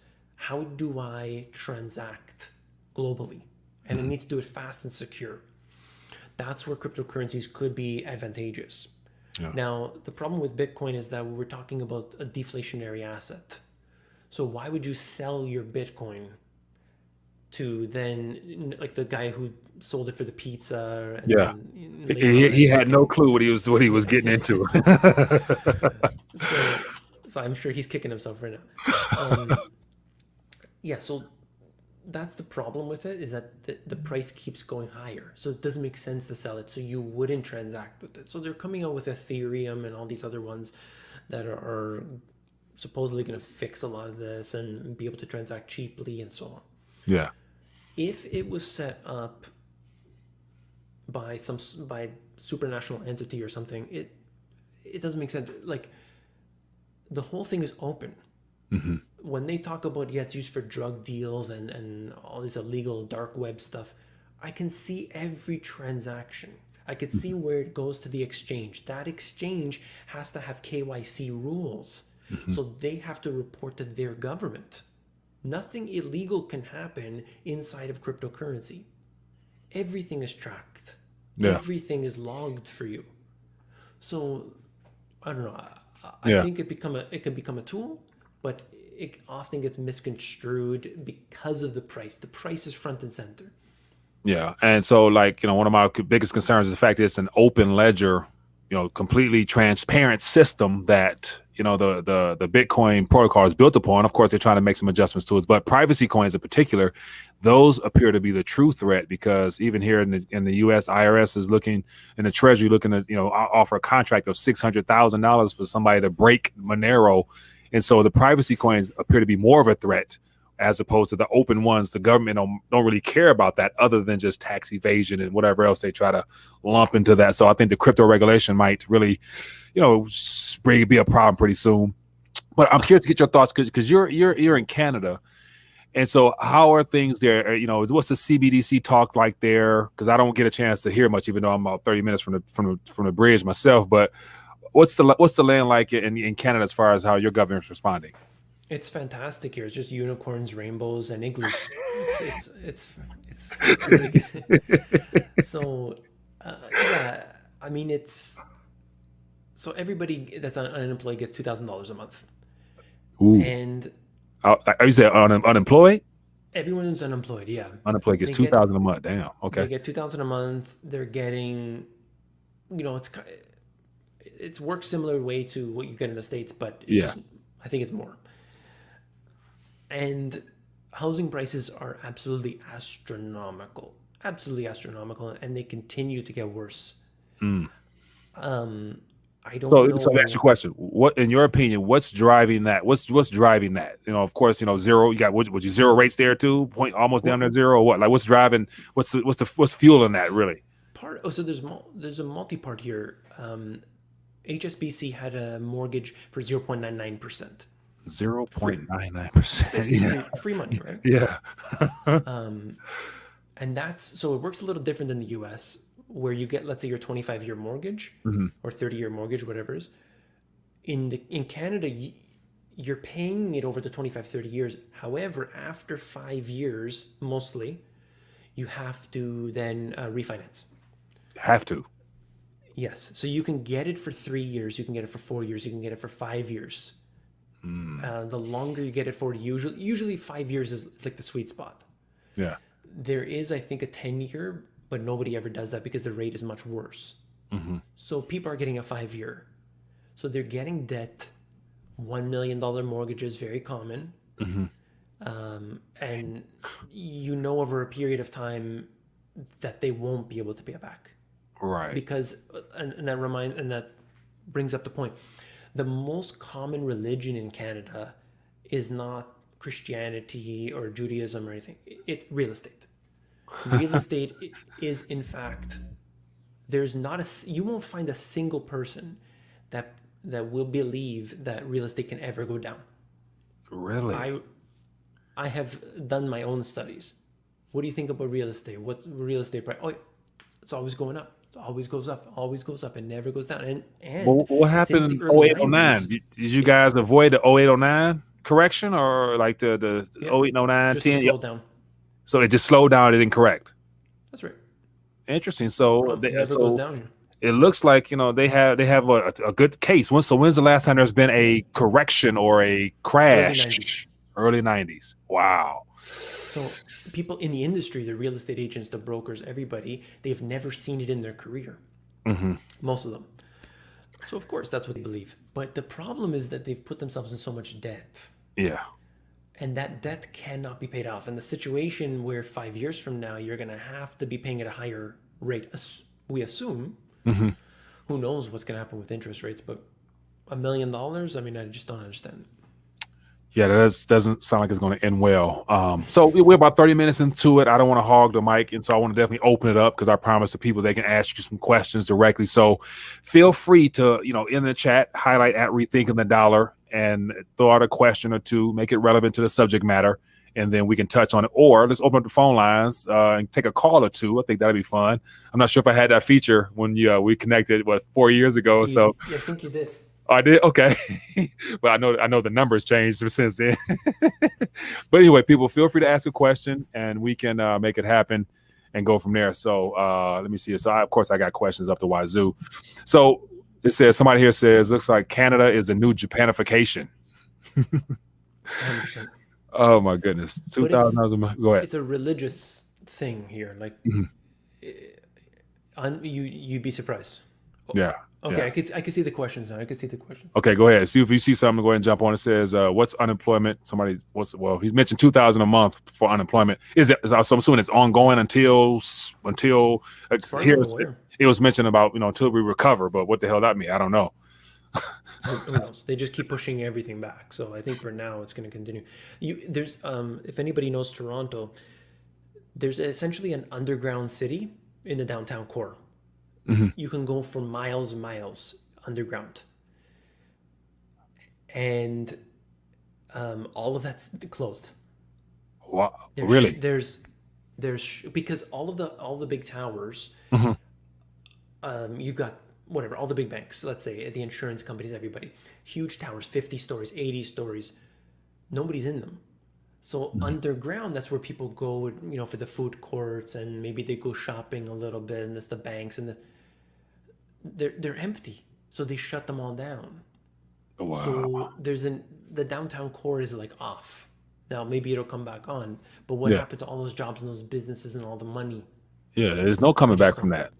Commerce seems like it's come to a halt. So where's the tax revenue coming from that would be able to help recoup some of the costs of those $2,000 checks a month? So somebody here mentions about it's a gold bug. So Barlight Broker says, Q GPS, when are you going to get a gold chain?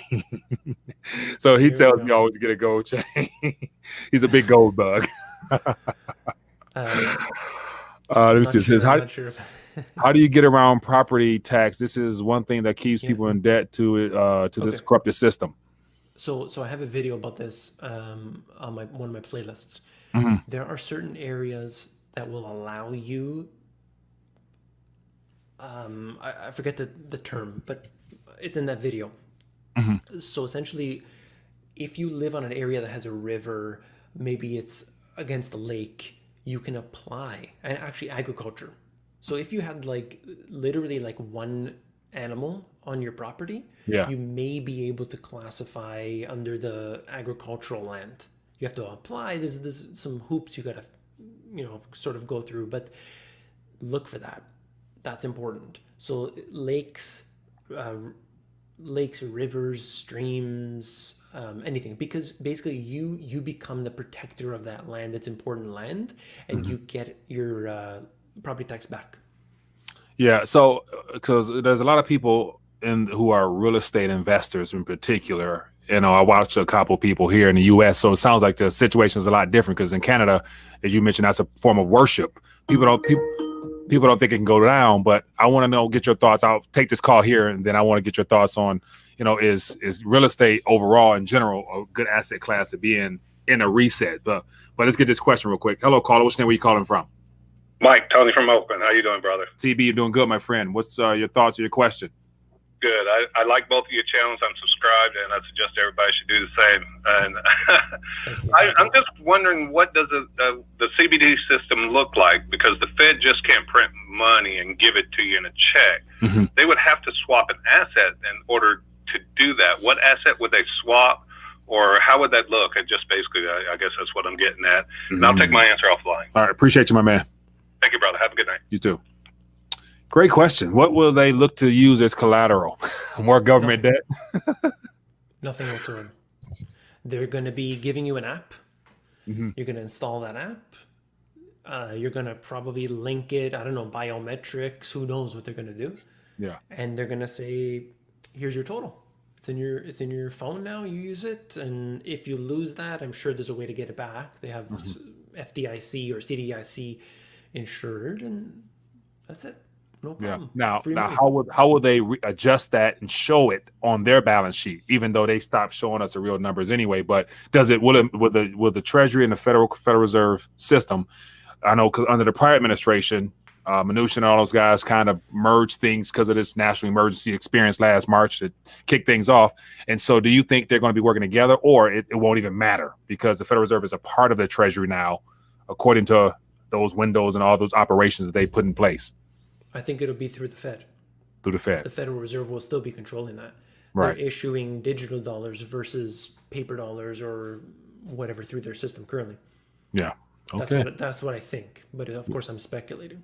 Yeah. So we will see, but I think they're going to try to mimic the same system now, and have caught themselves taking on some of the Federal Reserve or some of the Treasury debt, or even issue $1 trillion platinum coin as a down payment or something for that first, airdrop of crypto of CBDCs. But I want to get that question about real estate moving forward, in your opinion, because in Canada you said that people look at it as like the ultimate can't never go wrong asset. But in general, what are your thoughts? Or does it depend on your jurisdiction? No, so in general, I love real estate. Real estate is potentially one of the best investments, but it has many shortfalls. I'm not going to deny that. It's the best way to pass wealth down generation to generation that provides income. So gold is the best to give your family money, pass it down as they do in the cultures of the East. But real estate, you make money in 4 ways: appreciation, depreciation, amortization, and taxes. Nobody can ever deny that. There's just nothing like it. Right. You can, in the United States, you should be paying close to zero on your real estate investment properties in terms of taxes. The number one biggest expense. That's how good it is. Look at Kushner. Kushner family made millions and millions of dollars on their properties, but because of depreciation, paid zero in taxes. Yeah. Now, one of the concerns is that the current administration, Biden, made it kind of obvious last week that he think that the uber wealthy are, they're getting away without paying their fair share, which ultimately hurts everybody underneath ultimately. But it looks like because of all these new taxes that's going to be rolled out, they're trying to tap into that unrealized potential of revenue for themselves. And so once again, whenever the government does something, they don't really roll it back in. So do you think that threatens the safe haven side of things when it comes to real estate, perhaps here in the U.S. in particular? They're going to be in big trouble if they do that, because there's suddenly going to be a lot less demand. Now, they want to roll back the 1031 exchange. They've talked about that, and also an unrealized capital gains tax. So more taxes is where they're going. Usually there's loopholes, because we're talking about mega institutions that own the most of the properties, the multifamily residences. Yeah. I don't know what they're going to do. Who knows? Honestly, I don't know. I should say that I think for as many people as possible, you should probably be looking outside of what they call legacy brand countries. Just not even for investment, just to get your backpack and take off. Yeah. So have you, Jim Salente said, guns, gold, and getaway plan. I haven't checked it with him. I don't know what he's talking about nowadays, but we'll see. Yeah. But Tony Blaylock says, how can you tax the 11 million unemployed? If people are not working, then yeah. So what are those? So okay. I had a thought. Go ahead. Basically, the taxes are not there to, this is the way I see it. Taxes are not there to actually fill in the debt and deficits. They're not there to pay for the roads. They're not there to pay for services. The taxes are there to maintain a group of people that is consistently getting more poor as the years go on. Right. The tax system is a system of control. If you look at the actual breakdown of what goes for every dollar, what goes to the roads and the services and so on, if you strip out all the administration and all the nonsense, the bonuses for this guy and this guy, and actual look at how much is used for the materials and the actual, what goes into it, you're talking about pennies, just a few pennies. Yeah. So, it's just nonsense. They've made it obvious that they can print an infinite amount of money, and they could go into an infinite amount of deficit. It's very clear. Yeah.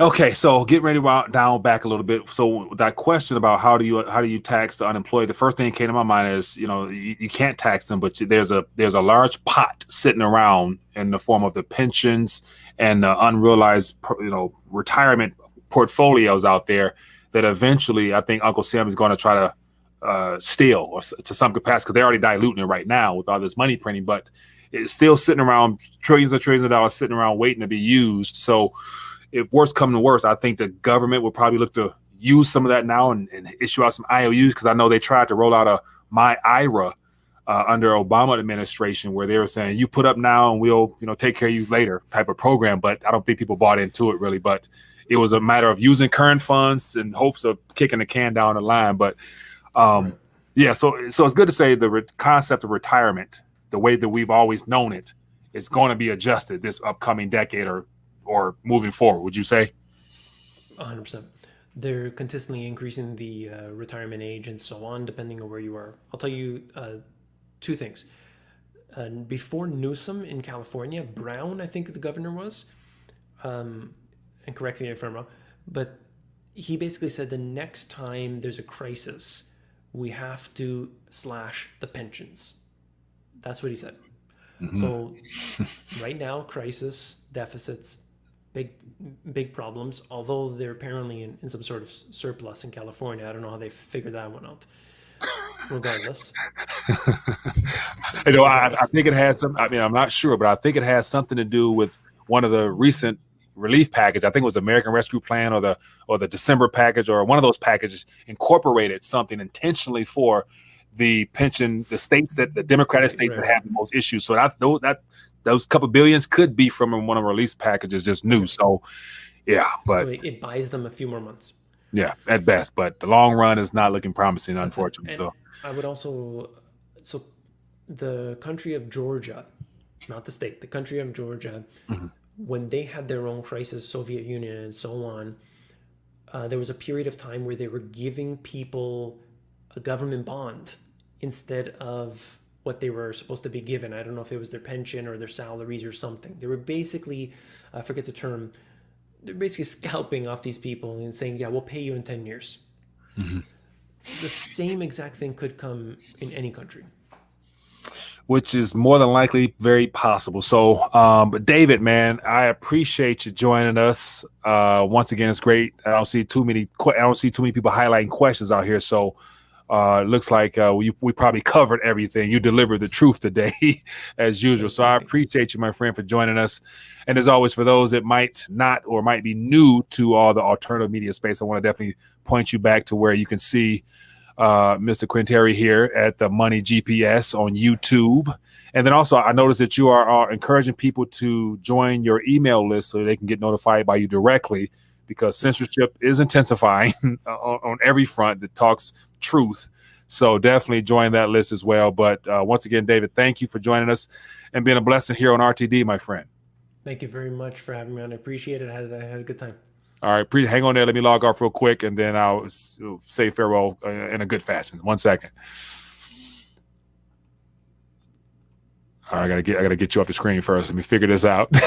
But anyway, everybody, I appreciate you guys for hanging out with us. Thanks for tuning in. Hope you guys got a couple nuggets out of this discussion here. If you have enjoyed it, click the thumbs up button. Definitely share this video if you like, so more people can be informed, because it's not fair that you know all this knowledge and you're not sharing it with family and friends that need it most. So be blessed, be safe, and I'll see you guys later. Peace.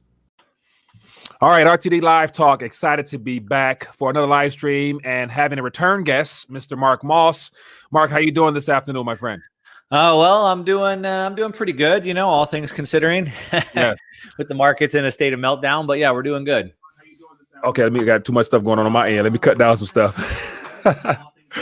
All right, so we are good. All right, so as always, man, like I have a gang of articles in front of me, and I'm sure you're keeping an eye on the same exact thing. And so before we get started, I want to welcome everybody to this live stream. And if you have any questions, feel free to ask them directly in the chat. Or, as always, I would love to hear your voice. If the phone lines work, you guys can give us a call, and we'll try to get you on air so that you can get your questions answered. So, Mark, very first thing, is this the beginning, or are we in the midst of that monetary reset that every alternative media gentleman has been speaking about for quite some time now?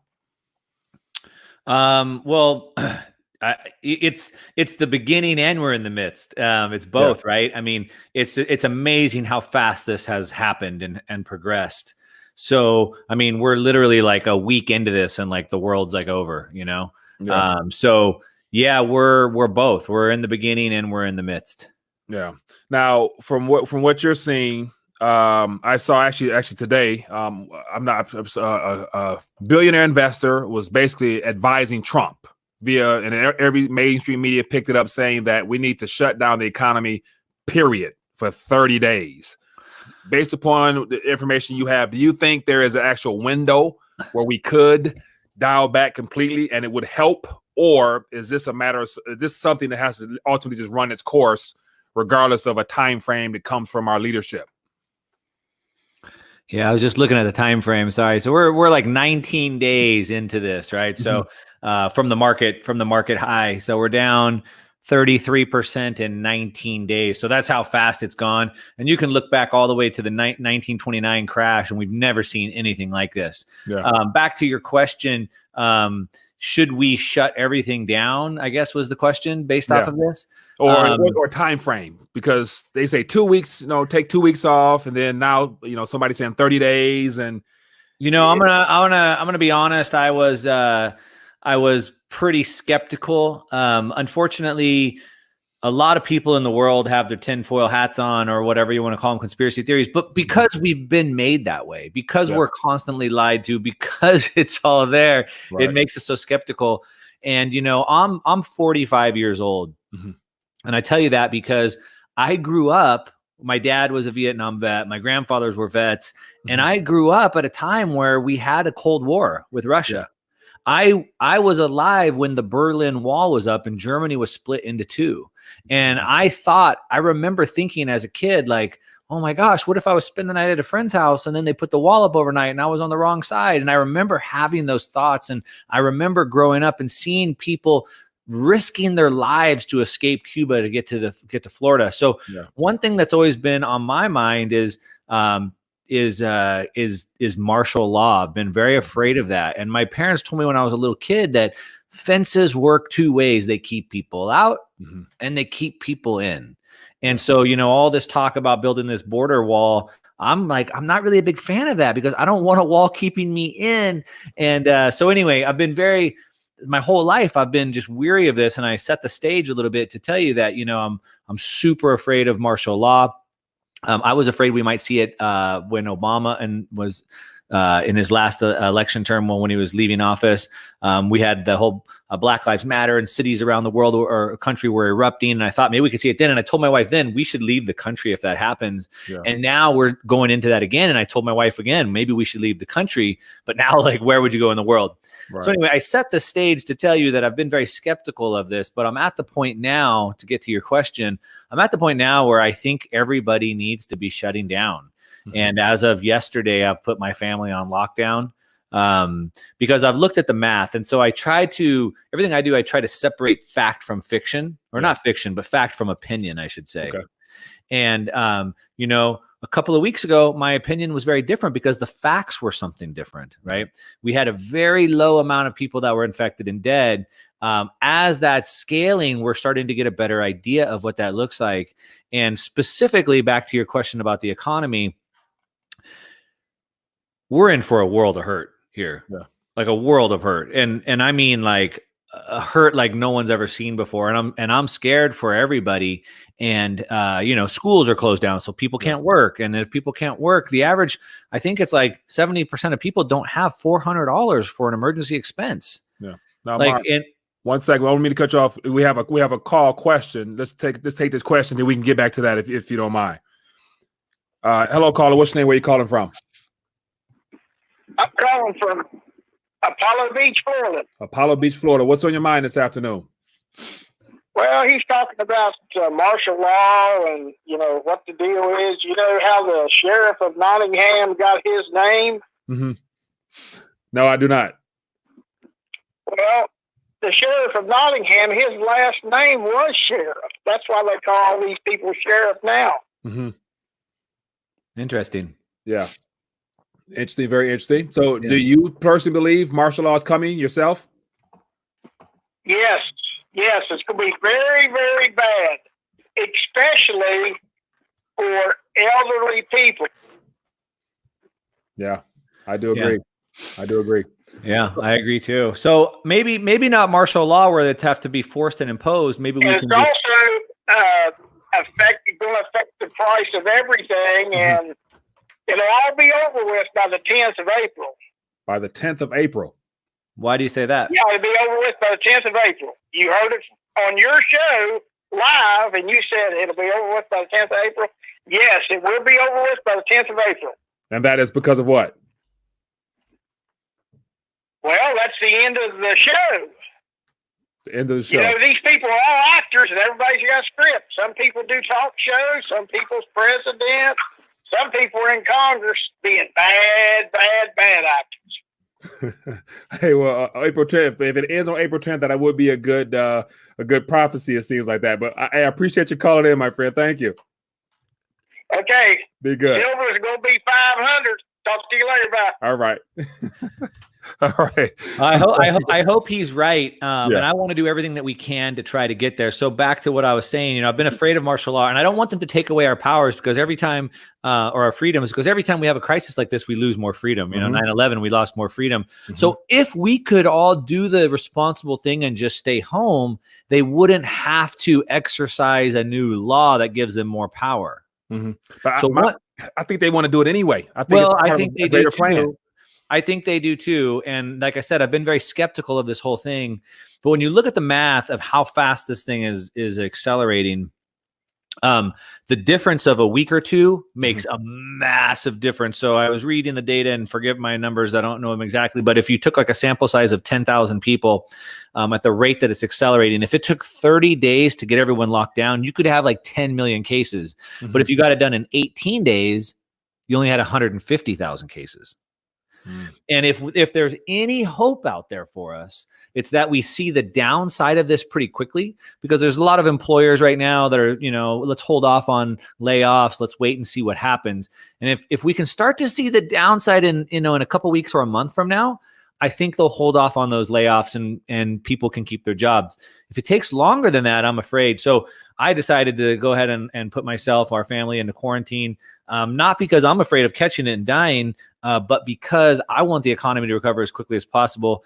And hopefully if we can exercise that on our own, maybe they don't have to pass those laws. They may want to. That's a different conversation. Yeah. So we have another call. And so a part of the live chat today is to get as many calls answered as we can. And so I want to make sure people get a chance to ask you questions. So for those who are interested and you want to ask a question, feel free to do so. And so we do have a call. Let me make sure I get this on here. Hello, caller. What's your name? Where are you calling from? Hey, Mike, it's Dan from Vancouver, Washington. How you guys doing? Doing good, Dan. How you doing? What's on your mind this afternoon? What's your question or your thought you want to share?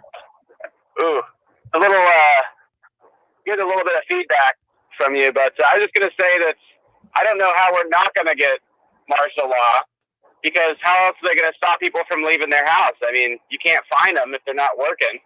And at the very least, they're going to have to send military to be running up and down the streets just to intimidate people, to keep them in their homes, because the thing is spreading so fast.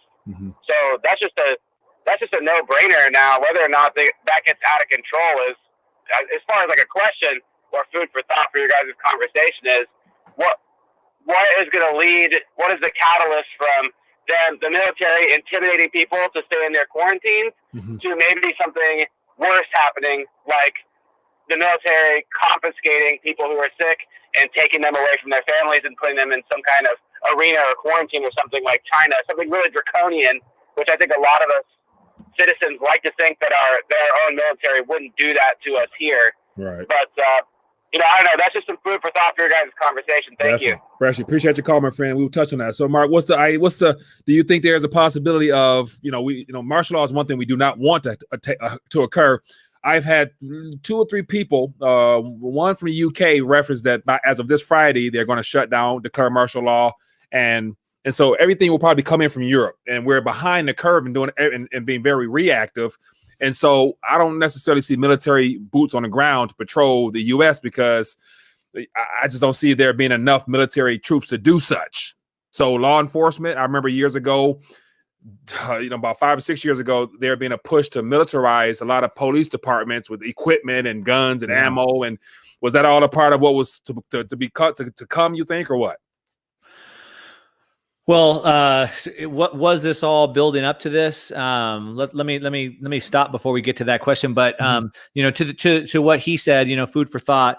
We have examples, right? So we see China obviously did that draconian measures, right? Hauled people off, as he was saying, hauled people off, pulled them away from their family. They went around and welded doors and boarded up doors to keep people in their houses. Okay, that's how far they went. Yeah. But then we can look at like South Korea or Singapore. That's basically been able to eradicate it like almost quickly. Now, Singapore is very small. It's like the size of like Columbus, Ohio. It's tiny, but also because people there complied. People there were respectful. People stayed in their homes like they were supposed to. Mm-hmm.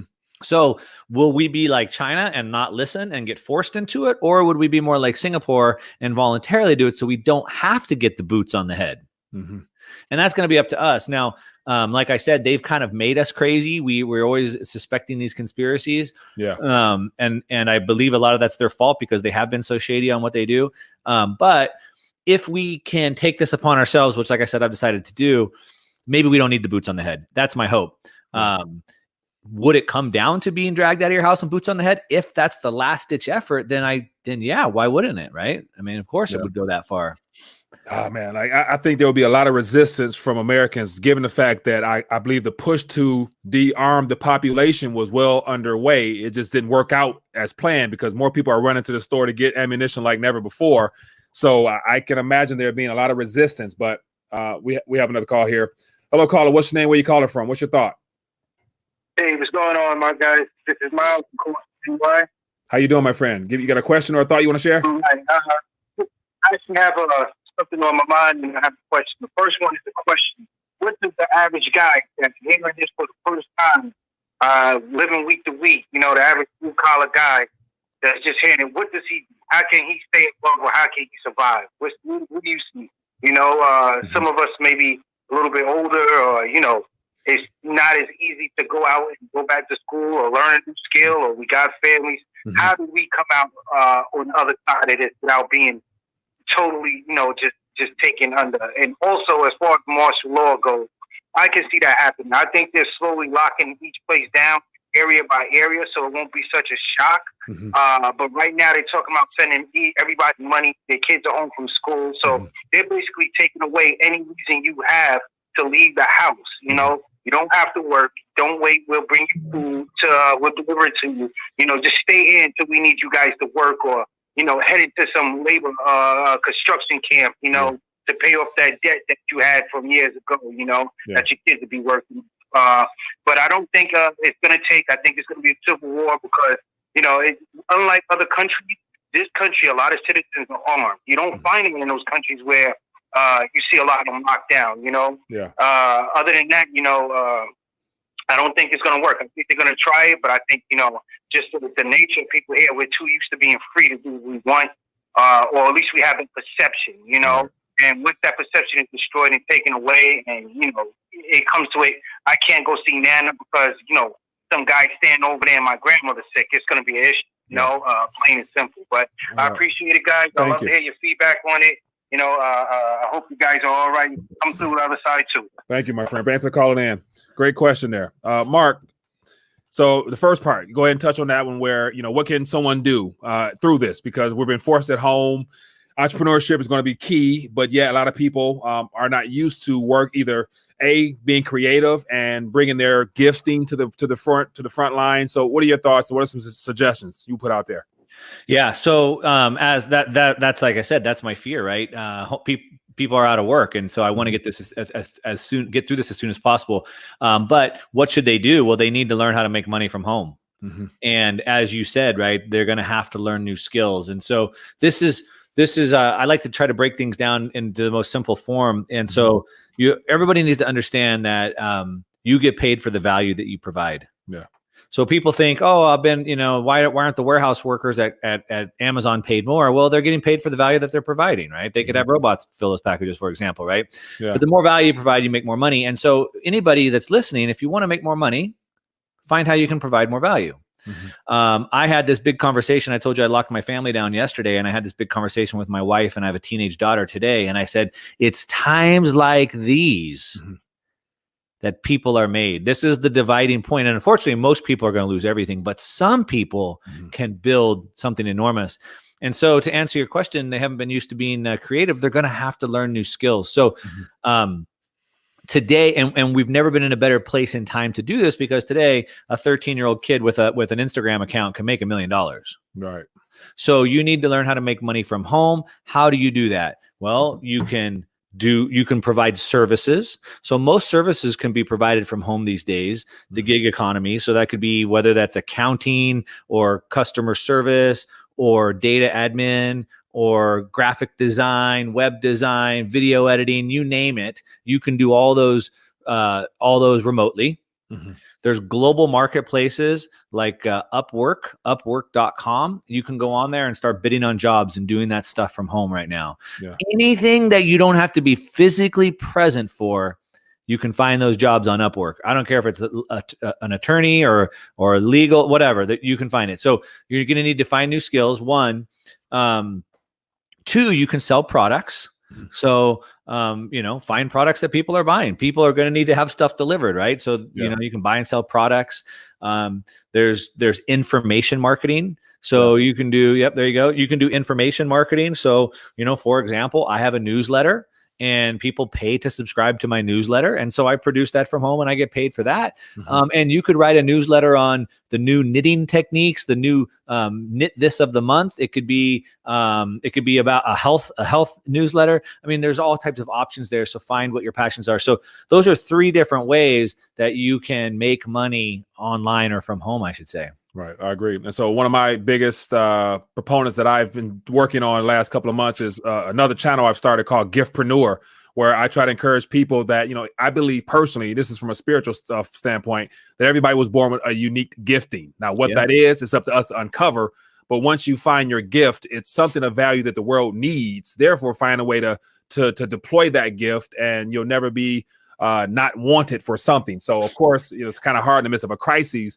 But it looks like we might have some time on our hands to actually dig deep and to uncover some things that we're actually naturally good at. If you're good at something, somebody will pay you to take it off their plate more than likely. So yeah. So this anybody can get this book for free. Just go to Expert Secrets. You can I don't know if you have a link or something you want to give, but basically anyone can get this book for free. Just pay the shipping. And this is basically what he's saying right here is everybody's an expert in something and figure it out. And an easy way is just look at your browsing history. What are you reading online? What are your apps? Like, where do you spend your time? And that might give you an indication of where you're at. But at the end of the day, maybe you could do video editing from home, but you don't know how to do video editing. Well, learn. Learn how to do video editing, right? We don't want to take on the victim mentality. We need to take on the I need to do whatever I need to do to survive mentality. And maybe it's time for you to learn a new skill, and you might be 50 or 60 years old, but that's okay. Like, we live a long time these days. At 60 years old, you can reinvent yourself. You just have to just have to do it. That's very true. Now, I want to dive a little further. So as always, feel free to give us a call and we'll get you on here and get your thoughts answered or whatnot. But the Federal Reserve right now is in the midst of creating and being willing to be very accommodative to every corporation, person, institution, you name it, to the tunes of $1 trillion. I think 500 in the morning, 500 in the evens for the repo market activity. Like always, once they start, it's hard to stop. What are your thoughts on that? Is this the beginning of the end of the Federal Reserve note? Will they actually run themselves into the ground, or that's a lot to unpack? What are your thoughts? What's your initial thoughts? Well, first of all, I think they committed $1 trillion a day into the repo market. So it's even bigger. And look how fast that's escalated, right? And they're going to blame all this on the coronavirus popping being the pinprick on the economy. But the reality is the repo market seized up, was it, I don't know, 6 months ago now? And it started as like 50 billion, and then it was 100 billion and 150, and now it's $1 trillion. Yeah. And for those of you who don't know what that means, we won't go into all that, but just know that that's the liquidity. That's what's keeping the banking sector alive right now. So it needed 50 billion. And now it's $1 trillion a day to keep that from seizing up. So just know that. As far as to kind of go into the Fed and is this going to be the end? So basically what happened is in 1971 is a very pivotal point in history, because in 1971 we severed the tide of the gold, and for 5,000 years gold was always money. We're 50 years into this fake money experiment, and every crash that we've had in the 70s, the 80s, the 90s, 2000, 2008, 2011 is this fake money trying to deleverage. And every time it tries to deleverage because it's fake, they pump more money in to get it back up. And then it tries to crash again and they pump it back up, and it crashes again, they pump back up. And to give you an idea of how much worse this is getting, in 2008, if you guys can remember, it's not that long ago, basically overnight, the banking sector collapsed, and they said the banks would run out of money if they didn't bail them out. Right. Yeah. And they bailed them out with $700 billion of TARP. That was the TARP, $700 billion. So in 2008, it took $700 billion, which is a big number. Yeah. To date, right now, they've already put in $2 trillion, and it hasn't even done anything. There'll probably be 10 trillion in. So it was 700 billion in 2008. We're looking at potentially 10 trillion today. So how much further can they go? So I think this could finally be the end of this. And I don't want to say me. I think this will be the end of the banking system, the financial system as we know it. And yesterday, I think it was the president of Credit Suisse, one of the largest banks in the world. He posted and he said that, look, we are damned if we do, damned if we don't. If we don't print to infinity to save this economy, it's going to crash. But if we do print, we're going to destroy money as we know it. But we have no choice but to print, so we're going to destroy money. He said the only outcome after this is either gold or digital money. That's what he said, point blank. That's interesting, because we're not the only nation in the same predicament, and so every nation has to cut. So I've looked at the charts yesterday. Every central bank, every of the G7, especially, they're in the process of cutting their interest rates, basically incentivizing borrowing at a time where all the people who would typically borrow will be probably unemployed, and the corporations are in dire straits now. And so everyone's going to begin printing to stimulate. And now it looks like we're going to be globally stimulated out of this current paper digital paradigm. And then we're having issues with people actually being able to source gold and silver at the same time. So the demand is high, supply is short. I'm hearing the miners are being, the mining sector is a little bit problematic due to the current pricing. So at this current moment, we're in the middle of March, and this thing hasn't really even really began. Will we get out of this current month with there being some type of easing of some kind, and then they're going to issue $1,000 one time to the people, but billions to the corporations? I don't think that's going to fly over too well. Do you think? Well, it's certainly not, but it's the way it is. And, I posted yesterday, I think on Twitter, and I said, everybody was afraid with Bernie Sanders being elected and bringing socialism, but socialism is here. Yeah. Like anybody who thinks that we have capitalism isn't looking at anything. All this is because of socialism. So, for example, they're going to bail out the airlines. Well, the airlines have taken all their money and spent it on share buybacks, buying back their stock so that their CEOs can get huge bonuses. Yeah. Instead of saving it for a rainy day like today. Right. Yeah. And the oil industry needs to get bailed out. And the oil industry is in hot water because they borrowed so much fake money that now they can't afford that. But whose fault is that? Right. Yeah. And so, it should be going to little guy. Yeah, they're going to send out $1,000 or $2,000. What's that going to do? It's not going to do much. But unfortunately, what I see probably happening is people asking for more socialism without realizing this is exactly what got us into this problem in the first place. Yeah, capitalism would just let them die. Yeah, and that's what I think would be ideal. Let the big corporations that were financially irresponsible die. Stimulate the workers. So, for example, because of this health scare, and that's where I get into the whole, so you mentioned tinfoil. I actually have a tinfoil hat because I like to go far left field with some crazy stuff sometimes, but I won't go there today. But just in playing out scenarios, because at this point, anything's possible, I personally believe. And so in a tip, if our leadership was really serious about helping out the people as opposed to keeping this current paradigm going, they should let all these corporations fail, stimulate the people who are being impacted because of their health first, put money into the hands of individuals and let them go out and choose to spend and pick which companies is worthy of being brought back into existence after all this unravels. And then, of course, I got my concerns about the Federal Reserve, how they're going to end up. But 1,000 will just basically be the door opener, I believe, to what will come in midsummer, which that UBI. I like to call it UBA, Universal Basic Allowance, because it won't be income. You have to earn income. But do you think this is a door opener to UBA? Well, for sure. It already is, right? I mean, I thought Andrew Yang was crazy for coming out talking about that stuff, but now here it is. And so he's probably looking like a genius all of a sudden. See, I knew you guys would love my ideas, right? But that's exactly what it is. Yeah. Now, will it continue on in perpetuity? We have no idea. It's just craziness, right? So think about this, right? Like, if they could just print money like it's nothing, then why even collect taxes?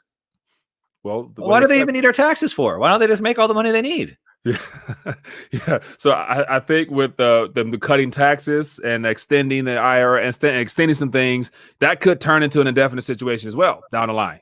And I sure would hope so. It'll thwart the central banking model, of course. But so let me ask you a question. This is a personal question. Trump. There's a lot of supporters that believe that Trump has a grand scheme plan behind all of this, where he's deliberately putting the Fed in a tight position to get rid of the Fed and issue this and issue that and bring back, and all that stuff like that, because he has Andrew Jackson behind his desk and the history behind Andrew Jackson eliminating banks.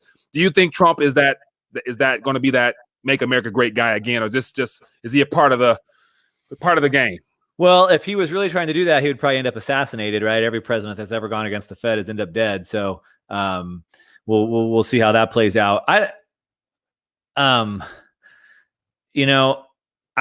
don't like to try to claim to be a Republican or a Democrat or whatever, because I can't fully identify with anybody. Mm-hmm. That being said, there's a lot of things that Trump has done that have been really good. He's really pushed back on China, really pushed back on Iran, really done some good, smart things there. I think there's a good chance, and I don't know if it's his doing, I don't know if I'm going to give him the credit, but I think there's a good chance we see the Fed kind of go away in a sense where money creation goes back to the government again. And that's kind of what Abraham Lincoln tried to do, where he tried to create these greenbacks, and we call dollars greenbacks, but they were actually a different form of money back then. It was a government money as opposed to a Fed bank money. And so I think there's a good chance that we go back to that again, because why does the government owe the Fed money that they created out of thin air? Why doesn't the government just make money out of thin air and then we don't owe anybody? That makes way more. I mean, it none of it makes sense, but that makes more sense than the other one. Yeah. Now, as a part of that very thought process, I can understand that completely, and it's no coincidence that I personally believe they don't want us to go back to anything tangible, whether it be paper. I think this health scare will probably really put the fear of people handling things as far as paper.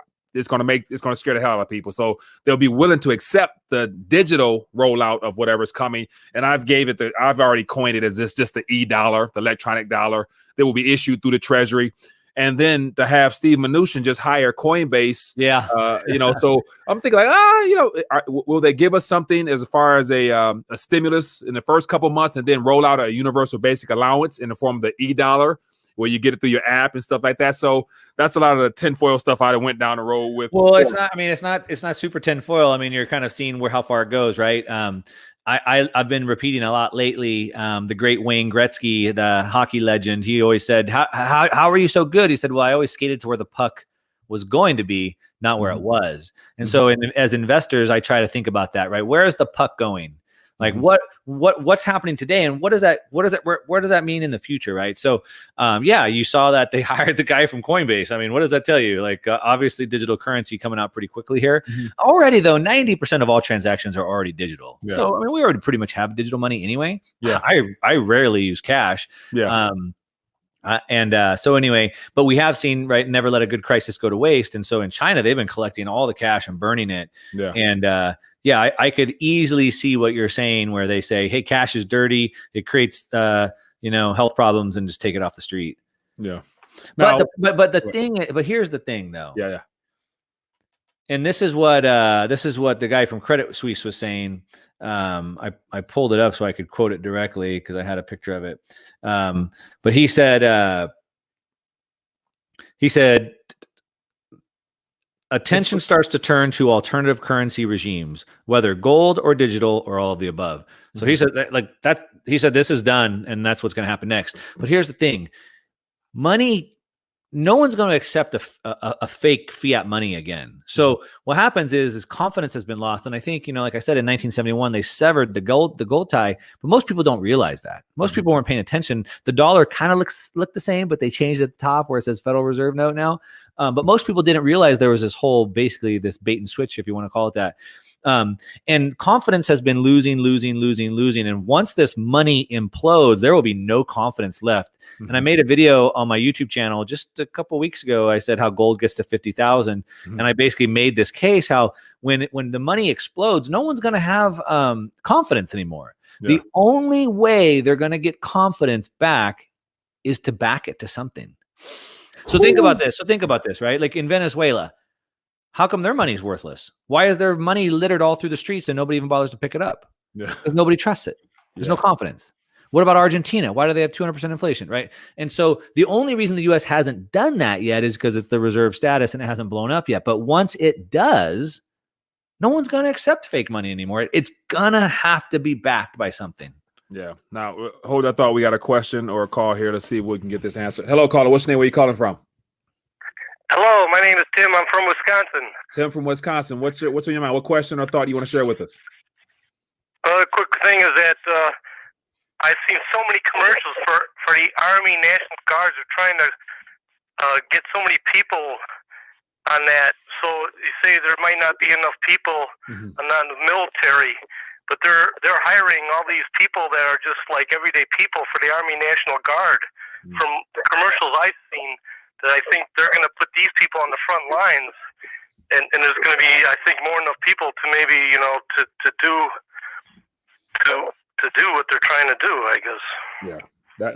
So I haven't seen any of those advertisements, but no doubt that the question would be, if they try to put boots on the ground here, will there be enough people? And then will, true patriotic Americans actually obey orders? Because my concern would be that, they're just like us. And so if they see the majority of people struggling, I don't really see them being willing and able to, take orders to the point where they are, terrorizing their own citizens, terrorizing their own brothers and sisters. But once again, it's happened before, so I ain't no telling. Well, and to bring sounds great. Thanks a lot. Thanks for calling in. And to bring your tinfoil hat back out, right? That's why you've seen a lot, over the last decade. And you talked about the militarizing and police forces and the exercises and whatnot, is that they would probably bring in foreign soldiers to police that because of the exact same reason, like you're talking about. Yeah. Somebody's one of the callers a while back shared a post about how the UN was looking to hire. So they were actually the United Nations was looking to hire for some of the job openings here. And some of the verbiage mentioned that they were actually sending UN troops and whatever here. So they might be here already. I don't know, but I can see like that. I can see stuff like that happen. But I think Americans, I think we would probably go to a civil war style clash before people just bow down and take orders, because I think there's a good portion of the population is ready to revolt. I really believe that there's more than enough ready to take to the streets anyway, because they just pissed. But I just hope it doesn't come to that. Like I said, if everybody could just comply and just stay home, maybe it can all be avoided, because that ain't going to be good for anybody. Yeah, it will not. It will not either. So I want to, as we get ready to dial back, I want to be respectful of your time. The conventional financial instruments, 401ks, pensions, retirements, all that right now is being questioned. A lot of people are scared and concerned, and we're going to have a lot of people looking to get out right now as they're trying to pump up. What are your thoughts on that? Some people be able to get out, and what are your thoughts on how this retirement paradigm will unfold? Well, first of all, like a 401k or whatever, that's just like a vehicle. Inside that 401k are individual stocks and bonds, et cetera. So you need to kind of look past your 401k and look at what's inside of it. That being said, one of the guys that I really respect and follow, Raoul Paul from Real Vision, he tweeted today that he's out of everything. He's out of no equities, no bonds, no nothing. He's out. So that's somebody who's way more respected and way more knowledgeable and way more experienced than I am. And that's what he's saying. I think you know, what happens is that Wall Street, Donald Trump, the Fed, whoever, the government, they need your money in the market. And they're going to tell you everything they can for you to keep your money in the market. Yeah. And what they're going to tell you is that, well, the market always returns 8%. And if you have a long enough time horizon, you just ride it through. Yes, historically that has worked. But that doesn't mean, and any investor will tell you that past performance is no guarantee of future. Right. And so I don't believe that the future is going to be like the past. We are breaking. Yeah. We're breaking. And so as I already gave that example, how in the last 50 years, since we got off the gold standard, the markets keep trying to deleverage and we pump it back up and deleverage and pump it back up and deleverage and pump it back up. That's like if you were going broke and, okay, well, I'll use this credit card and now I'm going broke, so I'll use this credit card, and I'm going broke, I'll use this credit card, and I'm going broke, so I'll get a home equity line. But when all that runs out, you're out. And that's basically where we're at right now. Yeah. So I don't know if this bubble is going to be reinflated. I agree. Yeah. And as the president of Credit Suisse is saying, like, when we come out of this, it's going to be a whole new financial system. I agree. We got, let's take our last call here, Mark, and then we'll dial back. Hello, caller. What's your name and where you calling from? And what's in your mind? Hey, Mike, this is Carlos from Miami. How you doing, my friend? Just want to get on what you think about the IMF coming in and doing some SDRs. I'm sorry, say that one more time. What do you guys think about the IMF coming in and doing SDRs and picking up a new world order? IMF and SDR as a new world order. Yeah, I believe that was part of the equation, but at this point, I'm not sure where their firepower will be coming from to help all these central banks. So I don't know if that's going to be a part of the game plan these days. What do you think, Mark? Well, I think there is something to what he's saying, and I kind of talked about this in that video I did on the YouTube channel talking about gold getting to 50,000. So what happens is the SDRs are special drawing rights, so it's a basket of currencies. It's kind of like what Facebook was trying to do. So basically, they say, okay, so much US dollars, so much of each currency makes up a basket. So instead of, and we already saw, the Bank of England calling for this in the dollar, get rid of the dollar, and we need to have a global dollar. So basically, you take an SDR that represents all the currencies, you make it 20% gold back, and then you digitize it, and that's the new currency. So now every currency has a percentage in the new currency, but instead of having dollars and euros and yen and whatever, you just have one currency, and it represents by a percentage, and it should be backed, 20%, 10%, 50% backed by gold. And I think that's probably the most likely. Yeah, caller, appreciate you for calling and sharing that thought, my friend. Thank you, Dave. All right. So with that, I think if it's Western led, the IMF being a Western entity, I believe that was something that they would be willing to accept. But for some reason, as I mentioned, I don't know if we talked about this before, but I don't think China and Russia really want to continue to play the Western game. And so I'm a big believer that whatever the next paradigm will be, it will be Eastern led. And we don't know the official numbers of what's sitting in the Chinese vaults, but I believe it's a lot more than 8,000 tons that we're supposed to have in Fort Knox. And so I'd imagine whatever game is going to be next, I don't think the U.S. will have a major role in it. That's why part of what I'm thinking, if I was to put this on, I still see a war coming because our president keeps using the words Chinese virus. Like, why did he all of a sudden change the narrative from Corona, COVID? Well, that's a deeper conversation, and if we want to dive into that just for a minute, but I think everyone had already come to the conclusion that China would take us over at some point. Here in California, my daughter goes to a Spanish immersion school. Everyone's saying, no, you should have them learn Mandarin because, China. So we already kind of came to that foregone conclusion. The problem, though, is that China was starting to kind of move a little bit away from communism, a little bit more capitalistic, if you will. But since President Xi has been there, they are full-blown communist again. They got 1 million Uyghurs locked up in concentration camps, organ harvesting, racial cleansing. They're doing all that. I mean, it's as bad as it gets. And to imagine living under that, I mean, I can't see anything worse. So I'm not happy with that foregone conclusion that we're giving up to China. Yeah. That being said, we are in a dangerous situation. And I think we have never realized how bad it really was until now. Like, Trump knew he was been trying to get us back out of this, but like, holy crap, you mean that like we can't go to war with China because 90% of our antibiotics come from them? And they're threatening to withhold our antibiotics right now? Oh, you mean we can't even go to war with them because all the parts and equipment that the military needs actually comes from China? It's not even made in the US? Oh, like what? Right? So that's really bad. But what's also worse, and back to your Trump China virus thing, is that, you know, as bad as whatever our government may be, the Chinese government's, you know, however much worse. And the virus came from Wuhan. It's the Wuhan virus. But China is making the United States, the media and the politicians bow down to them, right? And so we know this. We've seen it with Joe Biden, where Joe Biden's now saying, no, it's not Chinese, and saying Wuhan virus is what are they? It's racist and all these things, right? It came from there. It's typical that you name a virus from where it came from. So anyway, now China is spreading propaganda that the U.S. is actually the one that caused it, when they in fact caused it. And they caused the world great harm because they didn't report it and this and that, right? Yeah. So I think Trump's comment is just pushing back on that. And, you know, one of the things that I've never liked about Trump is that he's just so inflammatory.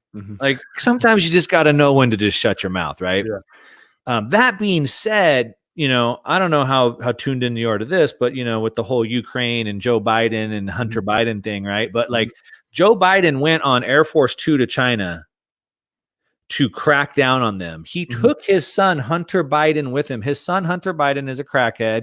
Look him up on Google, multiple run-ins and arrests, whatever. He's not qualified for anything, not even to hold a job, right? He went on Air Force 2 on taxpayer money with his dad to crack down on China. When they came home on Air Force 2, we were soft on China. In addition, Hunter Biden came home with hundreds of billions of dollars of People's Bank of China money, the first time they've ever invested into a U.S. hedge fund ever. And they gave it to him, and he's the president of it. And guess where all that money went? Into all the U.S. weapon technology companies. So the PBOC sent Hunter Biden home with the money, and they bought all our technology. His dad, obviously part of that. And so what's interesting is Joe Biden has been coming strongly out talking about the virus and saying that it's COVID and it's not fair to call it Chinese and don't mention China. Like, he's been really big on that. And so Donald Trump is taking the opposite stance and going, whoa, whoa, whoa. Like, what are you talking about? It came from China. Yeah. And so, although yes, it's a little bit inflammatory, someone has to say it. Yeah. Right.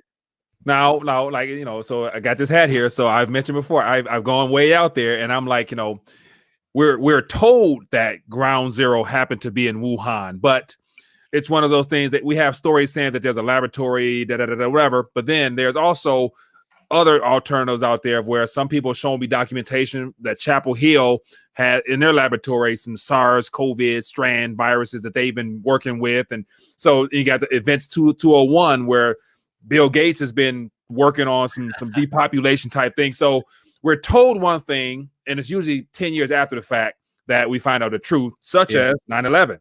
We were told that the people came from, they were bin Laden's boys, but yet we went to Saudi Arabia, we went to Iraq. And so bin Laden was in Afghanistan. So we've been told a lot, and it's usually 10 years after the fact, but by that time, most people don't really give a damn anyway. So, well, what I thought was super interesting, and again, looking at these dots, I mean, they're making us crazy. Like I tell people, like, we grew up watching like detective shows and murder mysteries on TV. I mean, that's how we think. And like, they arrested. Hey, where's MacGyver? Where's MacGyver when you need him? Yeah, but like they arrested the professor from Harvard, getting on a plane with biosamples and Chinese nationals. Yeah. They found out he's been getting paid millions of dollars. By who? Who was he getting paid by? The Wuhan Institute of Technology. Okay. Then President Xi comes out and makes an address to the nation, and he says, we are revamping our security protocols at our level 1 biofacilities. Well, why are they revamping the security protocols? Because they had a problem. Well, how many level 1 biofacilities are there? There's one. Guess where they are? Wuhan. So it's like, I mean, maybe that's just coincidence. Yeah. But it's like, it's a lot of dots. Yes, it is. But so Mark, we're going to get ready to dial back, man. I appreciate you taking time to join me here on RTD. And for those that may not know, let me go ahead and put your channel up on here so people can find out where they can stay in tune with what you got going on. And so, Mark, any last thoughts you want to leave us with? And I'm going to put this on the screen so people can see where they can find you at. But any last thoughts you want to leave us with? Hopefully can have you come back again and join us to share some of your thoughts and analysis. But any last thoughts you want to leave us with? Yeah. So last thoughts are just like I said, I don't want to bow down and I don't want to give in, but I just kind of encourage people to take care of themselves and their family and just try to eradicate this as quickly as possible. And that means social distancing. On top of that, you need to learn how to make money from home. And so you need to figure that out. And if that means learning a new skill, then learn a new skill, right? Like watch YouTube videos and learn how to do Facebook ads, or watch YouTube videos and learn how to do photo editing or video editing, right? So I encourage everyone to learn a new skill, make money. And as far as investing money right now, the dollars, that seems to be the place to be. And be super careful. Yeah, I agree. So once again, everybody, thanks for hanging out with us for this live stream. If you've enjoyed this back and forth, just don't be afraid to donate a thumbs up beneath here. Share this information. Make sure you guys go check out Mark Moss on YouTube. And then other than that, Mark, looking forward to staying in touch and having you back on sooner than later and getting your thoughts and seeing how this plays out. And we'll go from there. So thanks for joining me on RTD. Yeah, awesome. Thank you. All right, we are live for a Friday edition of the Mike and Mario Show. Excited to connect. Looking forward to chiming on a lot of interesting subjects from this past week. So, Mario, how you doing, my friend? I'm doing well, Mike, and you? I am excellent. Always excited to connect with you, my man, because we do our best to try to inform and educate and to awaken the masses as best as we can. And so it's always good to counter the mainstream misinformation. But other than that, everything is well, my friend. Looking forward to it. So it looks like asset price increases globally is catching headwinds. And so I want to touch on that, get your thoughts, share some graphs, share some charts, and, of course, open it up for questions and whatnot from the audience. So welcome to the live stream. Let's jump right in, Mario. So how you want to start off this afternoon, my friend? Well, maybe you could show the clip of Joe Biden this week. That sounds like a good one. Okay, let's do that one. All right, so let me pull this on the screen. Go ahead. Let me get this ready. So let me prepare this one. So definitely looking forward to this. So for those that are in the chat, let us know where you're watching from. Give it a thumbs up, all that good stuff. And get ready to buckle down because it's going to be a entertaining one, I must admit.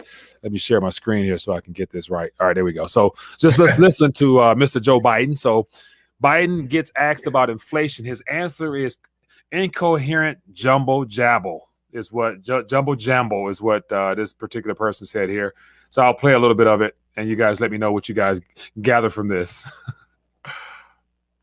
Inflation is temporary, but if you're pumping all of this money into the economy, couldn't that add to... No, look, here's the deal. Moody's today, when a Wall Street firm, not some liberal think tank, said if we pass the other two things I'm trying to get done, we will, in fact, reduce inflation. Reduce inflation. Reduce inflation. Because we're going to be providing good opportunities and jobs for people who, in fact, are going to be reinvesting that money back in all the things we're talking about, driving down prices, not raising prices. And so it is, I sincerely mean this. Prices are up now, and they're up. For example, you're in a position where you're trying to build a house, try to find 2x4s and lumber. Well, guess what? People stopped working cutting lumber. They stopped doing it because the unemployment was so down. Now, all of a sudden, there's this need because people are coming back. And guess what? Instead of paying 10 cents, you're paying 20. You understand what I'm saying? Yeah. It relates to what, in fact, is now needed because we're... All right, that's enough of that. That's hard. That's hard. Yeah. I mean, the problem with that is that governments, they take your money, they don't invest it, they spend it. And you know, when they talk about infrastructure these days, it's not the infrastructure that we knew from 30, 50, or 60 years ago, building dams or highways and ports. Infrastructure now is giving help to people, giving UBI, all that kind of stuff. Special interest. Special interest. It's not about.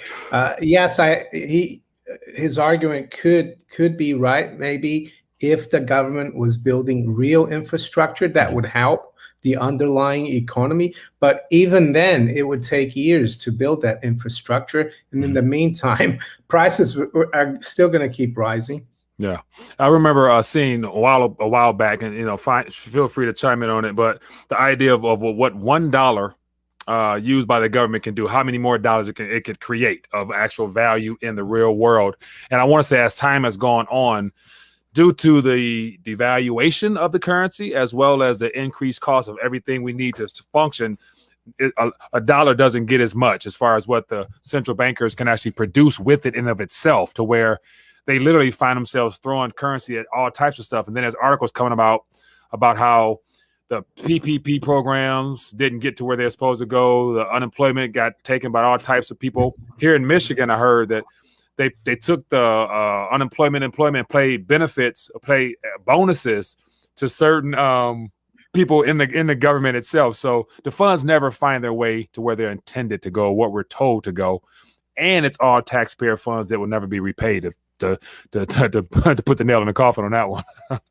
Yeah, I was looking at some data earlier, because if you look back prior to let's say 1920, and also after 1960, you see like a big pickup in government spending as a percentage of GDP. Yeah. And especially after 1960. And that makes sense, because the 1960s, the decade, that makes sense because in 71, we went off any kind of monetary anchor. So governments could borrow a lot more. And I think back in the early 1900s, all the major Western countries, government spending was less than 10% of GDP. And now the US is just under 50%, but some of the European countries like France and Italy, they're like 60%. Yeah. And so you're taking more than 50% of the private sector production. And this is what he's doing. He's doing that, taking that money and giving it to his friends to projects that will basically increase spending, but at the same time, you're cutting the productive sector. You're going to get rising prices because you're going to have people producing a lot less. Yeah. What we need to do, and unfortunately, these people are not going to do it, be they Democrats, Republicans, conservative, or Tory in the UK, or Labour, or whatever, or Macron, or left-wingers in France. They're going to keep spending. But what we need to do is cut the size of government. We need to go back to like a single-digit percentage of GDP. That would free up the private sector. And also, if we were to go back to normal interest rates, the other thing I was looking at, for example, in Italy, over 20% of adults are retired. But with rates at negative in the EU, they can't get any income. So if they had more income, they'd probably be spending more, right? Yeah. If they put 100,000 euros in the bank, instead of maybe getting 7,000 or 5,000 a year from interest, they're actually losing out because rates are negative. Yeah. So this is going to do is going to create even more inflation. It's going to decrease the purchasing power of the dollar. And maybe you want to show that guy in the real world who runs a business, who's seeing the price increases and sees even more coming, which is pretty scary when I read that article. Yeah. So this article here is from FEE, Foundation of Economic Education, and it's a grocery store CEO, and it says grocery prices could rise 10 to 14% by October. Grocery chain CEO warns. And so just when you have people, as you mentioned, out in the real world confessing and admitting to the fact that they're having issues on their side, running a functional business that allows them to be profitable, to also provide their goods and services at an affordable rate, it's no longer possible. And so because of their costs, they're forced to pass those on to the average Joe and Jane, which happens to be Main Street. So as I was mentioning before, it's that disconnect between Main Street and Wall Street, because we're sold that everything is good, but Main Street is not necessarily experiencing the same level of prosperity that Wall Street is. So just the title alone lets you know what's possible. And this is real percentages based upon a real individual servicing real goods to the people. I saw that he thinks the CPI actually is going to hit 6% there by October. Which is so it says social Americans should react to a 6% rise in consumer prices just as ferociously as they would react to having their salary cut. It's essentially the same thing. Yeah, So, it's yeah. like a tax as well, isn't it? It's a hidden tax. Yeah. So that's the idea that asset prices, consumer goods, and so I remember talking about this for quite some time, and you do as well, about how we always paid attention to the more favorable assets, your equity, your home, things like that. And also, I'm curious to get your thoughts on the possibility of mortgage rates, trending down even further, because I was listening to a commentator talking about how that's a likelihood, just to continue to stimulate more growth. So I'm not sure how that's going to play in with the debt market, but I'm curious to get your thoughts on that. But what was my point? I forgot. I lost my train of thought. Yeah, mortgage rates. Yeah, they're usually set by looking at they're set off the U.S. Treasury yields. Yeah. So U.S. Treasury yields have gone down quite a bit in the last few months. I think the 30-year was around 2.20 or something, and now it's below 2%. A lot of mortgage rates are set off the 30-year yield. Yeah. So mortgage rates will follow lower. They've already fallen. So it's debatable whether yields are going to keep going lower. Oh, sorry about that. That's all right. I mean, I find it hard to see yields go lower, but anything's possible. We've got a stock market that's trading at all-time highs as we speak. We've got, the Fed continuing to print money. ECB came out yesterday. They confirmed they're going to stay very accommodative. There is some friction there, but the majority of the ECB committee members are for more loose monetary policy. I think they're talking now beyond 2024 as a possibility of raising rates. So it's really crazy. But the thing is, they keep convincing investors that they're going to keep buying bonds so yields stay low. But that will all depend on Treasury yields. If you see Treasury yields picking back up, let's say the 30-year goes back above 2% and starts moving up quickly, then you could see mortgage rates go up. They follow Treasury yields. The Treasury yields are the benchmark. But this economy is in the US and Europe and in the UK. Our economies are built on a mountain of credit. And the credit and the debt is getting so big that you can't allow interest rates to rise that much. So that's that reason I asked that question, was because based upon the long-term trajectory of bond yields, they're heading downward. And of course, in the EU region, there are some countries that actually are paying citizens to take out mortgages. And it's one of those things where, could it happen in the US with the reserve currency? I don't know. This is all new territory for me. And so I'm open to hearing your thoughts and ideas, just because a lot of people, it would favor a lot of people, because we know this economy and the idea of owning a home is a part of the American dream and whatnot. So if it's unaffordable, then the dream is already, on pause or dead. But I would imagine it will be in their favor to make housing still affordable so people can go out, which will only accelerate the housing bubble and everything else. So it just basically prolongs the inevitable, but yet creating a lot more pain if they can sustain this. But I think the reverse repo market, because I've been trying to dive into that more, as I mentioned, I think last week, but the more I understand, the more I gather from that, is that its desire is designed to provide, the QE was initially designed to provide credit and liquidity for the credit market. But as that stuff is being sucked out on the macro scale, and I think I might have mentioned this last week, but isn't that also going to be an issue? Because as they're creating, they're also removing. So does it cancel each other out in a sense?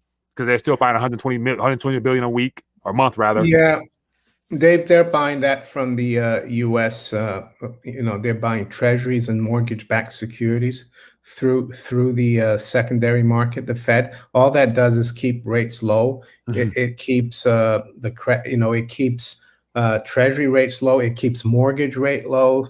So mortgage rates stay low, people buy homes, and that leads to higher price of homes. And then people feel wealthier. They take out second mortgages, or they borrow on the back of their homes and they spend. So it does have an impact. I'm not into this, belief that more QE is deflationary. Far from it. QE, and especially this time around from March last year, the reserve money that stays, or the reserves that stay within the Federal Reserve System and the banks, that's going straight out into non-financial institutions. That's why you're seeing M2 go up so much.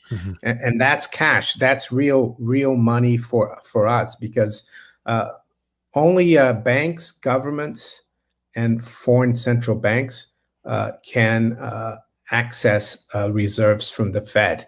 And in 2008, when they started QE, that was pretty much where these reserves were kept. But since March last year, the banks are just acting as a conduit for these reserves. They're turning it into real money and lending it to people like us or other institutions.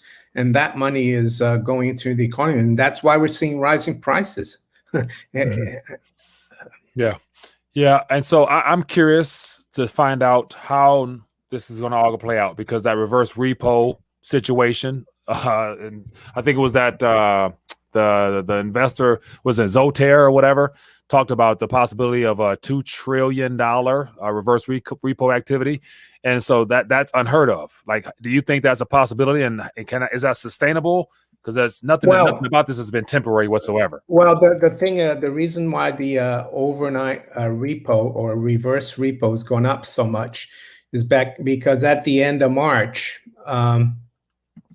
the Federal Reserve didn't extend what they call the statutory leverage ratio, because the problem with QE for the Fed is that it does the QE through the banks. It can't buy treasuries directly from the Treasury. The Treasury has to go to the primary market and sell new debt in an auction. And the primary dealers, which are the banks mostly, they buy a lot of that, and foreign investors buy a lot of that. But the problem is that the Fed has done so much QE. They've more than doubled their balance sheet since March, that the banks have been left with a lot of cash and or reserves, and that's created a situation where the banks are too leveraged. And with the Fed, how can I say, not extending this exemption for leverage at the end of March, they've had to take this cash and park it at the Fed. And that's why the reverse repo is going up so much. So this is a problem of too much money. But at the same time, the Fed is keeping yields very low because they're still doing the QE. So this is just a lot of the money that, yes, it's supposed to go to Main Street, but it's already showing up on Main Street through the government spending. So as you can see, we went up to almost $1 trillion. It came back down, and it's rising again. That's the repo. This is something that is really unprecedented, and I don't even think that guy Zoltan. I think he used to work for the Fed, and then New York Fed, and he works for Credit Suisse Bank. Very few people know what the consequences of this is going to be. I would say that the Fed has created so much reserves, so much credit, so much money that it's going everywhere, and that's a symptom of it. What the result will be, the consequence is difficult to say. Yeah, and I think a lot of this activity here, because it's obvious that it's a scramble to try to keep things operating. But then the unknowns is what concerns me the most, because I can only imagine at the end of all this is going to come that cyber event. And so I'd imagine to prevent this from completely blowing up and then making it appear that as if they're the reason for this, the lights will go out, internet will go off, domain names will be, whatever the cyber pandemic situation that this past week I touched on a lot about the whole situation. Or even that variant, that variant starts with a D. Yeah. And they're talking a lot about that. So there's going to be a new variant as needed to kind of cover up this stuff from the mainstream attention. While, of course, I think Biden was out and Harris was out yesterday, I think, doing a pitch for infrastructure, trying to sell it to different corporations or whatnot. And it's inevitable. They have to pass something like that just to keep providing the fiscal side of things. Jerome Powell made it evident that we need help. We can't do it all just monetarily. We need your help. We need you to spend. There's no amount that you could spend right now that would be not appropriate or something like that. I remember him saying. I'm thinking, I guess another lockdown or another crisis would be an excuse to pump things up even more. So we could see the Fed's balance sheet get pumped up even more. We could see the Fed come out and say, we're going to take out this statutory leverage ratio. So, and then the banks can start keeping all that money or those reserves in their balance sheet. So we actually could see the reverse repo come down because of that. But then there will be another wave of inflation and rising prices. And it's just nightmarish because there's no way out of this, because if they start even thinking about tapering or raising rates, everything will just implode. Because as I said earlier, our economies are based on a lot of credit and debt. Yeah, and so here's a little spiel from McConnell yesterday about his concern with, as it says here, as you guys can see, the rates not being high enough. And so unless we get the rates up, then there's a possibility. They're thrown out there where they're hinting at what we've been talking about for quite some time and what we're expecting. And actually what they need to do is to provide another cover up for trillions more to be created, because it'll be a no-brainer.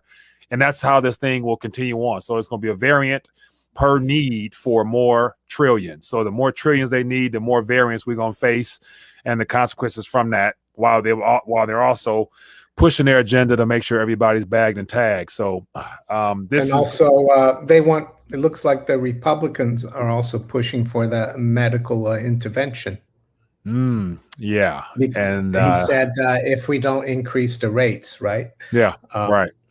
The other thing we don't know, like Rumsfeld would have said, unknown or whatever, but is that with all the medical interventions we've had in the last 6 or 9 months or whenever that started, you wonder what the side effect or also the reaction to the flu season that's coming up, in the fall and winter. It could create a lot of problems because this medical intervention hasn't really been tested for that long. So things are really up in the air, I think. Yeah, I'll be willing to say it's never been fully tested in a real world environment ever, but even on the experimental side, according to the small lab work that was done on animals, I heard that all those animals didn't fare too well at the end of the day. But I don't think the intention was ever to actually cure or provide support for people who would come across some type of strand, regardless of what type it is, whatever name it might be given. And I think that particular injection in itself is what they want to make sure they get out there for their own sinister purposes in regards to the global depopulation agenda. That's what this ultimately will lead to, unfortunately. So, but it is what it is. We are where we are. So now it's a matter of trying to, I guess, navigate these waters as best we can. And yeah, it is interesting, man. But we are streaming live. I forgot we are streaming live. So feel free to throw out a thought, a question, or anything like that, and we'll definitely try to touch on it and go from there. But I want to also make sure I touch on this article right here, because this is more of that de-dollarization undercover. But the former ECB chairman or president mentioned the need to now orderly change some things in regards to the reserve currency status of the Federal Reserve note, aka the dollar. And what I found to be interesting about this, he's just talked about how over the last 20 years or so, that the dollar as a reserve asset has been continuously being diminished on central bank assets or balance sheets rather. And he said it'd be too dangerous to do it all at once. So we need to really begin thinking about right now strategically how to dial back on the dollar and increase in other things, and even throughout ETFs. And I think he said something about stocks and things like that, which is like, okay, so at what point does the central banks get involved in the products and services that they offer to people to prop this thing up would be the next question. They're already getting involved in that in Japan.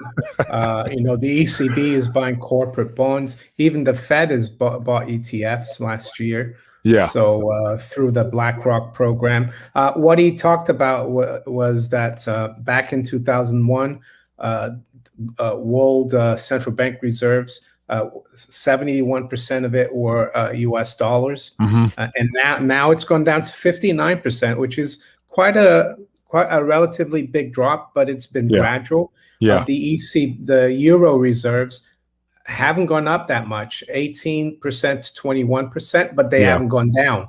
So, and he's talking about how the renminbi is still very low at 2.5%, but he thinks that China needs to make the renminbi convertible because it's not convertible right now. Right. So, and from reading that, the feeling I get is once they make it convertible, we could see an acceleration. So we need to keep an eye on any comments about convertibility. I think that could be fairly negative even more negative for the dollar. And from recent central bank activity, especially smaller central banks like in Asia, also in Brazil, and also the Russians with their sovereign wealth fund. They're all trying to get away from the dollar. I was surprised Brazil in June added 62. They increased their holdings of gold by 62%. That's basically a vote of confidence, no confidence in the dollar, even though Brazil still holds about $300 billion of reserves. But I think that's a signal that not just Brazil, but other countries are moving away from the dollar. And if the renminbi is made convertible, I think that could accelerate. Now, watch this. As far as making the Chinese yuan renminbi convertible, open up their markets ultimately. It took 20 years or so for the world to, dial back about those percentage points there. Now, do you see? And I did a video on this the other day about with the invention or the advent of the eCNY or the digital version, because that's already operational. They just issued the first insurance policy in China, utilizing that. You can pay your premiums in the eCNY. And then people are getting paid their wages in that. They're handing it to the athletes coming for the Olympics. So it's already relatively a small mainstream project there. Now, do you think by this new form of currency or an additional layer of currency beyond the commercial bank, the paper, and now the digital centralized control version of it, that's making 3 opportunities there.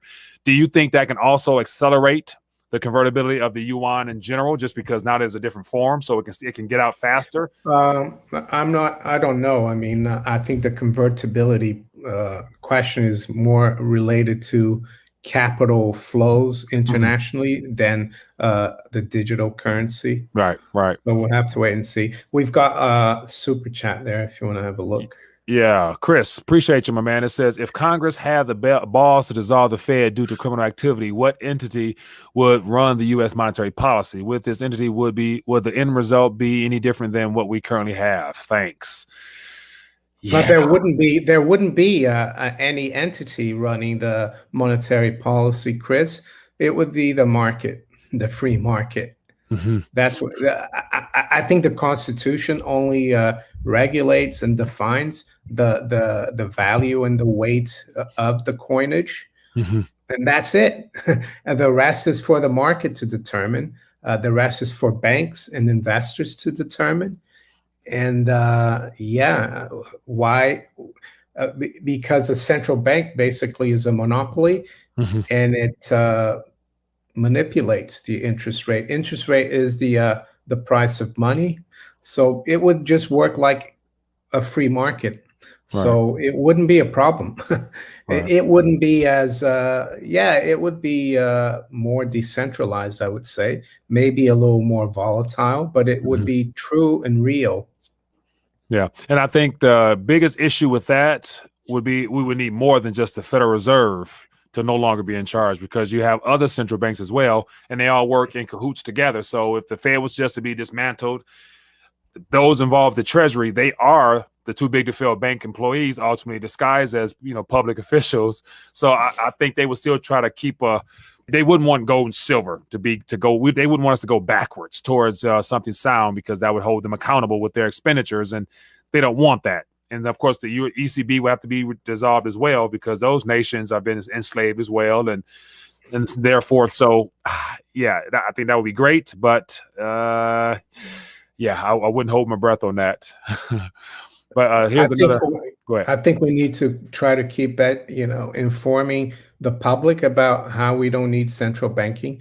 But I think if the Fed were to be abolished or dissolved, all the other central banks would go as well, because the Fed is the granddaddy, really, even though it hasn't been around as long as, let's say, the Bank of England. Yeah. Now, here's another thought here from the Alternative. It says, how was U.S. monetary policy managed before the Fed came around? A little bit of history. It wasn't. It wasn't. Yeah. It wasn't. It wasn't managed. The market did it.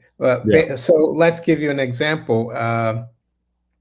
Let's say banks lent too much, created too much credit by buying a lot of bonds, right? Because a bond is when a company borrows money, so they're buying a lot of bonds, the banks, and interest rates go down, and then everything picks up, the economy picks up, and then what happens is you get a lot of production, and then with a lot of production and profits, other people come into the market, they create surpluses, and that drives down prices. That will create bankruptcies, because companies won't be as profitable. So people will rush to sell those bonds to try to pay back those bonds. And then rates go up, the economy slows down, and you go through these cycles. It's like a business cycle. It's done through the law of supply and demand. Yes, there will be booms and busts, but they'll be very short-lived. Yes, I guess the U.S. Treasury before the Fed might have gotten involved, try to interfere in the free market.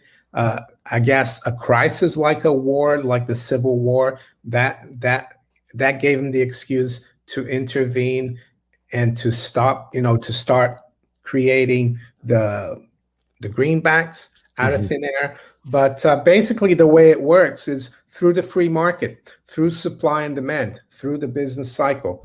And interest rates and bond prices are the indicator that they're the thermometer. But nowadays the Fed is interfering so many things. They've manipulated the market so much that it doesn't even resemble a free market anymore.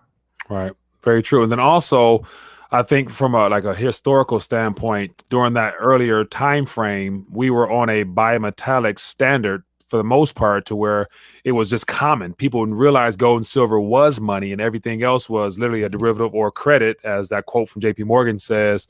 But yet we had a lot more options before the banks got control and took control rather of our monetary system through the creation of the Federal Reserve System. So, well, before that, I think that the what then was considered the too big to fail banks, the JP Morgans, and that we had a lot more banks as a choice, but yet that was dwindled down slowly but surely to where now we got just 7 or 8 in this country. But yet we used to have thousands upon thousands that actually had what was considered like free banking, where you deposit your gold and silver. You might get a receipt referring to a piece of paper as a bank note that you was able to move in circulation. So there's a lot more options then, because that was, I assume, what the free market demanded. But people always knew at the end of the day, you wanted to go back and get your weight. You didn't want to be stuck with a piece of paper, which is a claim. And I think even then it was risky because if they thought that one of, let's say, the Topeka First State National Bank or something like that, people felt that they lent too much money, and they were holding a lot of their notes. Yeah, they would rush to get their gold out. There's people knew how to what things were doing. They had a feeling for the market. Nowadays, it's very hard because it's all the only people that know what's going on are the too big to fail banks, because they're connected to the Federal Reserve. Right. They get a nod. In Europe, it's the same thing. I heard a story of a big hedge fund manager here in London. I'm not going to give names because one of my colleagues used to do a lot of business for this hedge fund. And we heard stories that this guy would travel to Frankfurt to meet the ECB. So why would a hedge fund manager need to meet the ECB? Well, because the ECB at the time was trying to keep, it was during the European sovereign debt crisis. They wanted to keep interest rates low.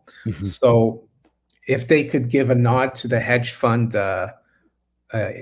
groups to buy futures that keep these rates low, that would help.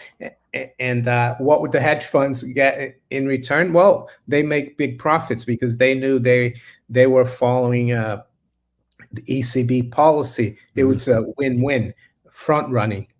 So, but if you didn't have central banks, it's harder to manipulate. It's harder to for people to get inside information and all that. Yeah. I got a super chat here. I'll touch on this in 1 second, but to piggyback more on just the historical journey that led to us having essentially controlled monetary corporations, the banking crises was this primary thing that was sold to the American public, especially the need for a single source to control and alleviate these contractions of credit during the boom and bust cycles. Because the banks would extend a lot of credit, then they'll call those debts in, creating more of a credit squeeze or a credit crunch. And so every looks like 7 to 11 years, there was a banking panic in the U.S. And of course, that led to the further power grab of banks, as they would literally loot farmers, take property as a way of making calling in some of those loans. But I think prior to, we got the 1901, 1907, and that's when the whole Jekyll Island situation came about. And from that was the Nelson Aldrich plan, which turned into the Federal Reserve Act. And that was all disguised to alleviate banking panics. And so once again, after the Great Depression, that's when we had our last official one, because the rest were all Federal Reserve induced. Yeah, I would say the Great Depression was several, Federal Reserve induced as well. Yeah. So, this is our history, man, of how our country was hijacked. Basically, the banking sector caused the problems, and then they came in with a solution. Let's just centrally control under one entity, spread out 12 banks. And I think, a lot of people back in the 1800s, a lot of people didn't even have bank accounts. You didn't need bank accounts. This idea that everyone needs a bank account is like very modern. A lot of people just kept their money. They kept their silver coins or gold coins. So, and to speak on that further, I remember when I was younger, like my grandmother was telling me how she just didn't trust banks. Like it was just one of the things where most people, I guess, in the South didn't have, much to really lose anyway. But it was like whatever you did have, you kept it in your own hands because you couldn't trust the banks. And of course, a lot of that had to do with the racial divide, I'm sure. But a lot of people just did not grow up trusting banks. So the idea that now they're preaching the unbanked, it leads to inequality and all those other labels they're trying to sell us on. It's the opposite. It's the opposite. Banking, leaving your money in banking makes you poor. That's what I'd say. So, Mario, what is the What is the true temperature in France with the new V regulations coming? Well, I'm not too sure because I'm not in France, but from what I've seen, there's been a lot of protests already about that. Yeah. And I've seen that there's talking about that in Italy as well, bringing new passports for health passports. And we've seen some protests in Italy as well overnight, I think in Turin. Yeah, I don't think it's going to get better in France. You're going to see more and more. I don't think the French want these passports. Right. Right, I'd agree. And I'd be willing to say I don't think not many nations or any nations really want to see these unless they're bought into it. They believe that it is necessary. But once again, whether you have participated or not, it still doesn't prevent or cure. So you still can transmit even on the plane with it, with your passport in your hand. You still could give away something that could cause other people to get sick. The question here is whether internally you need a passport is something that's really it's anathema to human freedom, individual freedom. Right. That's something that you needed in 1930s, 1940s Germany, right? You needed to show your paper everywhere. It's not freedom. Right. And so I think that was France that mentioned that in order to go to the nightclub or something like that. It was here. In the UK. Yeah, it was Boris Johnson. But I don't think that's going to get any traction here because even some of the people in his political party are totally against that. To visit the Eiffel Tower, according to this article released on Forbes yesterday. And restaurants are next. So, like, you're outside, so why would you need to go why would you need a passport to go outside to the Eiffel Tower? Interesting. So this is just complete nonsense. It's madness, I must admit. This makes no sense whatsoever. And that's why I think the people are on the streets right now. But of course, it's not being covered on no mainstream sources anywhere in the world because they don't want people to realize that there's people that's voicing their opinion against the narrative. There's a lot of people against this, and the mainstream media is trying to ignore it. Yeah, and that's why I think it's important for those that are tuning in, those that are watching this, to always be willing to reshare these articles. That sign there says in French, the one in front of the building. Yeah, it says, "I'm not anti-vax. I'm pro-choice." Yeah, and then I see and the other one says, I'm not a QR code. Yeah, I am not a QR code. Man. So, and that's where I've been trying to share my concerns with how laid back and relaxed we are here in America, because we are what appears to be the last nation that has the ability to speak freely without outrightly being told what we can and can't say just yet, even though the misinformation push is starting. I think they're looking to pass a bill on the tech companies with Facebook saying that they need to do a better job of curtailing and eliminating and silencing misinformation due to the whole health situation.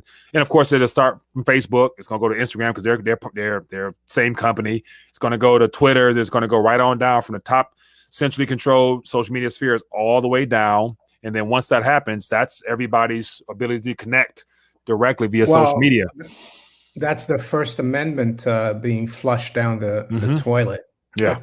The freedom of speech, which the UK doesn't really have a written constitution, but the common law is that people are free to speak. And that's also being chipped away at over here. Somebody says, "Man, stop it. The U.S. is fried. There's nothing good about this country."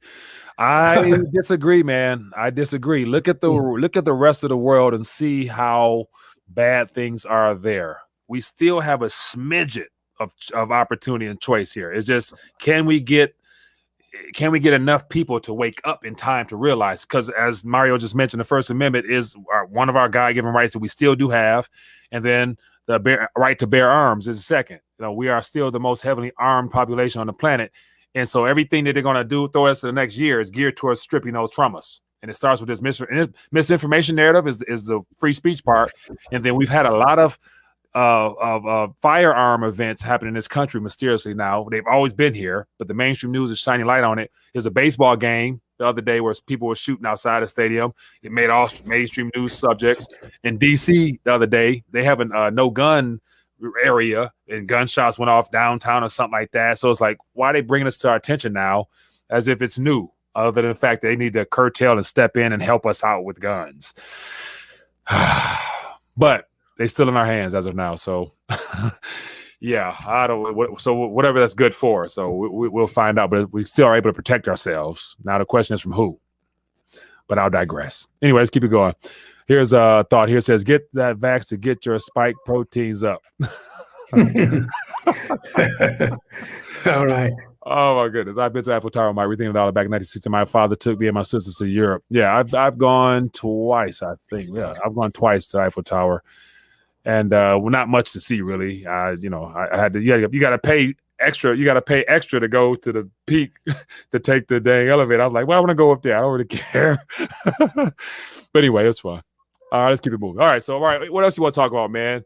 We've been going about 44 minutes, having a good time as always. Always Yeah. cover, man.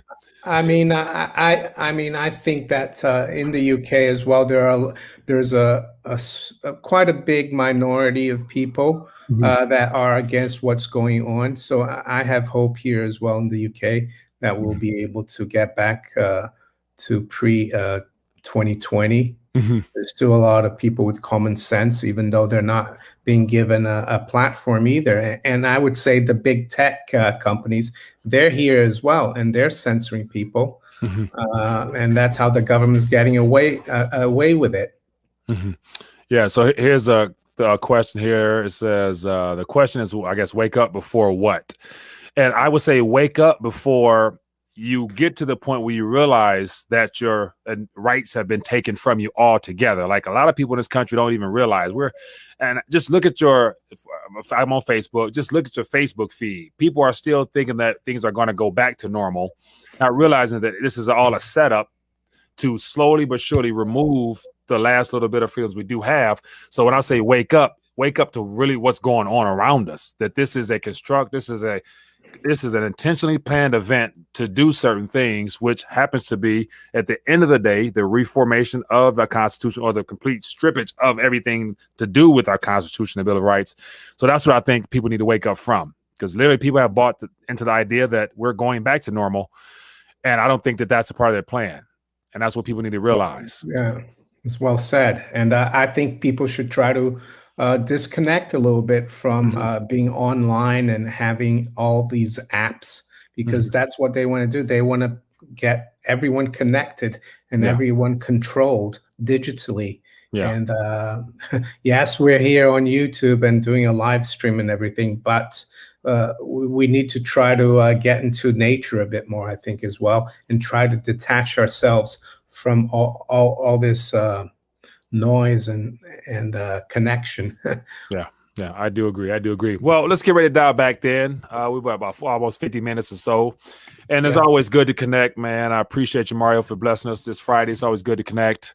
So for those that are new, definitely Manico64 is where you can find Mr. Mario at, and then of course Rethinking a Dollar anywhere you type it in. I try to make sure I'm there. But I appreciate you guys for hanging out with us, and then I see this last little super chat there. This is from Super Seems, who says, thanks, guys. See you next time. Get that weight up. So, yeah, the theme is out there. People know what to do, how to protect yourself financially. And then, of course, on the other side of things, getting out and enjoying life and just living your life. You know, you still got to live your life, even though they're trying to control it. So do the best you can to live it, have fun, and enjoy it, man. So everybody, be blessed, be safe. Mario, we will do it again. It's always fun, my friend. Thank you for, blessing us. You're welcome. Thank you for having me on the Mike and Mario show. Yes, sir. All right, everybody. Be blessed. See you guys later. Enjoy your weekend. Peace. All right, we are live. Wise Talk, Saturday afternoon, the 30th of May. Excited to have a full load today. We have one of the original founding fathers, Mr. Mario Necco, along with Adam Myers, George Gammon, Trader Steph, and Bitcoin Ben. How's everybody doing this afternoon? I'm not sure if I like to be referred to as part of a full load, but we'll let it go. I apologize for that. No, it's great to see everybody. Wait. I don't get it. I'll explain it to you off air. Ben, I'm disappointed in you. He's kidding. All right, so let's just everybody. We can touch on a variety of things, but the most obvious, as we were talking beforehand, was the criminal activity, formerly known as social unrest, that's growing across this country. It started off as being initially launched due to the death of the murder of an individual. Now it seems like it's spread to a lot more than that. And so, is this, as I mentioned, I did a video the other day, is this a trigger that will really unravel and really begin to disrupt this country, in your opinion? So, share your thoughts. Yes, I'd number one, the information that's actually coming out on this event, where this where George, and I'm not talking about George over here, wherever the hell he's at, was actually killed. Apparently, the officer who killed him and they knew each other for 18 years. They worked at the same restaurant for 18 years.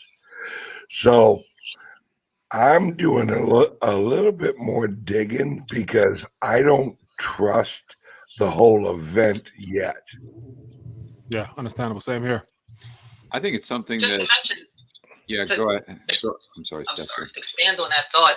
Ben, from what I understand, they did work as security at the same location.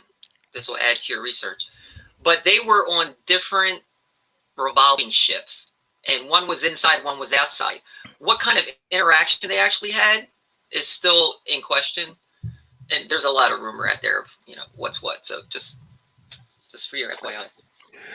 Yeah, it just seems odd that they worked at the same place for 18 years, and for all I know, they don't know each other.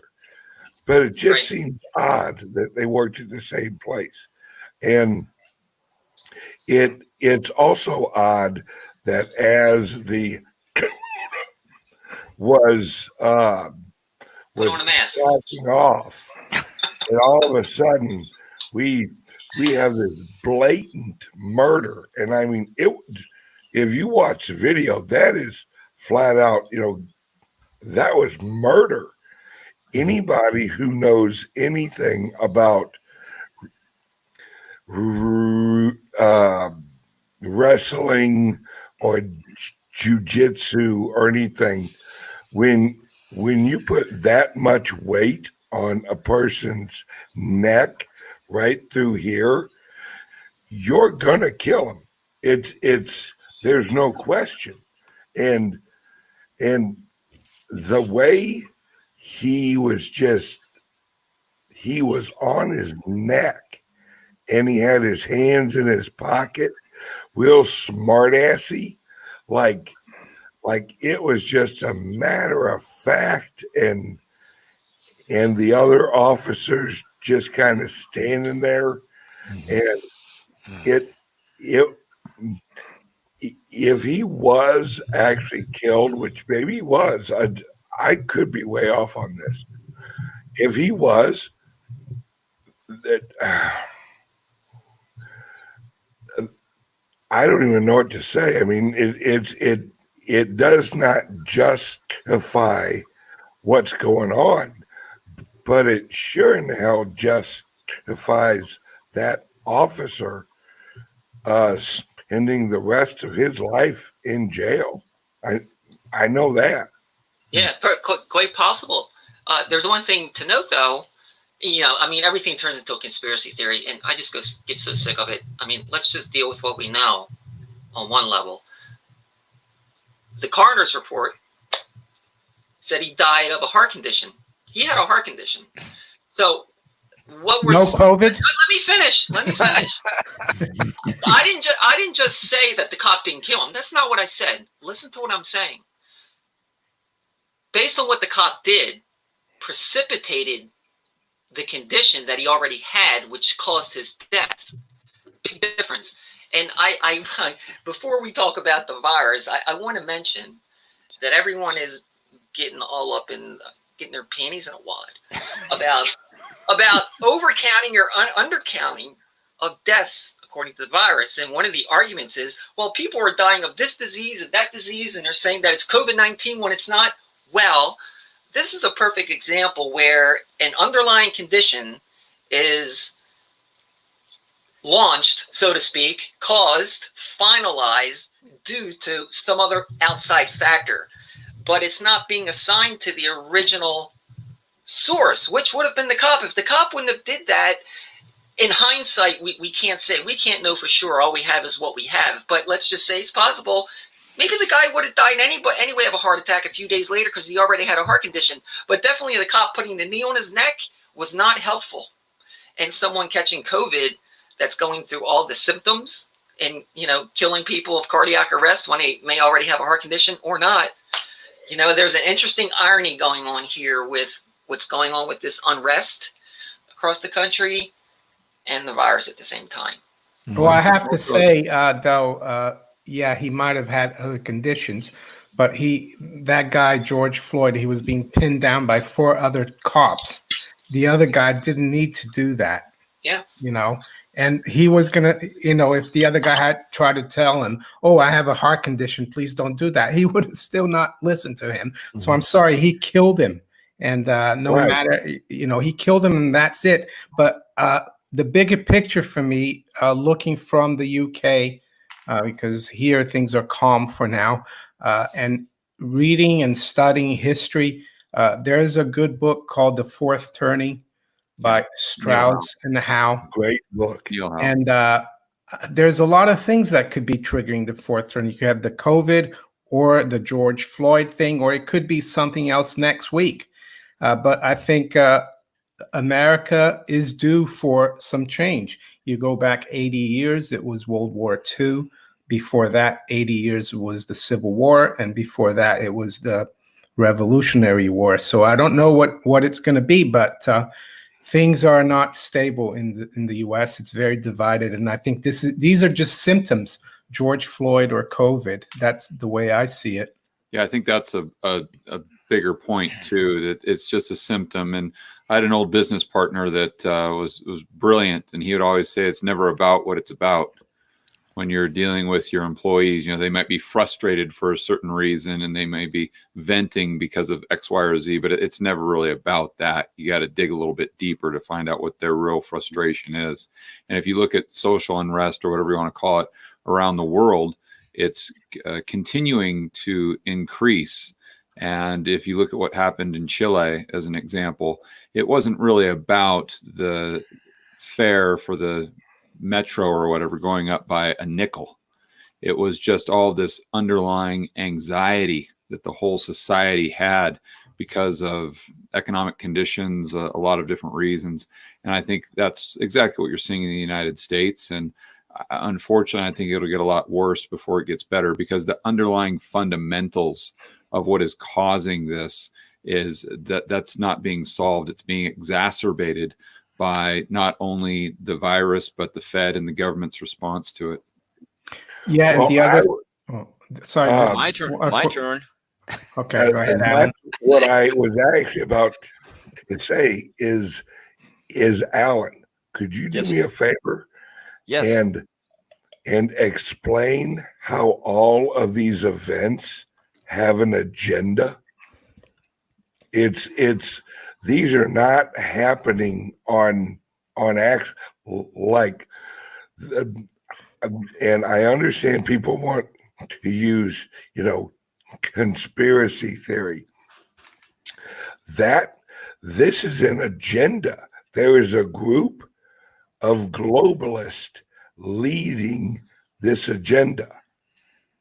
They're using events to lead an agenda.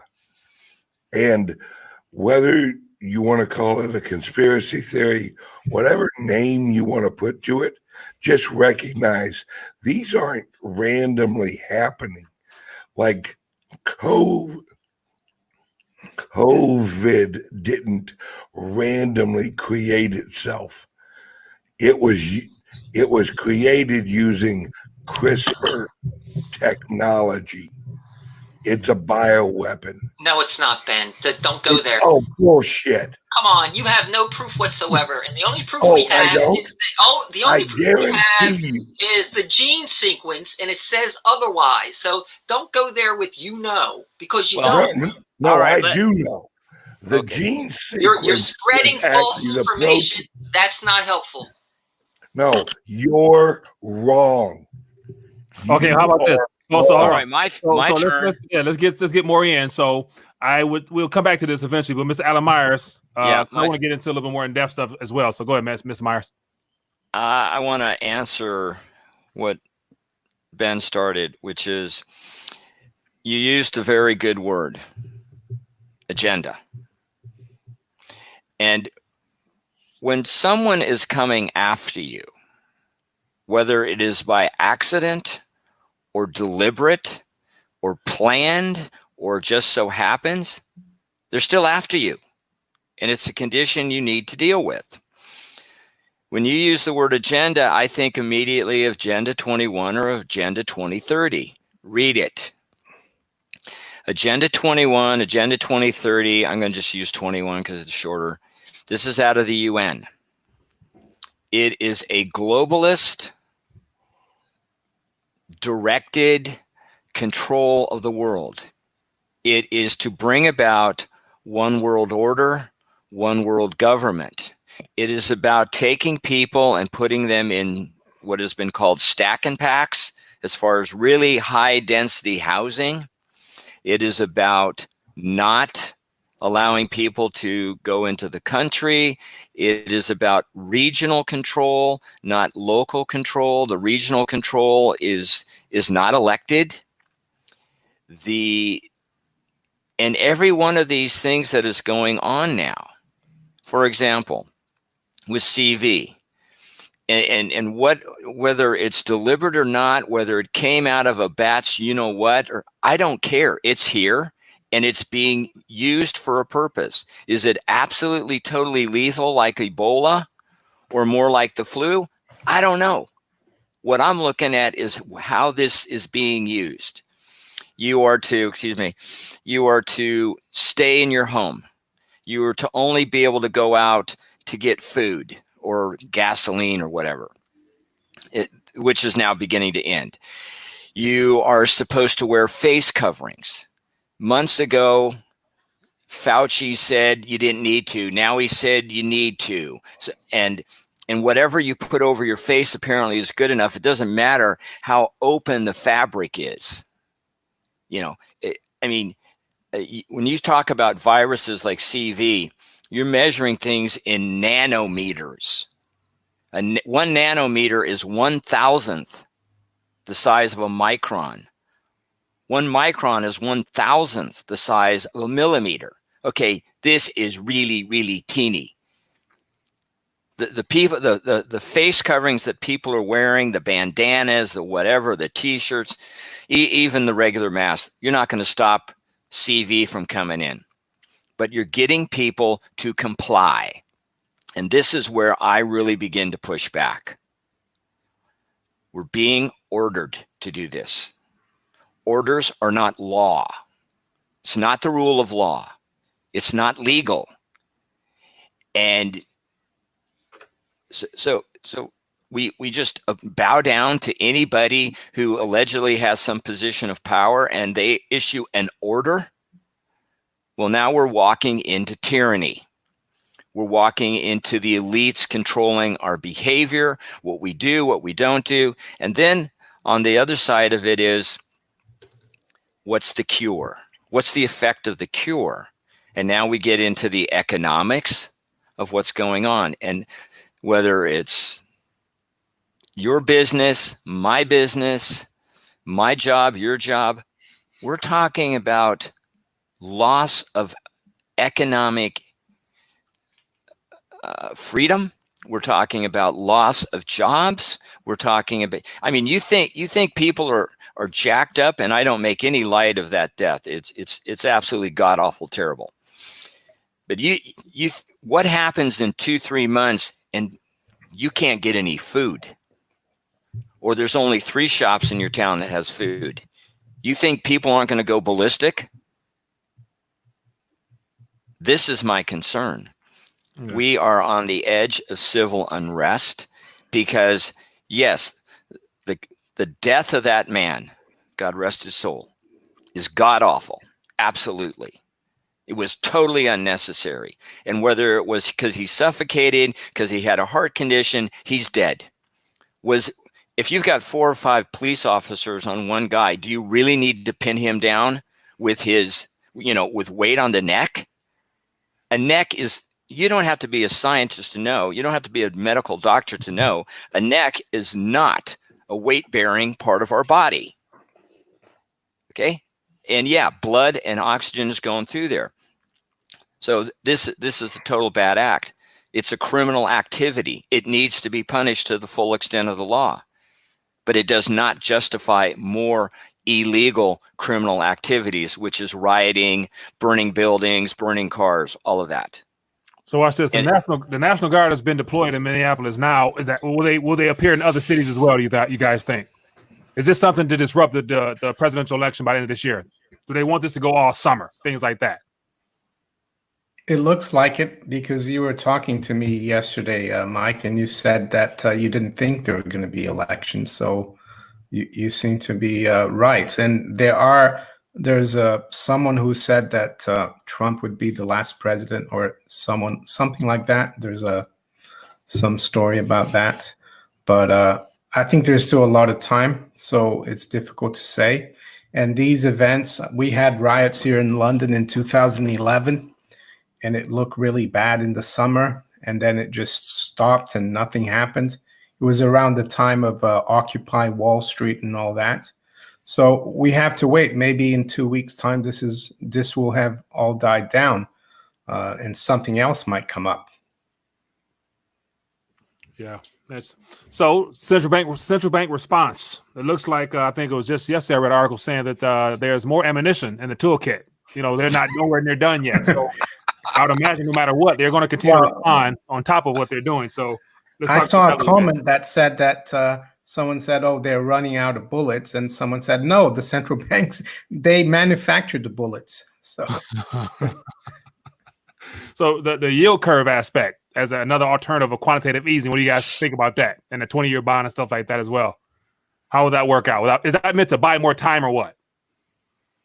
Yeah, the yield curve is just a way for them to allow the government to remain solvent for as long as possible, because it allows for, they hope, it allows for inflation, which I think a lot of people forget why inflation is important to someone carrying a large debt load like the United States government.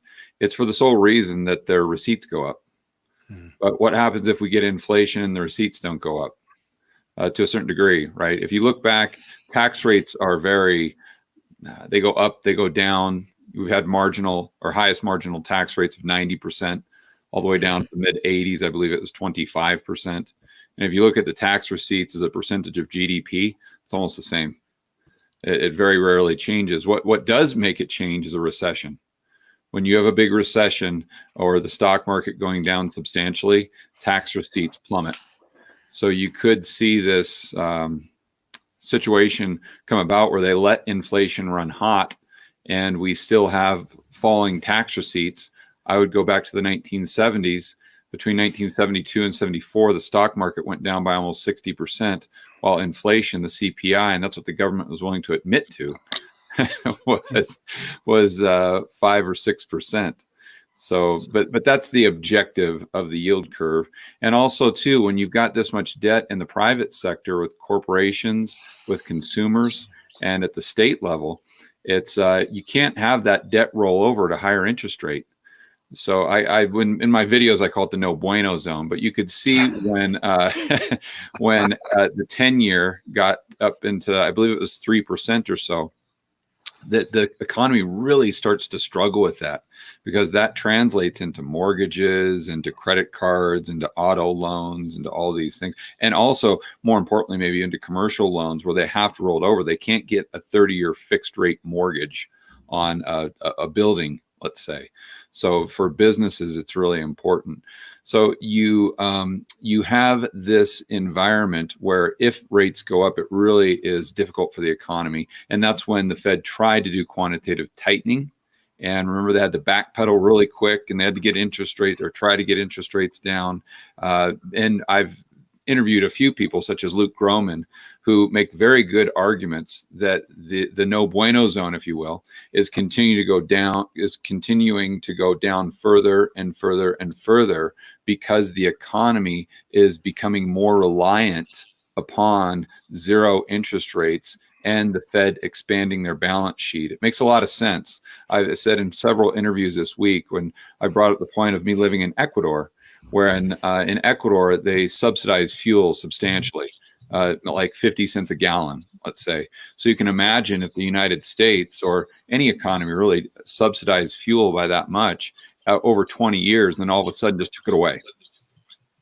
Right? What happens to the economy? It completely implodes because it's been built around the subsidy. So right now we're subsidizing the cost of money, which is 1/2 of every transaction. So how does that distort the economy?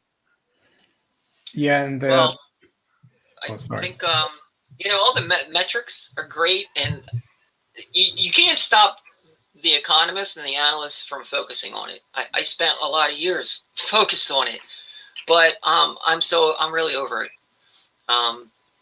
Study it all you want, but we're in a new paradigm that doesn't matter anymore, and the global currency reset is going to present itself based on the current circumstances that we're going through and what's occurring.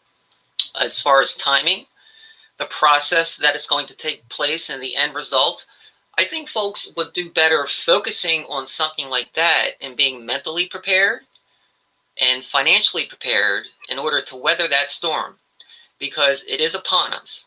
It's not a year down the road. It could be a little bit more than a year. I shouldn't assign a time frame to it. It's much sooner than everyone anticipated because of current events. The last thing I want to mention is don't forget about China right now, which has nothing to do with the Federal Reserve. But there is an opportunity right now for China to take advantage of the unrest that is occurring in the United States. And I'm talking about going kinetic, because Taiwan and Hong Kong are both now more of an issue than they were, and the chess table is being laid. And you really need to pay attention to this. Yeah, I agree. China is a problem, and this whole thing could shift in a heartbeat over a weekend. So there's a lot on our plates.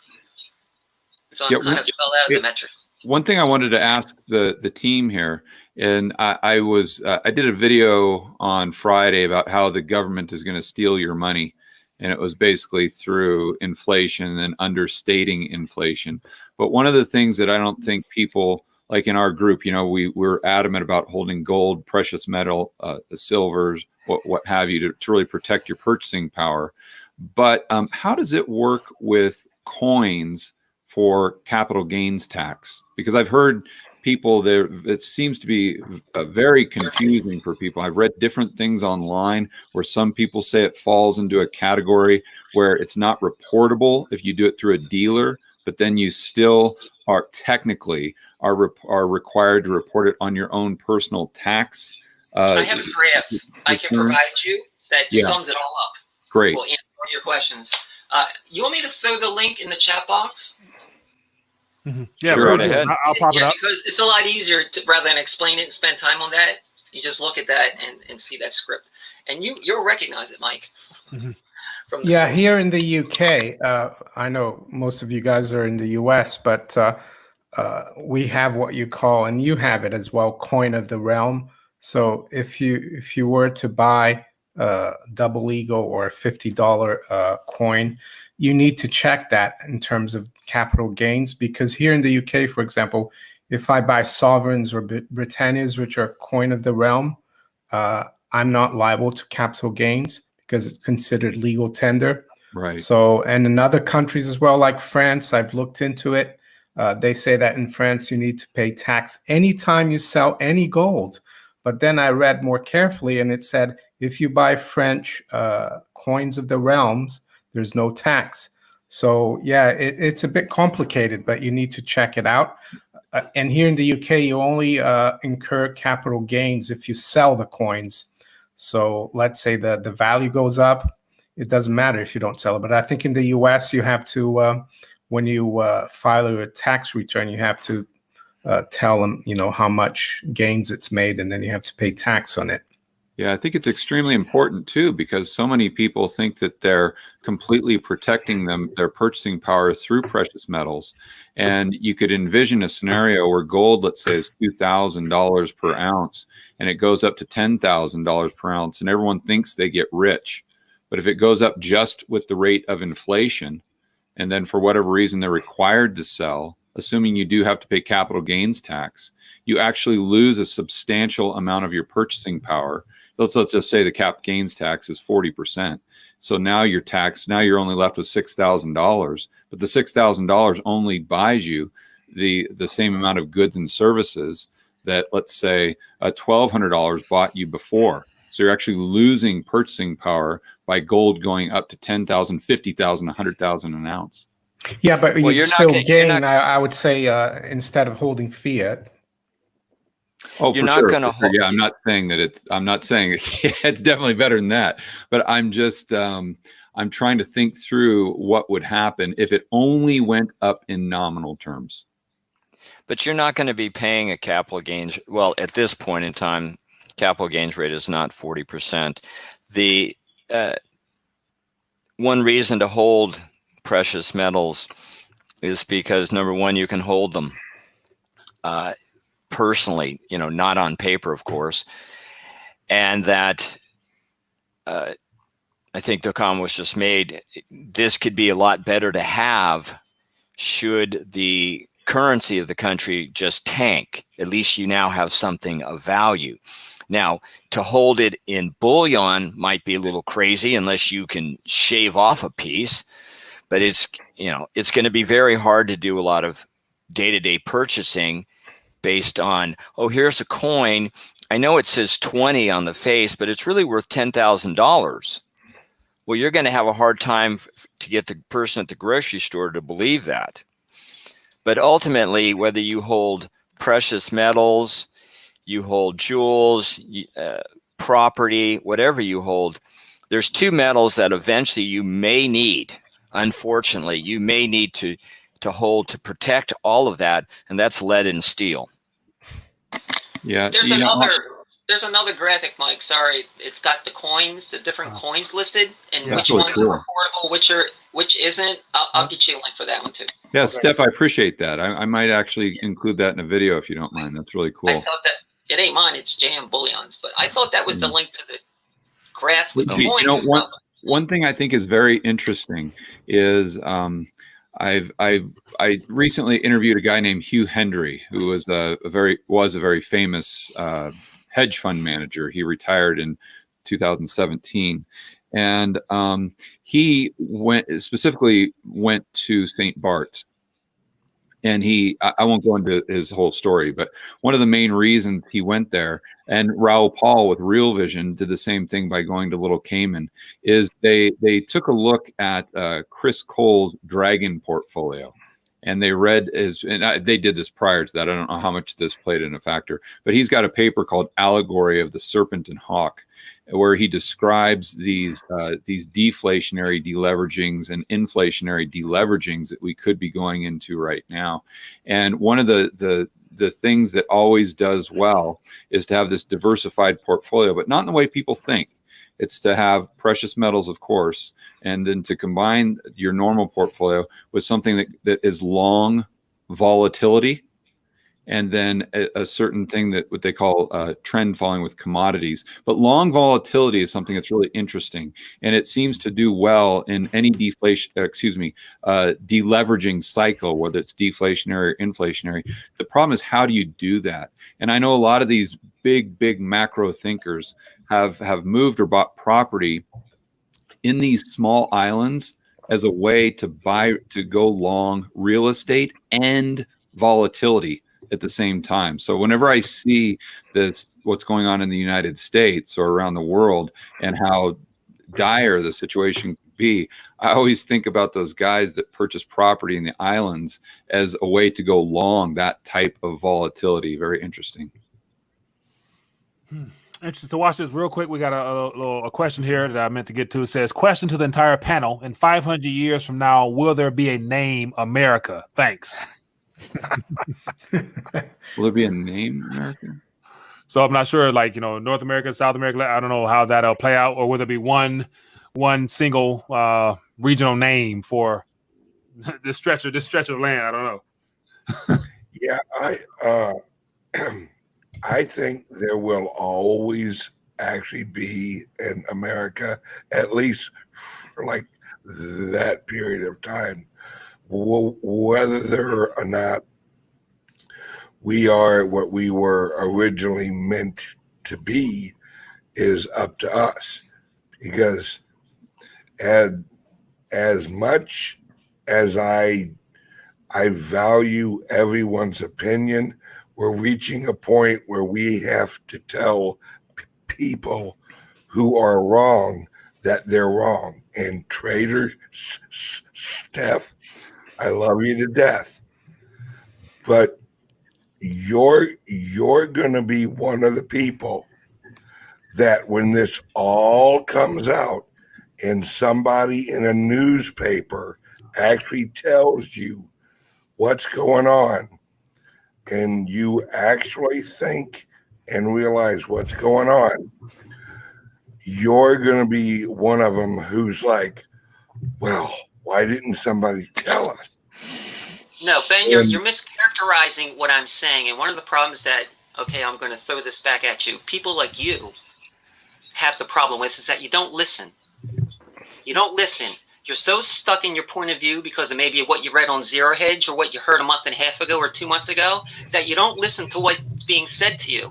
What I said was, you have no proof that it is a bioweapon. The only proof we have, the only proof we have is that there's a gene sequence that was available in the first week of January that was released by the lab technician at the lab in Wuhan. And then the government came in the next 24 hours and they shut him down and they deleted the data. That gene sequence was made available to virologists around the world, and the U.S. military had access to it. It's called Gene Bank. And that gene sequence was zoonosis. So that's the proof that we have. Everything else is conjecture from that point forward, but you have no proof that it's a bioweapon. And bioweapons, by their design, are controllable. You don't release a coronavirus that mutates in the population that comes back and kills you. That's stupidity. So you're a little bit off here on your thinking on that note. So don't put words in my mouth and tell me I'm going to be a person down the road that's going to regret. And I said this and I said that. I did not. I've got an answer. Okay, so what about the question? Can I answer a little bit about the question about if there's going to be an American 500 years? Go ahead, sure. Well, first of all, I don't think it matters what it's called, where you live. It's mostly about who you are and the society, because change is the only thing we're certain of. You go back 200 years in Europe, and there wasn't such a thing as Italy or Germany. There were the city states. You go back to, so I don't think it matters if it's called America. We could have city states in 100 years or 50 years in the States. You could have New York and California be, the socialist states, and different places being completely separate or independent.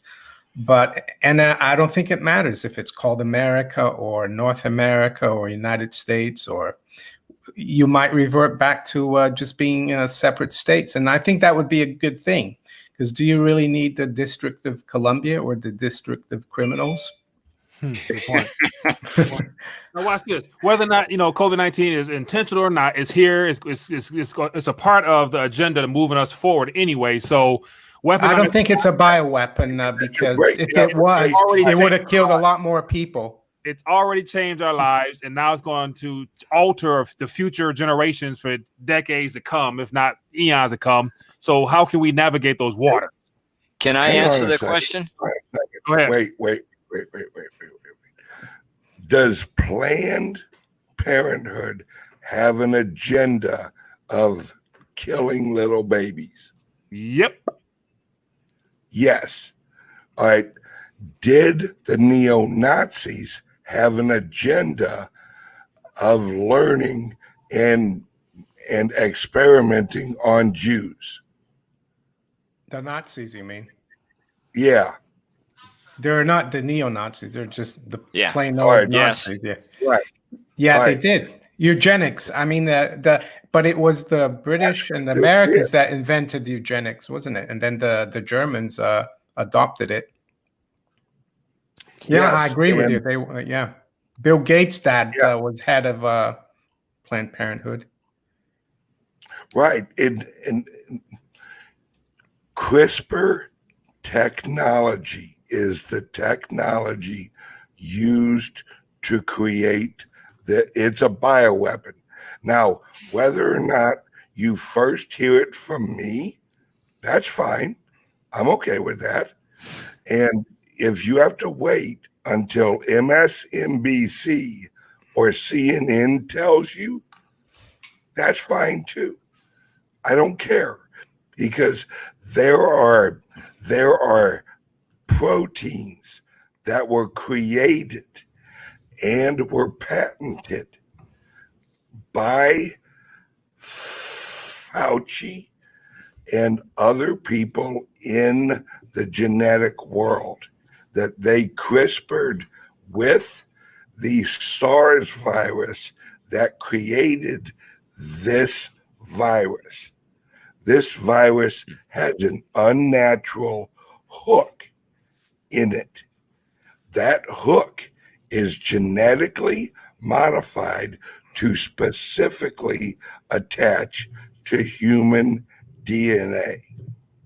Now, if you need more proof than the DNA of the virus, then I would say flip on CNN, eat some Cheetos, and enjoy the rest of your life, because it is DNA and protein proven that this is a created virus, and it's not a helpful virus. Therefore, it is a weaponized virus, which makes it a bioweapon. Yeah, can I add something? I mean, people now are blaming China for all of this, but I read something or heard somewhere that the UK Development Agency they they give foreign aid to other countries. They gave money to the Wuhan lab, so. I saw that the Americans financed the Wuhan lab, so they seem to be all involved. The China-U.S. thing seems to be for public consumption to detract attention away from the fact that these guys are all working together in this. Yeah, this it's a part of the overall agenda. That's the thing. Like we're going back and forth amongst one another as if like weaponized or not, it's here, and they're all in on it. So universities have put in on it, and so we've talked about this for several months now. So like moving forward, like how do we get through these waters? Because criminal activity is happening right now. It's going to continue to happen. We're caught up in the midst of it, and it's only going to spread. And then we're probably going to be in war pretty soon with China. So you factor all that in, we have a hell of a mess on our hands moving forward. Can I answer the America question? Go ahead. Thank you. Appreciate the question. Not quite sure what the writer meant by America, as you know, whether it's the USA or just the term. However, whether it's 500 years from now or it's 5 years from now, America, United States of America, with all our warts and blemishes and all our misdeeds, and the misdeeds were not done by our country. It was not done by the Constitution or the Declaration of Independence. It was done by rogue players. But the one thing that America has brought, and our founders created it, was the concept of institutionalizing in a country liberty, freedom, rights. Do we need DC? Well, they tried the independent states, 13 of them. Didn't quite work out. Didn't try for that long, though. No, but they figured out it just wasn't working. The problem with DC today is not that it can't function. It's not functioning properly. DC, the federal government, was meant to do one thing. It was meant to be a referee between the states, if states got crosswise with each other, and it was meant to deal with the outside world. Now we have the federal government in our sock drawer. It's everywhere. It's gone rogue. And we, the people, have let this happen. So it sits on our shoulders. What are we going to do individually and in an organized group to bring our federal and eventually our states and our county and city governments under the proper control of what the term I use? We're all citizen owners. The people in office are elected employees. And it's time the owners start telling the employees what to do, not the other way around. Regardless of what this current disease floating around is, and I haven't studied it, so I don't get into it. I look at how something is being used and or misused. This has been an excuse to take away and to chip away or just rob us straight up of liberty, freedom, and rights. You got to wear this. You can't do this. You can't make a living. Okay, this is nonsense. And if you want to look at the numbers of what's being reported today, and I believe the death numbers, at least in some countries, are excessively high and inaccurate. But if you look at the numbers out there and you compare it to the 1918, 1919 pandemic, there was a killer.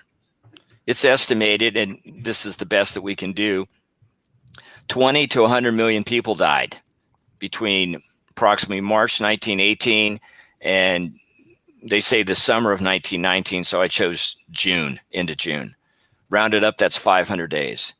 If you take a midpoint, 50 million people, God rest their souls, died. That's 100,000 people a day for 500 days. Almost 30% of the world apparently was infected by it. And that's when the planet only had 1.6, 1.7 billion. Ultimately, do we need the term America? Yeah, because we need the country and the ideas and the beliefs and the liberty and freedom and rights that come with that term. When you're talking about the United States of America, do we need it? We absolutely do. And it's a great power, but the power must be controlled, directed, and monitored by responsibility, obligation, and consequence. And only we, the people, can do that, because our elected employees have shown they don't have the backbone for it. Because if they did, we wouldn't be where we are today. And we wouldn't have mayors and governors telling the people of their state what they have to do based on an order. It's ridiculous. So the world needs an America. And we need to get away from global governance, this ideology that, one world is better. No. If I want to go to England, and I've been there, it's a beautiful country, I want to experience England. I don't want to experience what I can find downtown California. I want different cultures. I want different histories. I want different traditions. And you're only going to get that as long as every country stays sovereign. I agree with you. And the thing about DC that I said, you go back to, I think it was Benjamin Franklin who said, after he left the Constitutional Convention, two ladies asked him, "What have we got, Mr. Franklin?" And he said, "A republic if you can keep it." So it's really hard. You need a public that's well educated and that is in tune with things. And unfortunately, that's not where the United States is anymore. Here in the UK as well, the tradition of common law, individual rights, that's gone down the drain. We don't have riots here like you have right now because of COVID, but unfortunately, a lot of people are buying into it, and they're saying they'd rather have the security than liberty. And that's, I think, another thing that Franklin said. Yeah, the woman that asked the question, she said, "Dr. Franklin, what have you given us?" That was Elizabeth Barrow, and he actually, I take his response to be incredibly amazing for the time. He said, "A republic, madam, if you can keep it." He was speaking to her and saying, "You, a woman in this time period, if you can keep it." He didn't say if your husband, your father, your sons, if you can keep it. And the other phrase you were mentioning, and some people said it's out of context, but I still like it, and that is, if you're willing to give up, and this is the key word, essential liberty for temporary security, you're deserving of neither. Yeah. And this is where it comes down to, what is more needed for humans and for the development of humanity? Is it security, or is it liberty, freedom, and rights? The latter three, like you said, in my opinion. Yeah, and but we've not been educated to prize this, because we haven't. I mean, yeah, you can go to places in the world such as China. Okay, if people really, really like total government control, please move to China. They'll love to have you. Go to Venezuela. Have a good time. The problem is, we got educated out of being responsible citizen owners and being actively involved, even at a local level. And the bill of goods really got sold, I believe, and I'd like to hear what everybody thinks, coming out of the Great Depression. People had been made to be so desperate. You had people at that time, if you would have talked to them 20 years before the Great Depression, 10 years, would you ever take a handout? You get punched in the face. There's no way I'm taking a handout. And look at what America got brought down to its knees, and then they thanked the federal government for work programs. And there began the great power grab. More power to the central government, less direction of the people. And then we got used to it. And then we were told it was a good thing. And then we were told, you don't need to study civics or the Constitution in high school. You don't need to know this.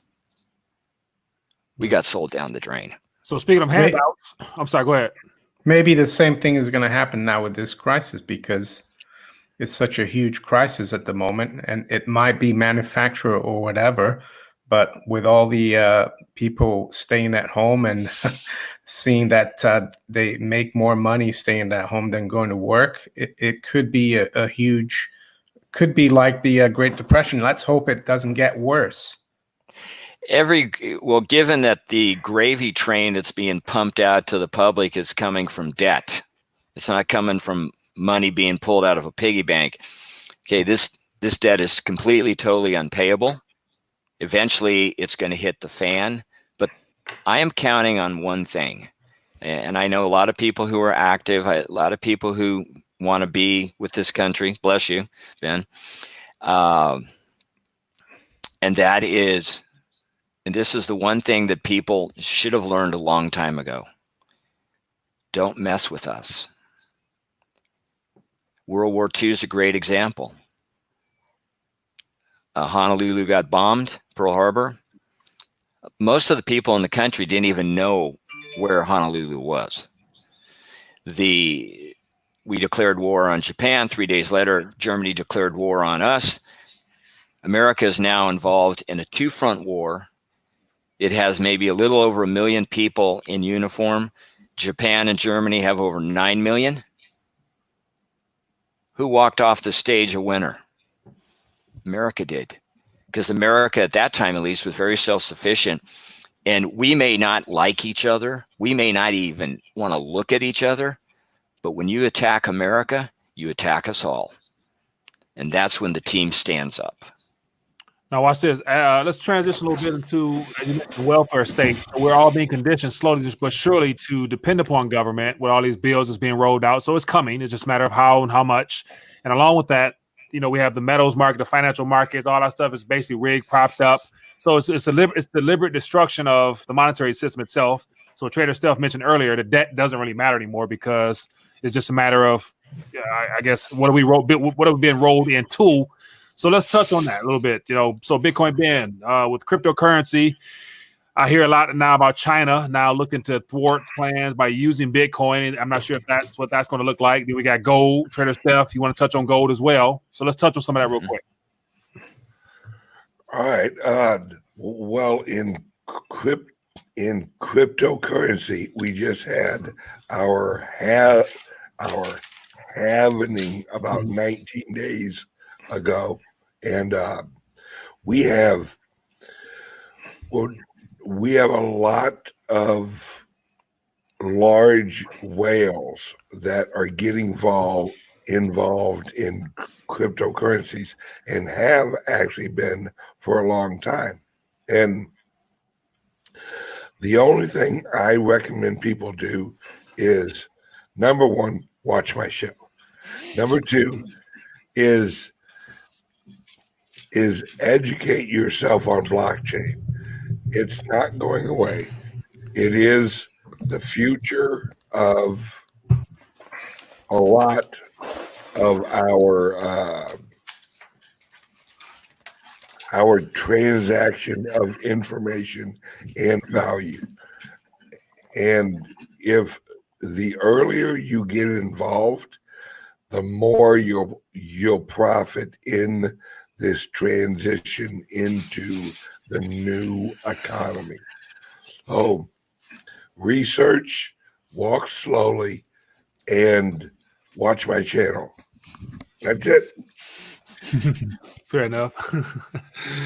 How about you, Mr. Aneko? Any thoughts, and as well as Trader Steph, as far as the metals is concerned, will we see that eventual taking off of the metal prices outside of what we've witnessed so far this year? Well, I'll go. Yeah, I think, you look at this year, gold is up 15% in US dollars. So it's been a good year so far. And I don't see the central banks ceasing to create funny credit out of thin air. I don't even call it money because it's not really money, but it gives the banks and consumers and the Treasury buying power. I think the Treasury right now, their account with the New York Fed is over $1 trillion. So they could bring in this money into the economy before November, before the election. So yeah, I'm not worried too much about the gold price. I'm worried about earning an income and having enough fiat at the end of the month to maybe get a little bit more gold or silver. So because I don't see the central bankers, I don't think they're ever going to raise rates again in the history of the world, let alone normalize the balance sheet. Janet Yellen said a few years ago when they started quantitative tightening that it would be like watching paint dry, and it wasn't. And now they're back to quantitative easing again, not only in the US, but all over the world. So I think it's crazy to hold Federal Reserve notes, Bank of England notes, euros. That's the most dangerous thing to do. So I'm not worried about the price of gold in these paper currencies at all. Mm-hmm. Yeah.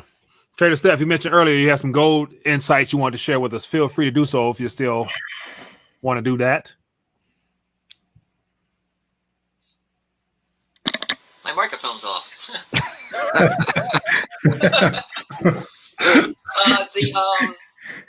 Picks up a lot of resources when I'm trying to do the screen show. just to throw it up real quick, but let me try it one more time.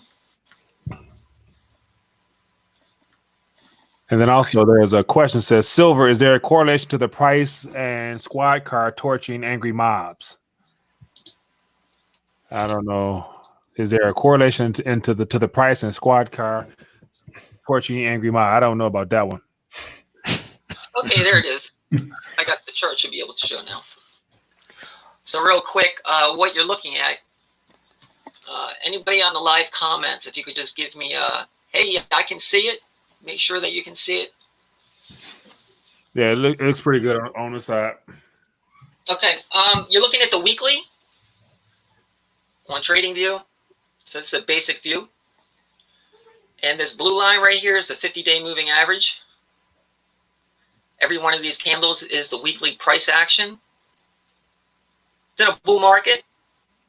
We had a little deviation here with the March Madness and the COVID fear with the markets. Some margin calls in the equity markets. Some paper gold was liquidated to cover people's margin calls. That immediately pivoted back up. So on this channel you're seeing right here, that was a bear trap. Pivoted right off to 50. So we're well within this channel, and we are still in a bull market since we began rolling through the 1380 year and a half ago. So it's looking good. It looks like we're going to be running for that 1780 mark in June. Seasonality buys, that's what happens end of May, sometime early June. We get the leg up through the summer. So based on Friday's price action, you got to stay on your toes. If you're out there trading or you're looking, if you're layering on positions, dollar cost averaging, whatever you call it, keep a close eye on that 1733 and the 1750. We take those out with conviction and it starts running on volume. You want to layer on another position.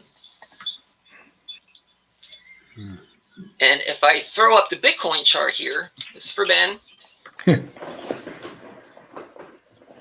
Zoom out. There we go. Right. Can you see it? Yep. Yeah. It's still in a bear market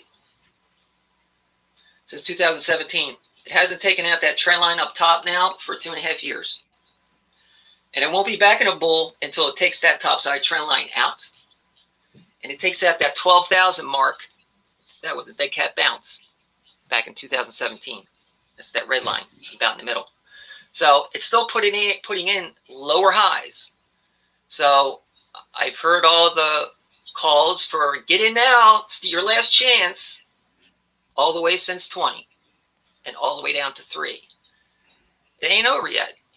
So when you see those technicals begin to show that it's moving, that the price is moving, the technicals prove it, and you lower your risk, that would be the time to enter, because very few people catch exact bottoms and exact tops. What you may want to focus on is the sweet spot. That's what the professionals do. And those sweet spots are determined by technical levels. And that topside trend line and that 12K line is a real important level to keep focused on. And secondly, about Bitcoin, if the SEC approves an ETF, then you're really going to see the institutional money and retail money have a venue to invest in that has liquidity and is very simple and not complicated. Then you'll see the speculation in the Bitcoin price and the crypto space move exponentially higher. So until those two factors are met, the technical breakout and an ETF approval, you're not really going to see any major breakout yet. That's my take. It hasn't been wrong yet. I agree with everything she just said on in a normal world. And the chart is what it is. Just to clarify, the chart doesn't interpret what's normal and what's not. It's simply a reflection of the price action at that current time. Even if it was abnormal or normal or below normal, it still doesn't change the technicals about the chart. So just keep that in mind. Oh, I have all of this in perfect perspective. That is a great looking chart for Bitcoin. Now, what That's about bearish. That's not a good chart. That's a bearish chart. The gold chart that you saw, that was bullish. That was a good looking chart. on gold? It was Okay. moving to the upside in a channel. Okay, yeah, I'm Like so there's gold versus in the same basically the same time frame. You know, there's a huge Yeah. difference there. You can't debate that. That's a huge difference. And I mean, that is just, but I still wonder why Bitcoin's worth more. It's in the last 8 years, or hell, let's go last 4 years, Bitcoin has destroyed gold. So, I mean, Actually, it hasn't. That's incorrect. it On a percentage basis, Bitcoin is still 60% below its all-time high. Gold is running right now less than 15% below its all-time high. So what you don't want to focus on is the dollar amount. What matters is the percentage, because don't focus on the dollar. If you had $100 and you invested that $100, are you going to make more money on a percentage basis or on movement on a dollar basis? It's the percentage basis that matters based on what you're investing in. So don't make your decisions based on the price. All right, let me put it this way. If you would have bought Bitcoin 4 years ago with $100 and you would have bought $100 worth of gold 4 years ago, you would have made more dollar value, but I don't want to focus on dollar value. You would have made more in Bitcoin than you would in gold. That's assuming. No, actually, that's not true either. You're making a lot of assumptions there, and you're putting all investors in one basket. Now, if you were the guy or girl that put in $100 when Bitcoin was, when I called the breakout back in November of 2015 or 16, it was on the chart. It happened. If you would have purchased then I would agree with you. But still, on a percentage basis, it doesn't match it.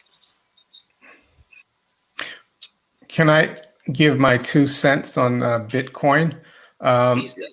Yeah, if you look at really huge bull markets like the Japanese Nikkei stock market top in 1989, it topped almost at 40,000, the Nikkei. And here we are 30 years later, and it's still at, hasn't even recovered. It's around 20,000, the Nikkei. I don't know where it is exactly. I'm not saying Bitcoin is going to take that long to rebound, but I think it was a huge move, Bitcoin from 1,000 to 20,000. So I think it's going to take a lot longer than people think for Bitcoin to recover to 20,000. It could be another decade. And this might sound, and I think Bitcoin and blockchain are good technologies, and I've covered them a lot in my videos over the last few years. And the thing about gold, gold hasn't gone to 20,000 like Bitcoin has, but gold has been a stable store of value for 4,000 years. Bitcoin is not stable. Bitcoin is not money. It's a currency. It will be very volatile. It doesn't mean to say I don't think people shouldn't have Bitcoin. They should, because I could be wrong there. The bear market could last 5 years instead of 10 or 20 years, because everything seems to be different with Bitcoin. So I think it's okay to have some money in Bitcoin that you are willing to lose, but it's not somewhere where I would put all my savings into, like I would probably with gold and silver. My turn. Go ahead, Mr. Alan Myers. We're gonna get ready to wrap it up. Okay. I really, I find all of this very interesting. I truly do. I got to tell you, Steph, when I look at those graphs, I really don't know what I'm looking at. I wish I did. And I know you know them cold. But I'm going to go back to my basics. And my basics is that we are looking at what is going on in different markets and its trends and this and that. But what we're not looking at is the playing field. And the playing field in the U.S. is our monetary system, typically referred to as the Fed, the Federal Reserve System. Most people don't even know the name. They misunderstand what the Fed does. They don't understand that what the Fed creates is reserves. They don't understand what banks create is money. They don't understand the difference. And what we really don't talk about, it's not in the news anywhere, is why is the sole creator of money in our system held by banks to our absolute detriment? When you fix, and you cannot repair, you cannot reform the Fed, it has to be replaced. And when that is replaced with a system that puts the power to create and extinguish money in the hands and for the benefit of the people of the country, we're going to have a different kind of marketplace. We have been told, and so, I'm maybe disagreeing with some folks here, but we've been told that the current problems in our system are not even labeled as problems. Inflation. Inflation is ridiculous. Loss of purchasing power in your money? Why? Because they don't understand the magnitude of what banks do with their money creation process. Taxation. Why do we have federal income taxation in this country, given how many decades our federal government operated without any taxation? One of the problems is, of course, it's gone way beyond its constitutional bounds. And then you have debt. Total, absolute, unpayable, soon to be unserviceable debt. And the problem isn't that the borrower won't make the payment. The problem is the creditor won't get the payment. And think about who is holding a huge portion of Treasury debt right now in this country. Public and private pensions, Social Security. If they don't get paid, we don't get paid. Then you're going to have some major unrest. For me, and this is what I focus in on my media outlets and writing, is basic monetary system education and the call to action that comes with it, which is we have to take back the power to create money from banks and return it to the control and benefit of the people. So we, the people, get the benefit. We can make those three things go away. All we have to do is change the money system. But if the focus is everywhere else, which it is, this is not what's getting talked about. And last thing, Henry Kissinger, I believe, is quoted as saying, when you control oil, you control the country. When you control food, you control the people. I would say it this way. When you own and control the monetary system, you control oil, you control food, and you control media. Hey, I got a plug for Alan. Go ahead. Yeah, I agree. He's got a book he's working on. You need to read his book. Read Alan's book. I agree with Alan. It's not even a book. It's a pamphlet. Yeah, come on, don't be humble. He wrote a great book, and he's actually probably putting the finishing touches on it. I highly recommend it. Central banks need to be abolished, all of them. I agree with Alan. Thank you. The thing is that, and I do get really specific with terms sometimes because words come loaded with meanings, and sometimes these meanings hurt us. Because if let's say I go tell somebody who doesn't know anything, and I say we have to, and I'm not disagreeing with you, sir. We have to abolish the Fed. Well, that sounds almost violent and gargantuan in massiveness, as opposed to saying we're going to get rid of the Fed because we're going to make it irrelevant and non-operational. Completely different response. We don't need to repeal the 16th Amendment. Yep. We just need, in this country, we just need to make it totally unnecessary. You take back, and so this is the big secret. I even wrote, I'm sorry, I'll have to send it to you, Michael, and see if you ever wanted to. I wrote what I call a white boy rap on, and it's titled "Da Banca," and it's pretty short. But if anybody here on the wants to read Fed Ed, get your information to me through Michael, and I'll be happy to send you a copy. Love to have the comments, questions, suggestions, because I'm simple. I'm just fundamental, foundational, and it all comes down to bookkeeping. Thank you, Steph. Appreciate that.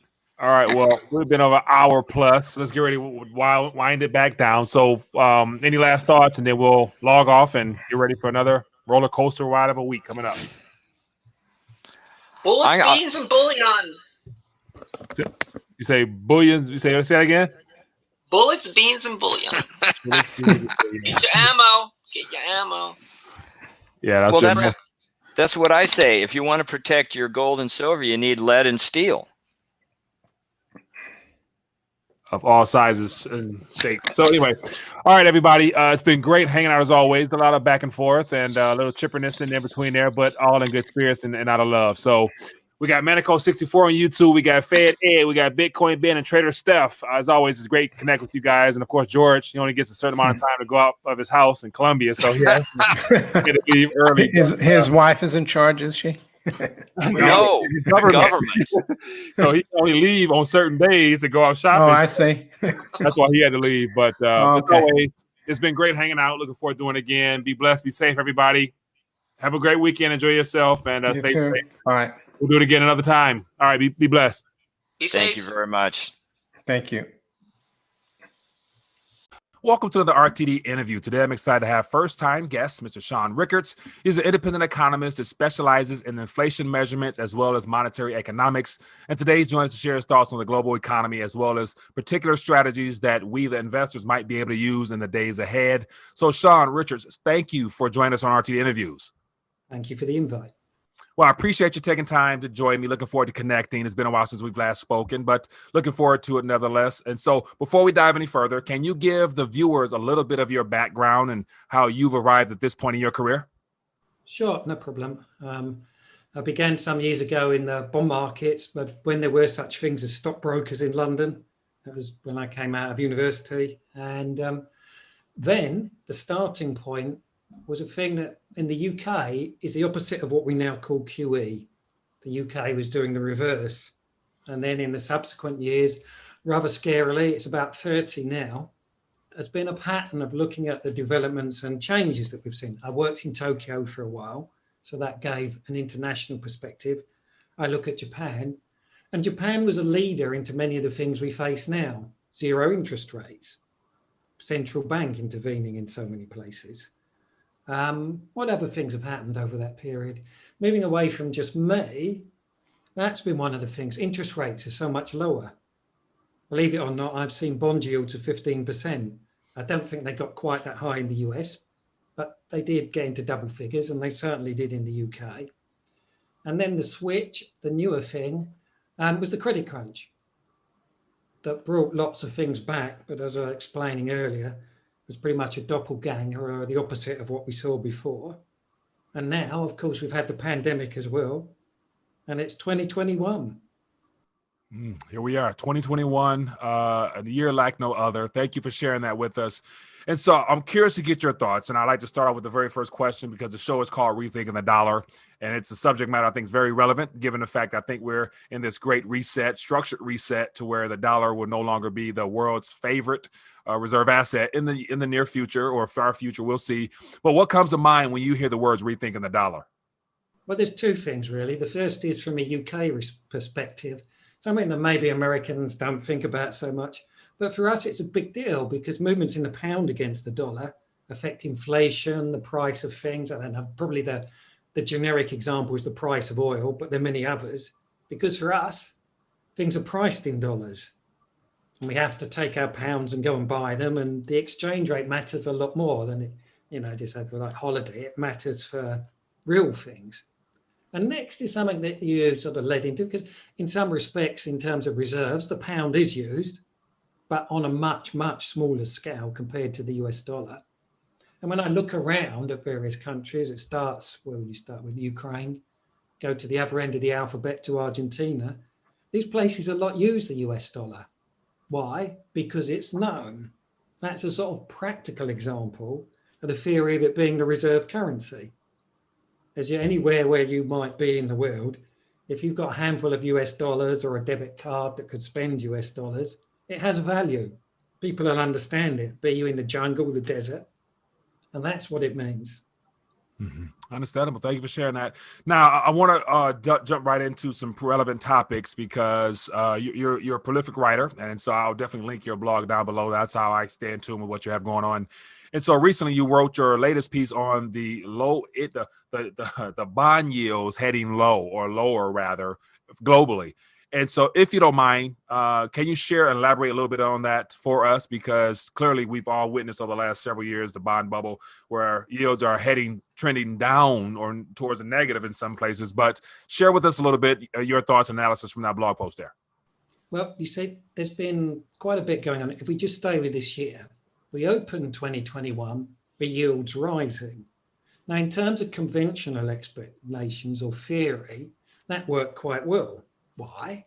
Well, economies were picking up, so people might want a higher yield. Inflation was expected to go higher. Transitory, as the Fed calls it. But anyway, again, bond yields higher. So things were in tune, if you like. And then roughly the US 10-year went up to about 1.8% at the peak. Now, that's not actually very much, but in 2021 terms, or in the last year or so it is. Whereas now, today, they've gone below 1.3%.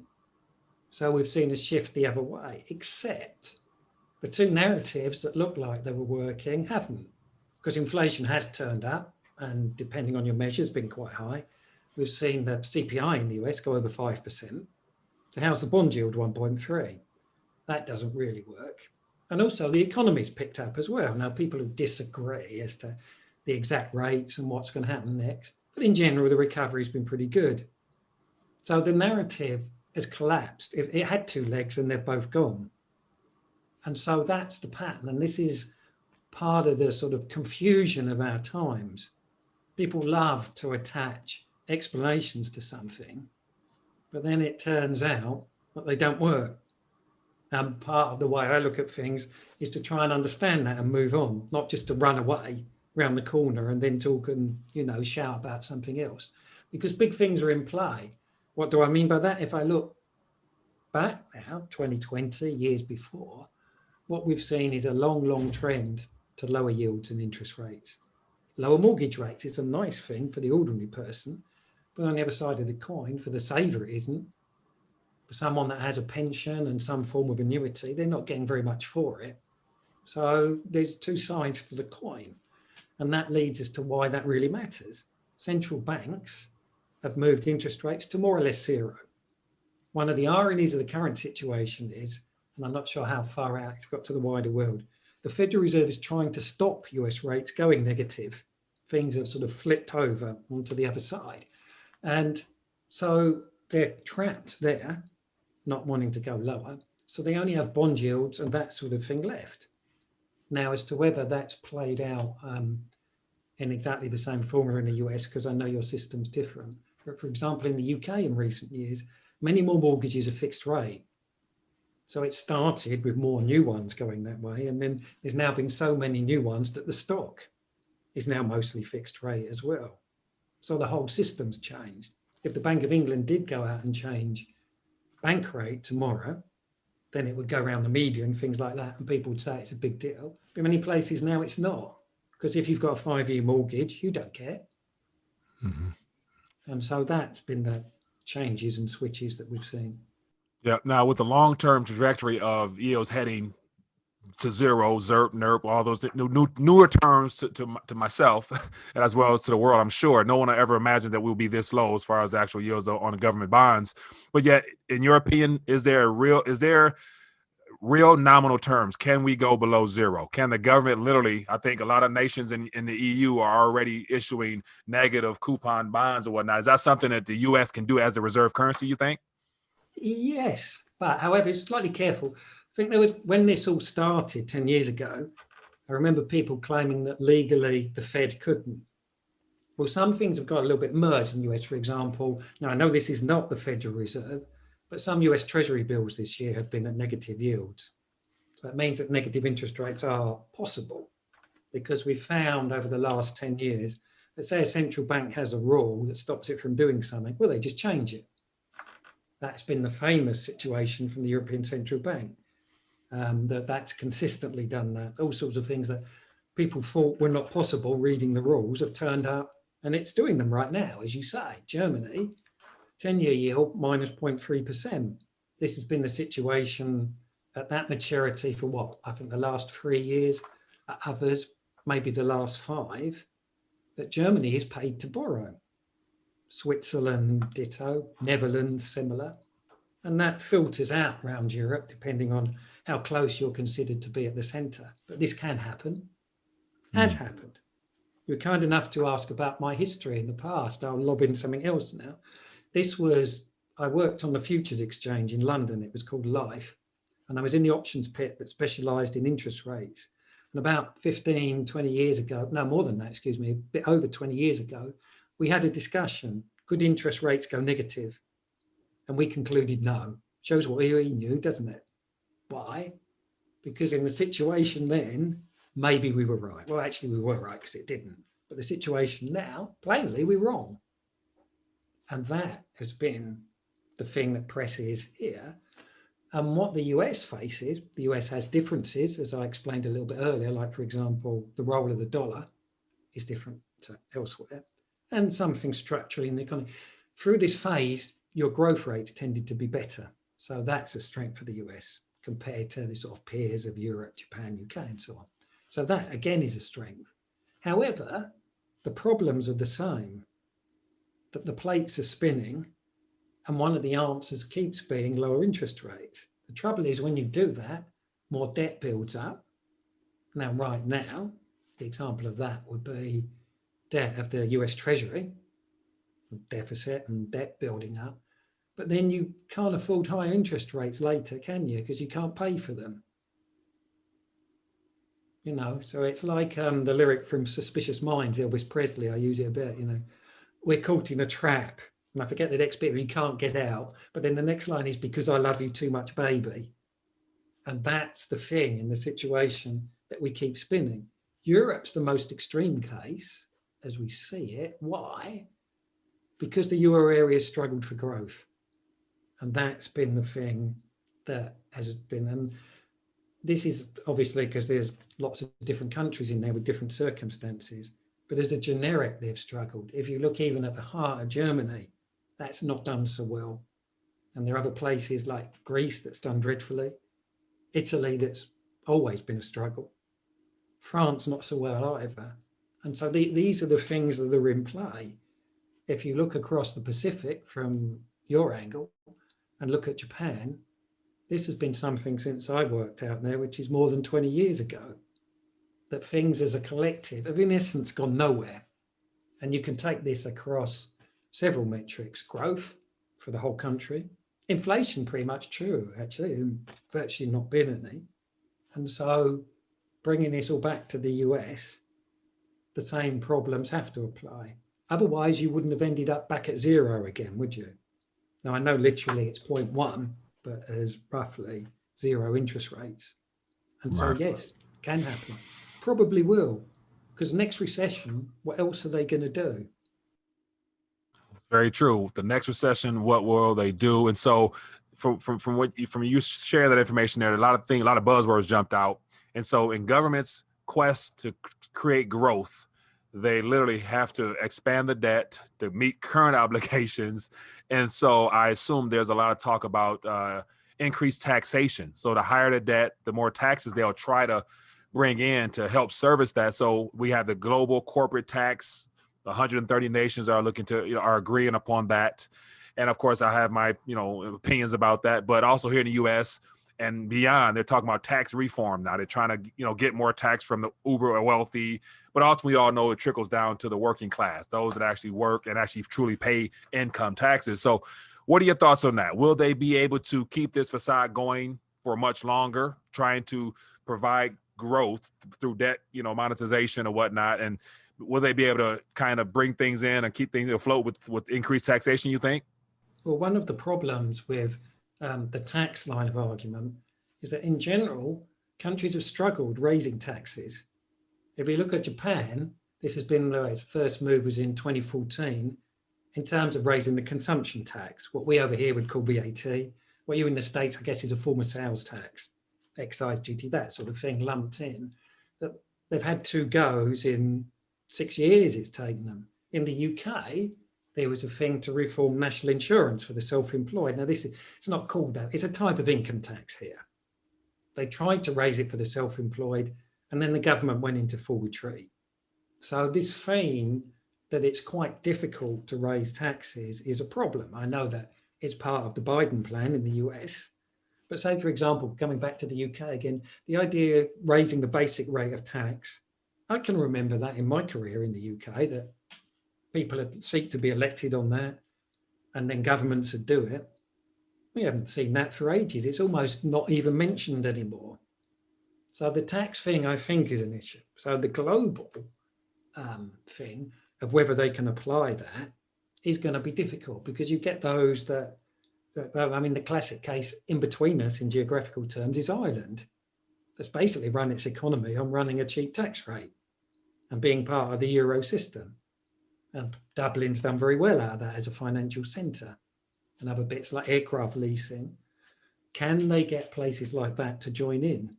That's the tax issue. Coming back to the debt side, I was thinking when I was explaining before, more in the lines of the fact of what governments have to pay each year on the debt. Because obviously the debt pile's higher. A 1% rise in interest rates is a lot more expensive. Or this can come in another form, not often well considered, but I know the US has inflation-linked securities like the UK. But actually in the UK, it's about 1/5 of the market. So rises in inflation are dangerous because they can be expensive. Here's one of the ironies of the times. Because interest rates are so low, investors in the UK have bought UK index-linked gilts because at least you get a return out of them. Now, it's not guaranteed because obviously inflation changes, but in general, it's been higher, and it's distorted the inflation-linked market, which has been like the sort of tail wagging the dog. So there's a lot of different factors in play, but each time you come back to the same problem. If you raise interest rates to even something like 3 or 4%, that's then incredibly expensive. Where's the money going to come from? Therefore, if you apply that logic, they won't do it. So we're back to my song lyrics of us being in something of a trap, or Elvis's song lyrics, excuse me. Now, I'm curious to get your thoughts because I've been talking about this for quite some time now. Jerome Powell, the Federal Reserve Chief, has been talking, or chairman rather, has been talking about the monetary toolkit. There's more than enough tools to make sure that the economy doesn't overheat and all that other, Fed speech they love to throw at us. But yet the reverse repo market, that's something that I'm trying to still better understand myself. Because as I've seen a lot of economists talk about, it's going to be a problem, but yet it's not enough currency. They're trying to draw it out of the system. Can you give us, your take on the reverse repo market, and might this be the pin that pricks the global asset bubbles, you think? Well, the issue here is this is the opposite of what the normal problem is. We about a year ago, more, maybe 2 years ago, and generally at times running up to Christmas, banks usually run short of US dollars. I don't so much mean US banks. This is quite often international ones, stereotypically Japanese or European ones. But anyway, the point is short of dollars. This time around, because the Federal Reserve has done so much bond buying and other issues, and also the US Treasury has issued the stimulus checks and so many of them.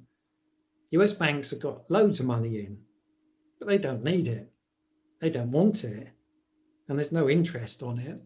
So they're giving it back to the Fed. This is what the reverse repo thing is. Now, last number I saw was about 730 billion in terms of US dollars. And so in itself, it's a big deal. Will it keep just getting larger? The Fed has sort of tried to stop it. I mean, I was saying earlier, it was trying to avoid negative interest rates. That's one of the reasons why it has put an interest rate on it. It's not much, 0.05%. So it's partly symbolic, but it also is so that there is one and a return.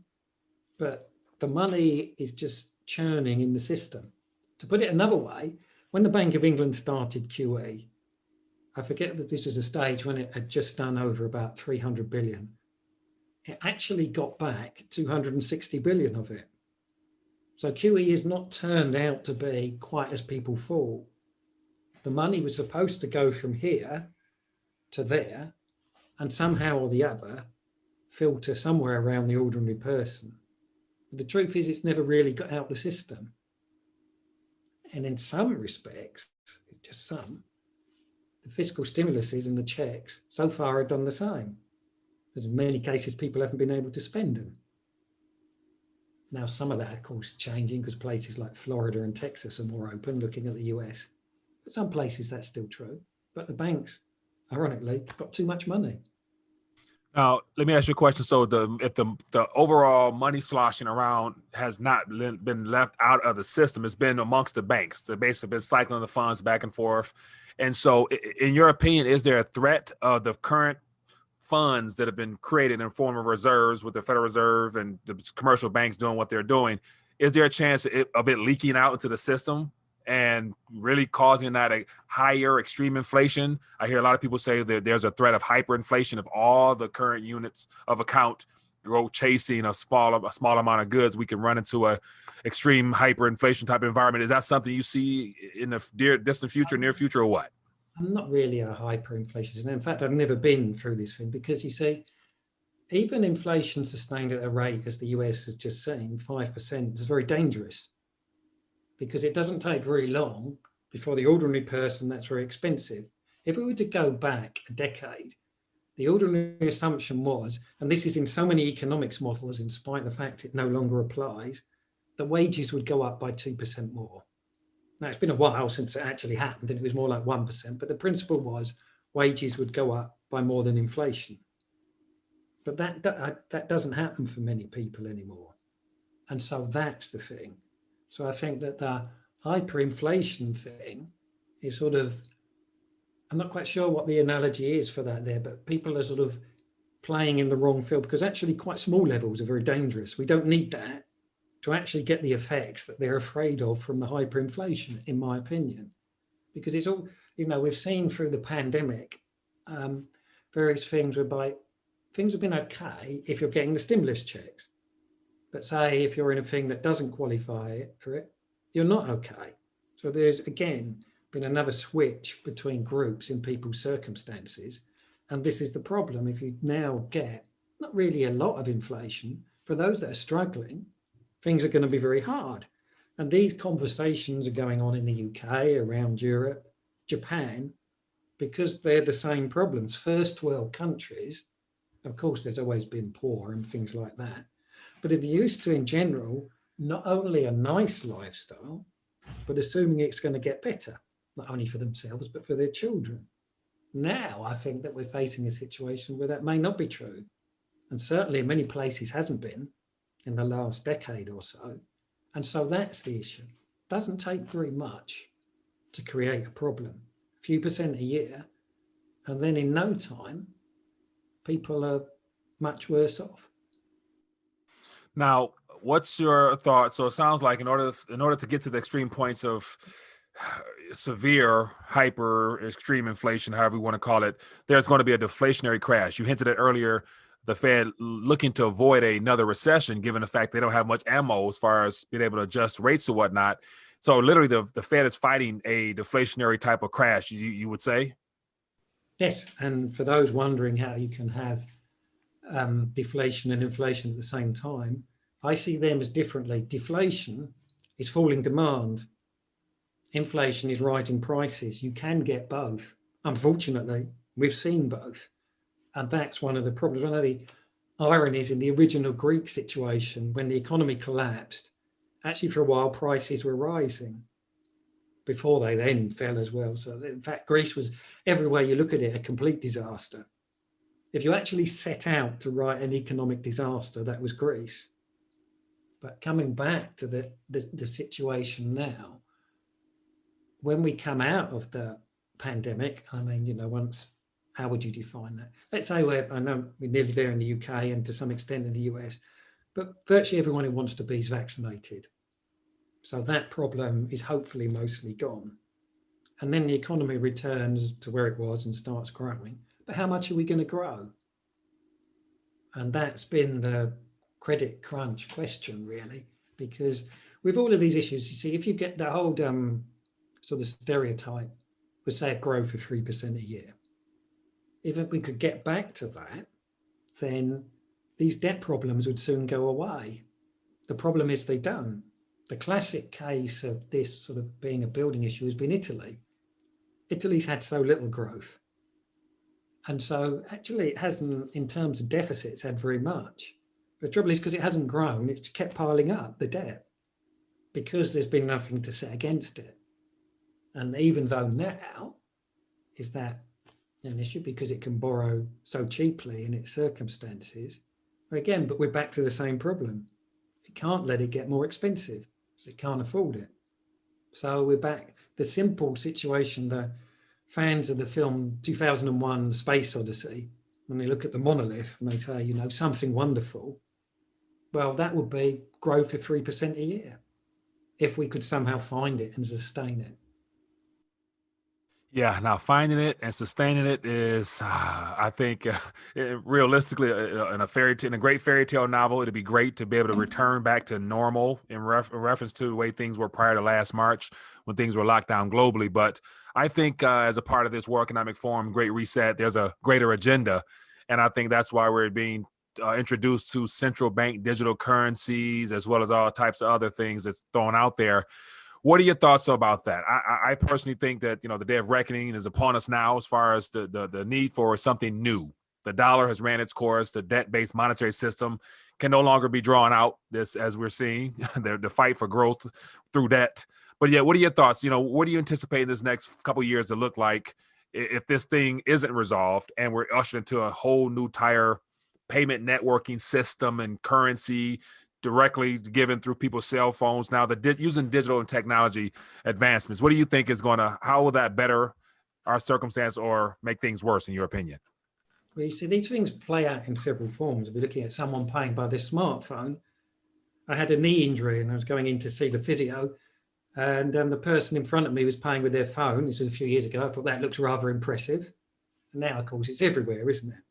So that's a nice side to it. Through the pandemic, I didn't spend any actual money for ages. So again, nice side of it. But the catch is when the central bank version, why are they doing this? It's so they can impose negative interest rates. This is for next time round. How will they do it? Well, because they can then set a rate of exchange between the digital money and real money. So you give them $100, they give you 97 back. That I've chosen that number specifically because that was the IMF International Monetary Fund example, which I believe they're using as a template. So that would set an interest rate of -3% a year, which would be quite punishing if you look at it like that. You know, this is the reverse example. I'm sure you have a similar system in some form in the US, but in the UK, when someone puts money in a pension, i.e. they're going to say they're going to pay in their own money, then they get given an illustration. Now, the illustration, because I worked in this area for a while, it'd be something like 2% a year, 4% a year, 6% a year. So you end up with more money than you started, hopefully. Now try doing that with -3% a year. I'll put $50,000 in my pension, but I'll get 30,000 back. Well, no. And that's the problem with this. This is, you use the phrase the Great Reset, and there's lots of other things that come in with that. But in terms of interest rates, this is the issue and this is the problem. Now, for those that are watching this and thinking, why are they doing this? This is because they then believe you'll immediately spend your money. Now, actually, in the US and the UK, of the problems we have, that isn't it. If you look at UK retail sales, we spend our money. I don't think the US is that dissimilar. So it doesn't that. I think their line of argument falls down quite quickly, actually. But their theory is that as a collective, there's too much savings in the world. Now, to some extent, they have a point. But of course, the problem is, we're back to the thing of the 0.1% or even the 0.0001%, that so much of it is in very few hands. The ordinary person doesn't have that. So they'd be hit hard quite quickly in their, the ordinary manner, spending, living, trying to save for a holiday, short term, or pensions, long term. Normal things that wherever this might be seen around the world, people will be thinking of as best they can. But it's a lot harder for them. And you're losing 3% a year, then how's that going to work? And here's one of the lessons of this age. And I've seen it both individually and collectively. When you do this, if you look at the numbers, people actually want to save more. So there's an almost backwash, if it was a river, against it. But their plan, I believe, in the next recession is to do that. So the headliner, so to speak, would be the European Central Bank, simply because it's already there. It may not actually get out of negative interest rates till there's a paradigm change, because how will it? They've raised interest rates twice. Is it still in the last decade? Actually, it's just out of the last decade, excuse me, because one of them was in 2010. And that's it. Whew, that's a very scary scenario you just laid out of what they're fighting against and why they have already laid the groundwork for what they want to, I guess, give us as a solution, which is a digital version of a rebranded version of the currencies. Now, the problems are obvious. You laid them out quite well. Now, for your average person who might be concerned, everyone should be, wealth preservation tools, wealth preservation strategies is what I want to kind of lean towards now, in accordance to what we know is occurring now and what typically historically has been proven to work, as well as any other new opportunities that might present themselves. Share with us a couple things that you perhaps do as an economist, as well as a money investor, that people can investigate more of their time and energy into learning how to do to hopefully protect and preserve themselves for their own financial futures. Well, you see, one of the problems with this is that so many of these things have gone. Because, for example, I spent most of my career in bonds. You can't really buy a bond and get interest out of it now, can you? And even the rates I quoted earlier, ironically, the US is one of the exceptions. Might not sound it, but 1.3% on the 10 year is quite high these days. The UK, you only get 0.6. Europe, it's negative. If you can find them, I'm a fan of index-linked bonds. The reason why I say if you can find them is that because of the situation, for example, in my home country, the UK, I've been in the past an owner of our index-linked bonds, but they're now so expensive you can't buy them. You could buy them, inflation goes up and you lose money because the price was so high in the first place. And this is back to one of the problems of the QE era. I was saying before that the money sloshed around the system. Well, it has gone into things and pumped up the price. So how can you buy them? In the UK, property is a popular thing, particularly where I live in London. So many foreign investors coming in as well. But now, guess what? It's become almost unaffordable. So, unfortunately, I have more questions than answers for you as to where to go with your money. An ex-colleague of mine, we were looking a while back at gold. But of course, gold's fallen back now. Okay, that makes it a better investment going forward. There was something I've always kind of liked and regret missing out on. Comes from your sort of name, actually, which is silver. I remember reading some years back that silver has an antibiotic effect. That might come into play. We've seen in times of pandemics and things like that, people are desperate for things and will pay any price, won't they?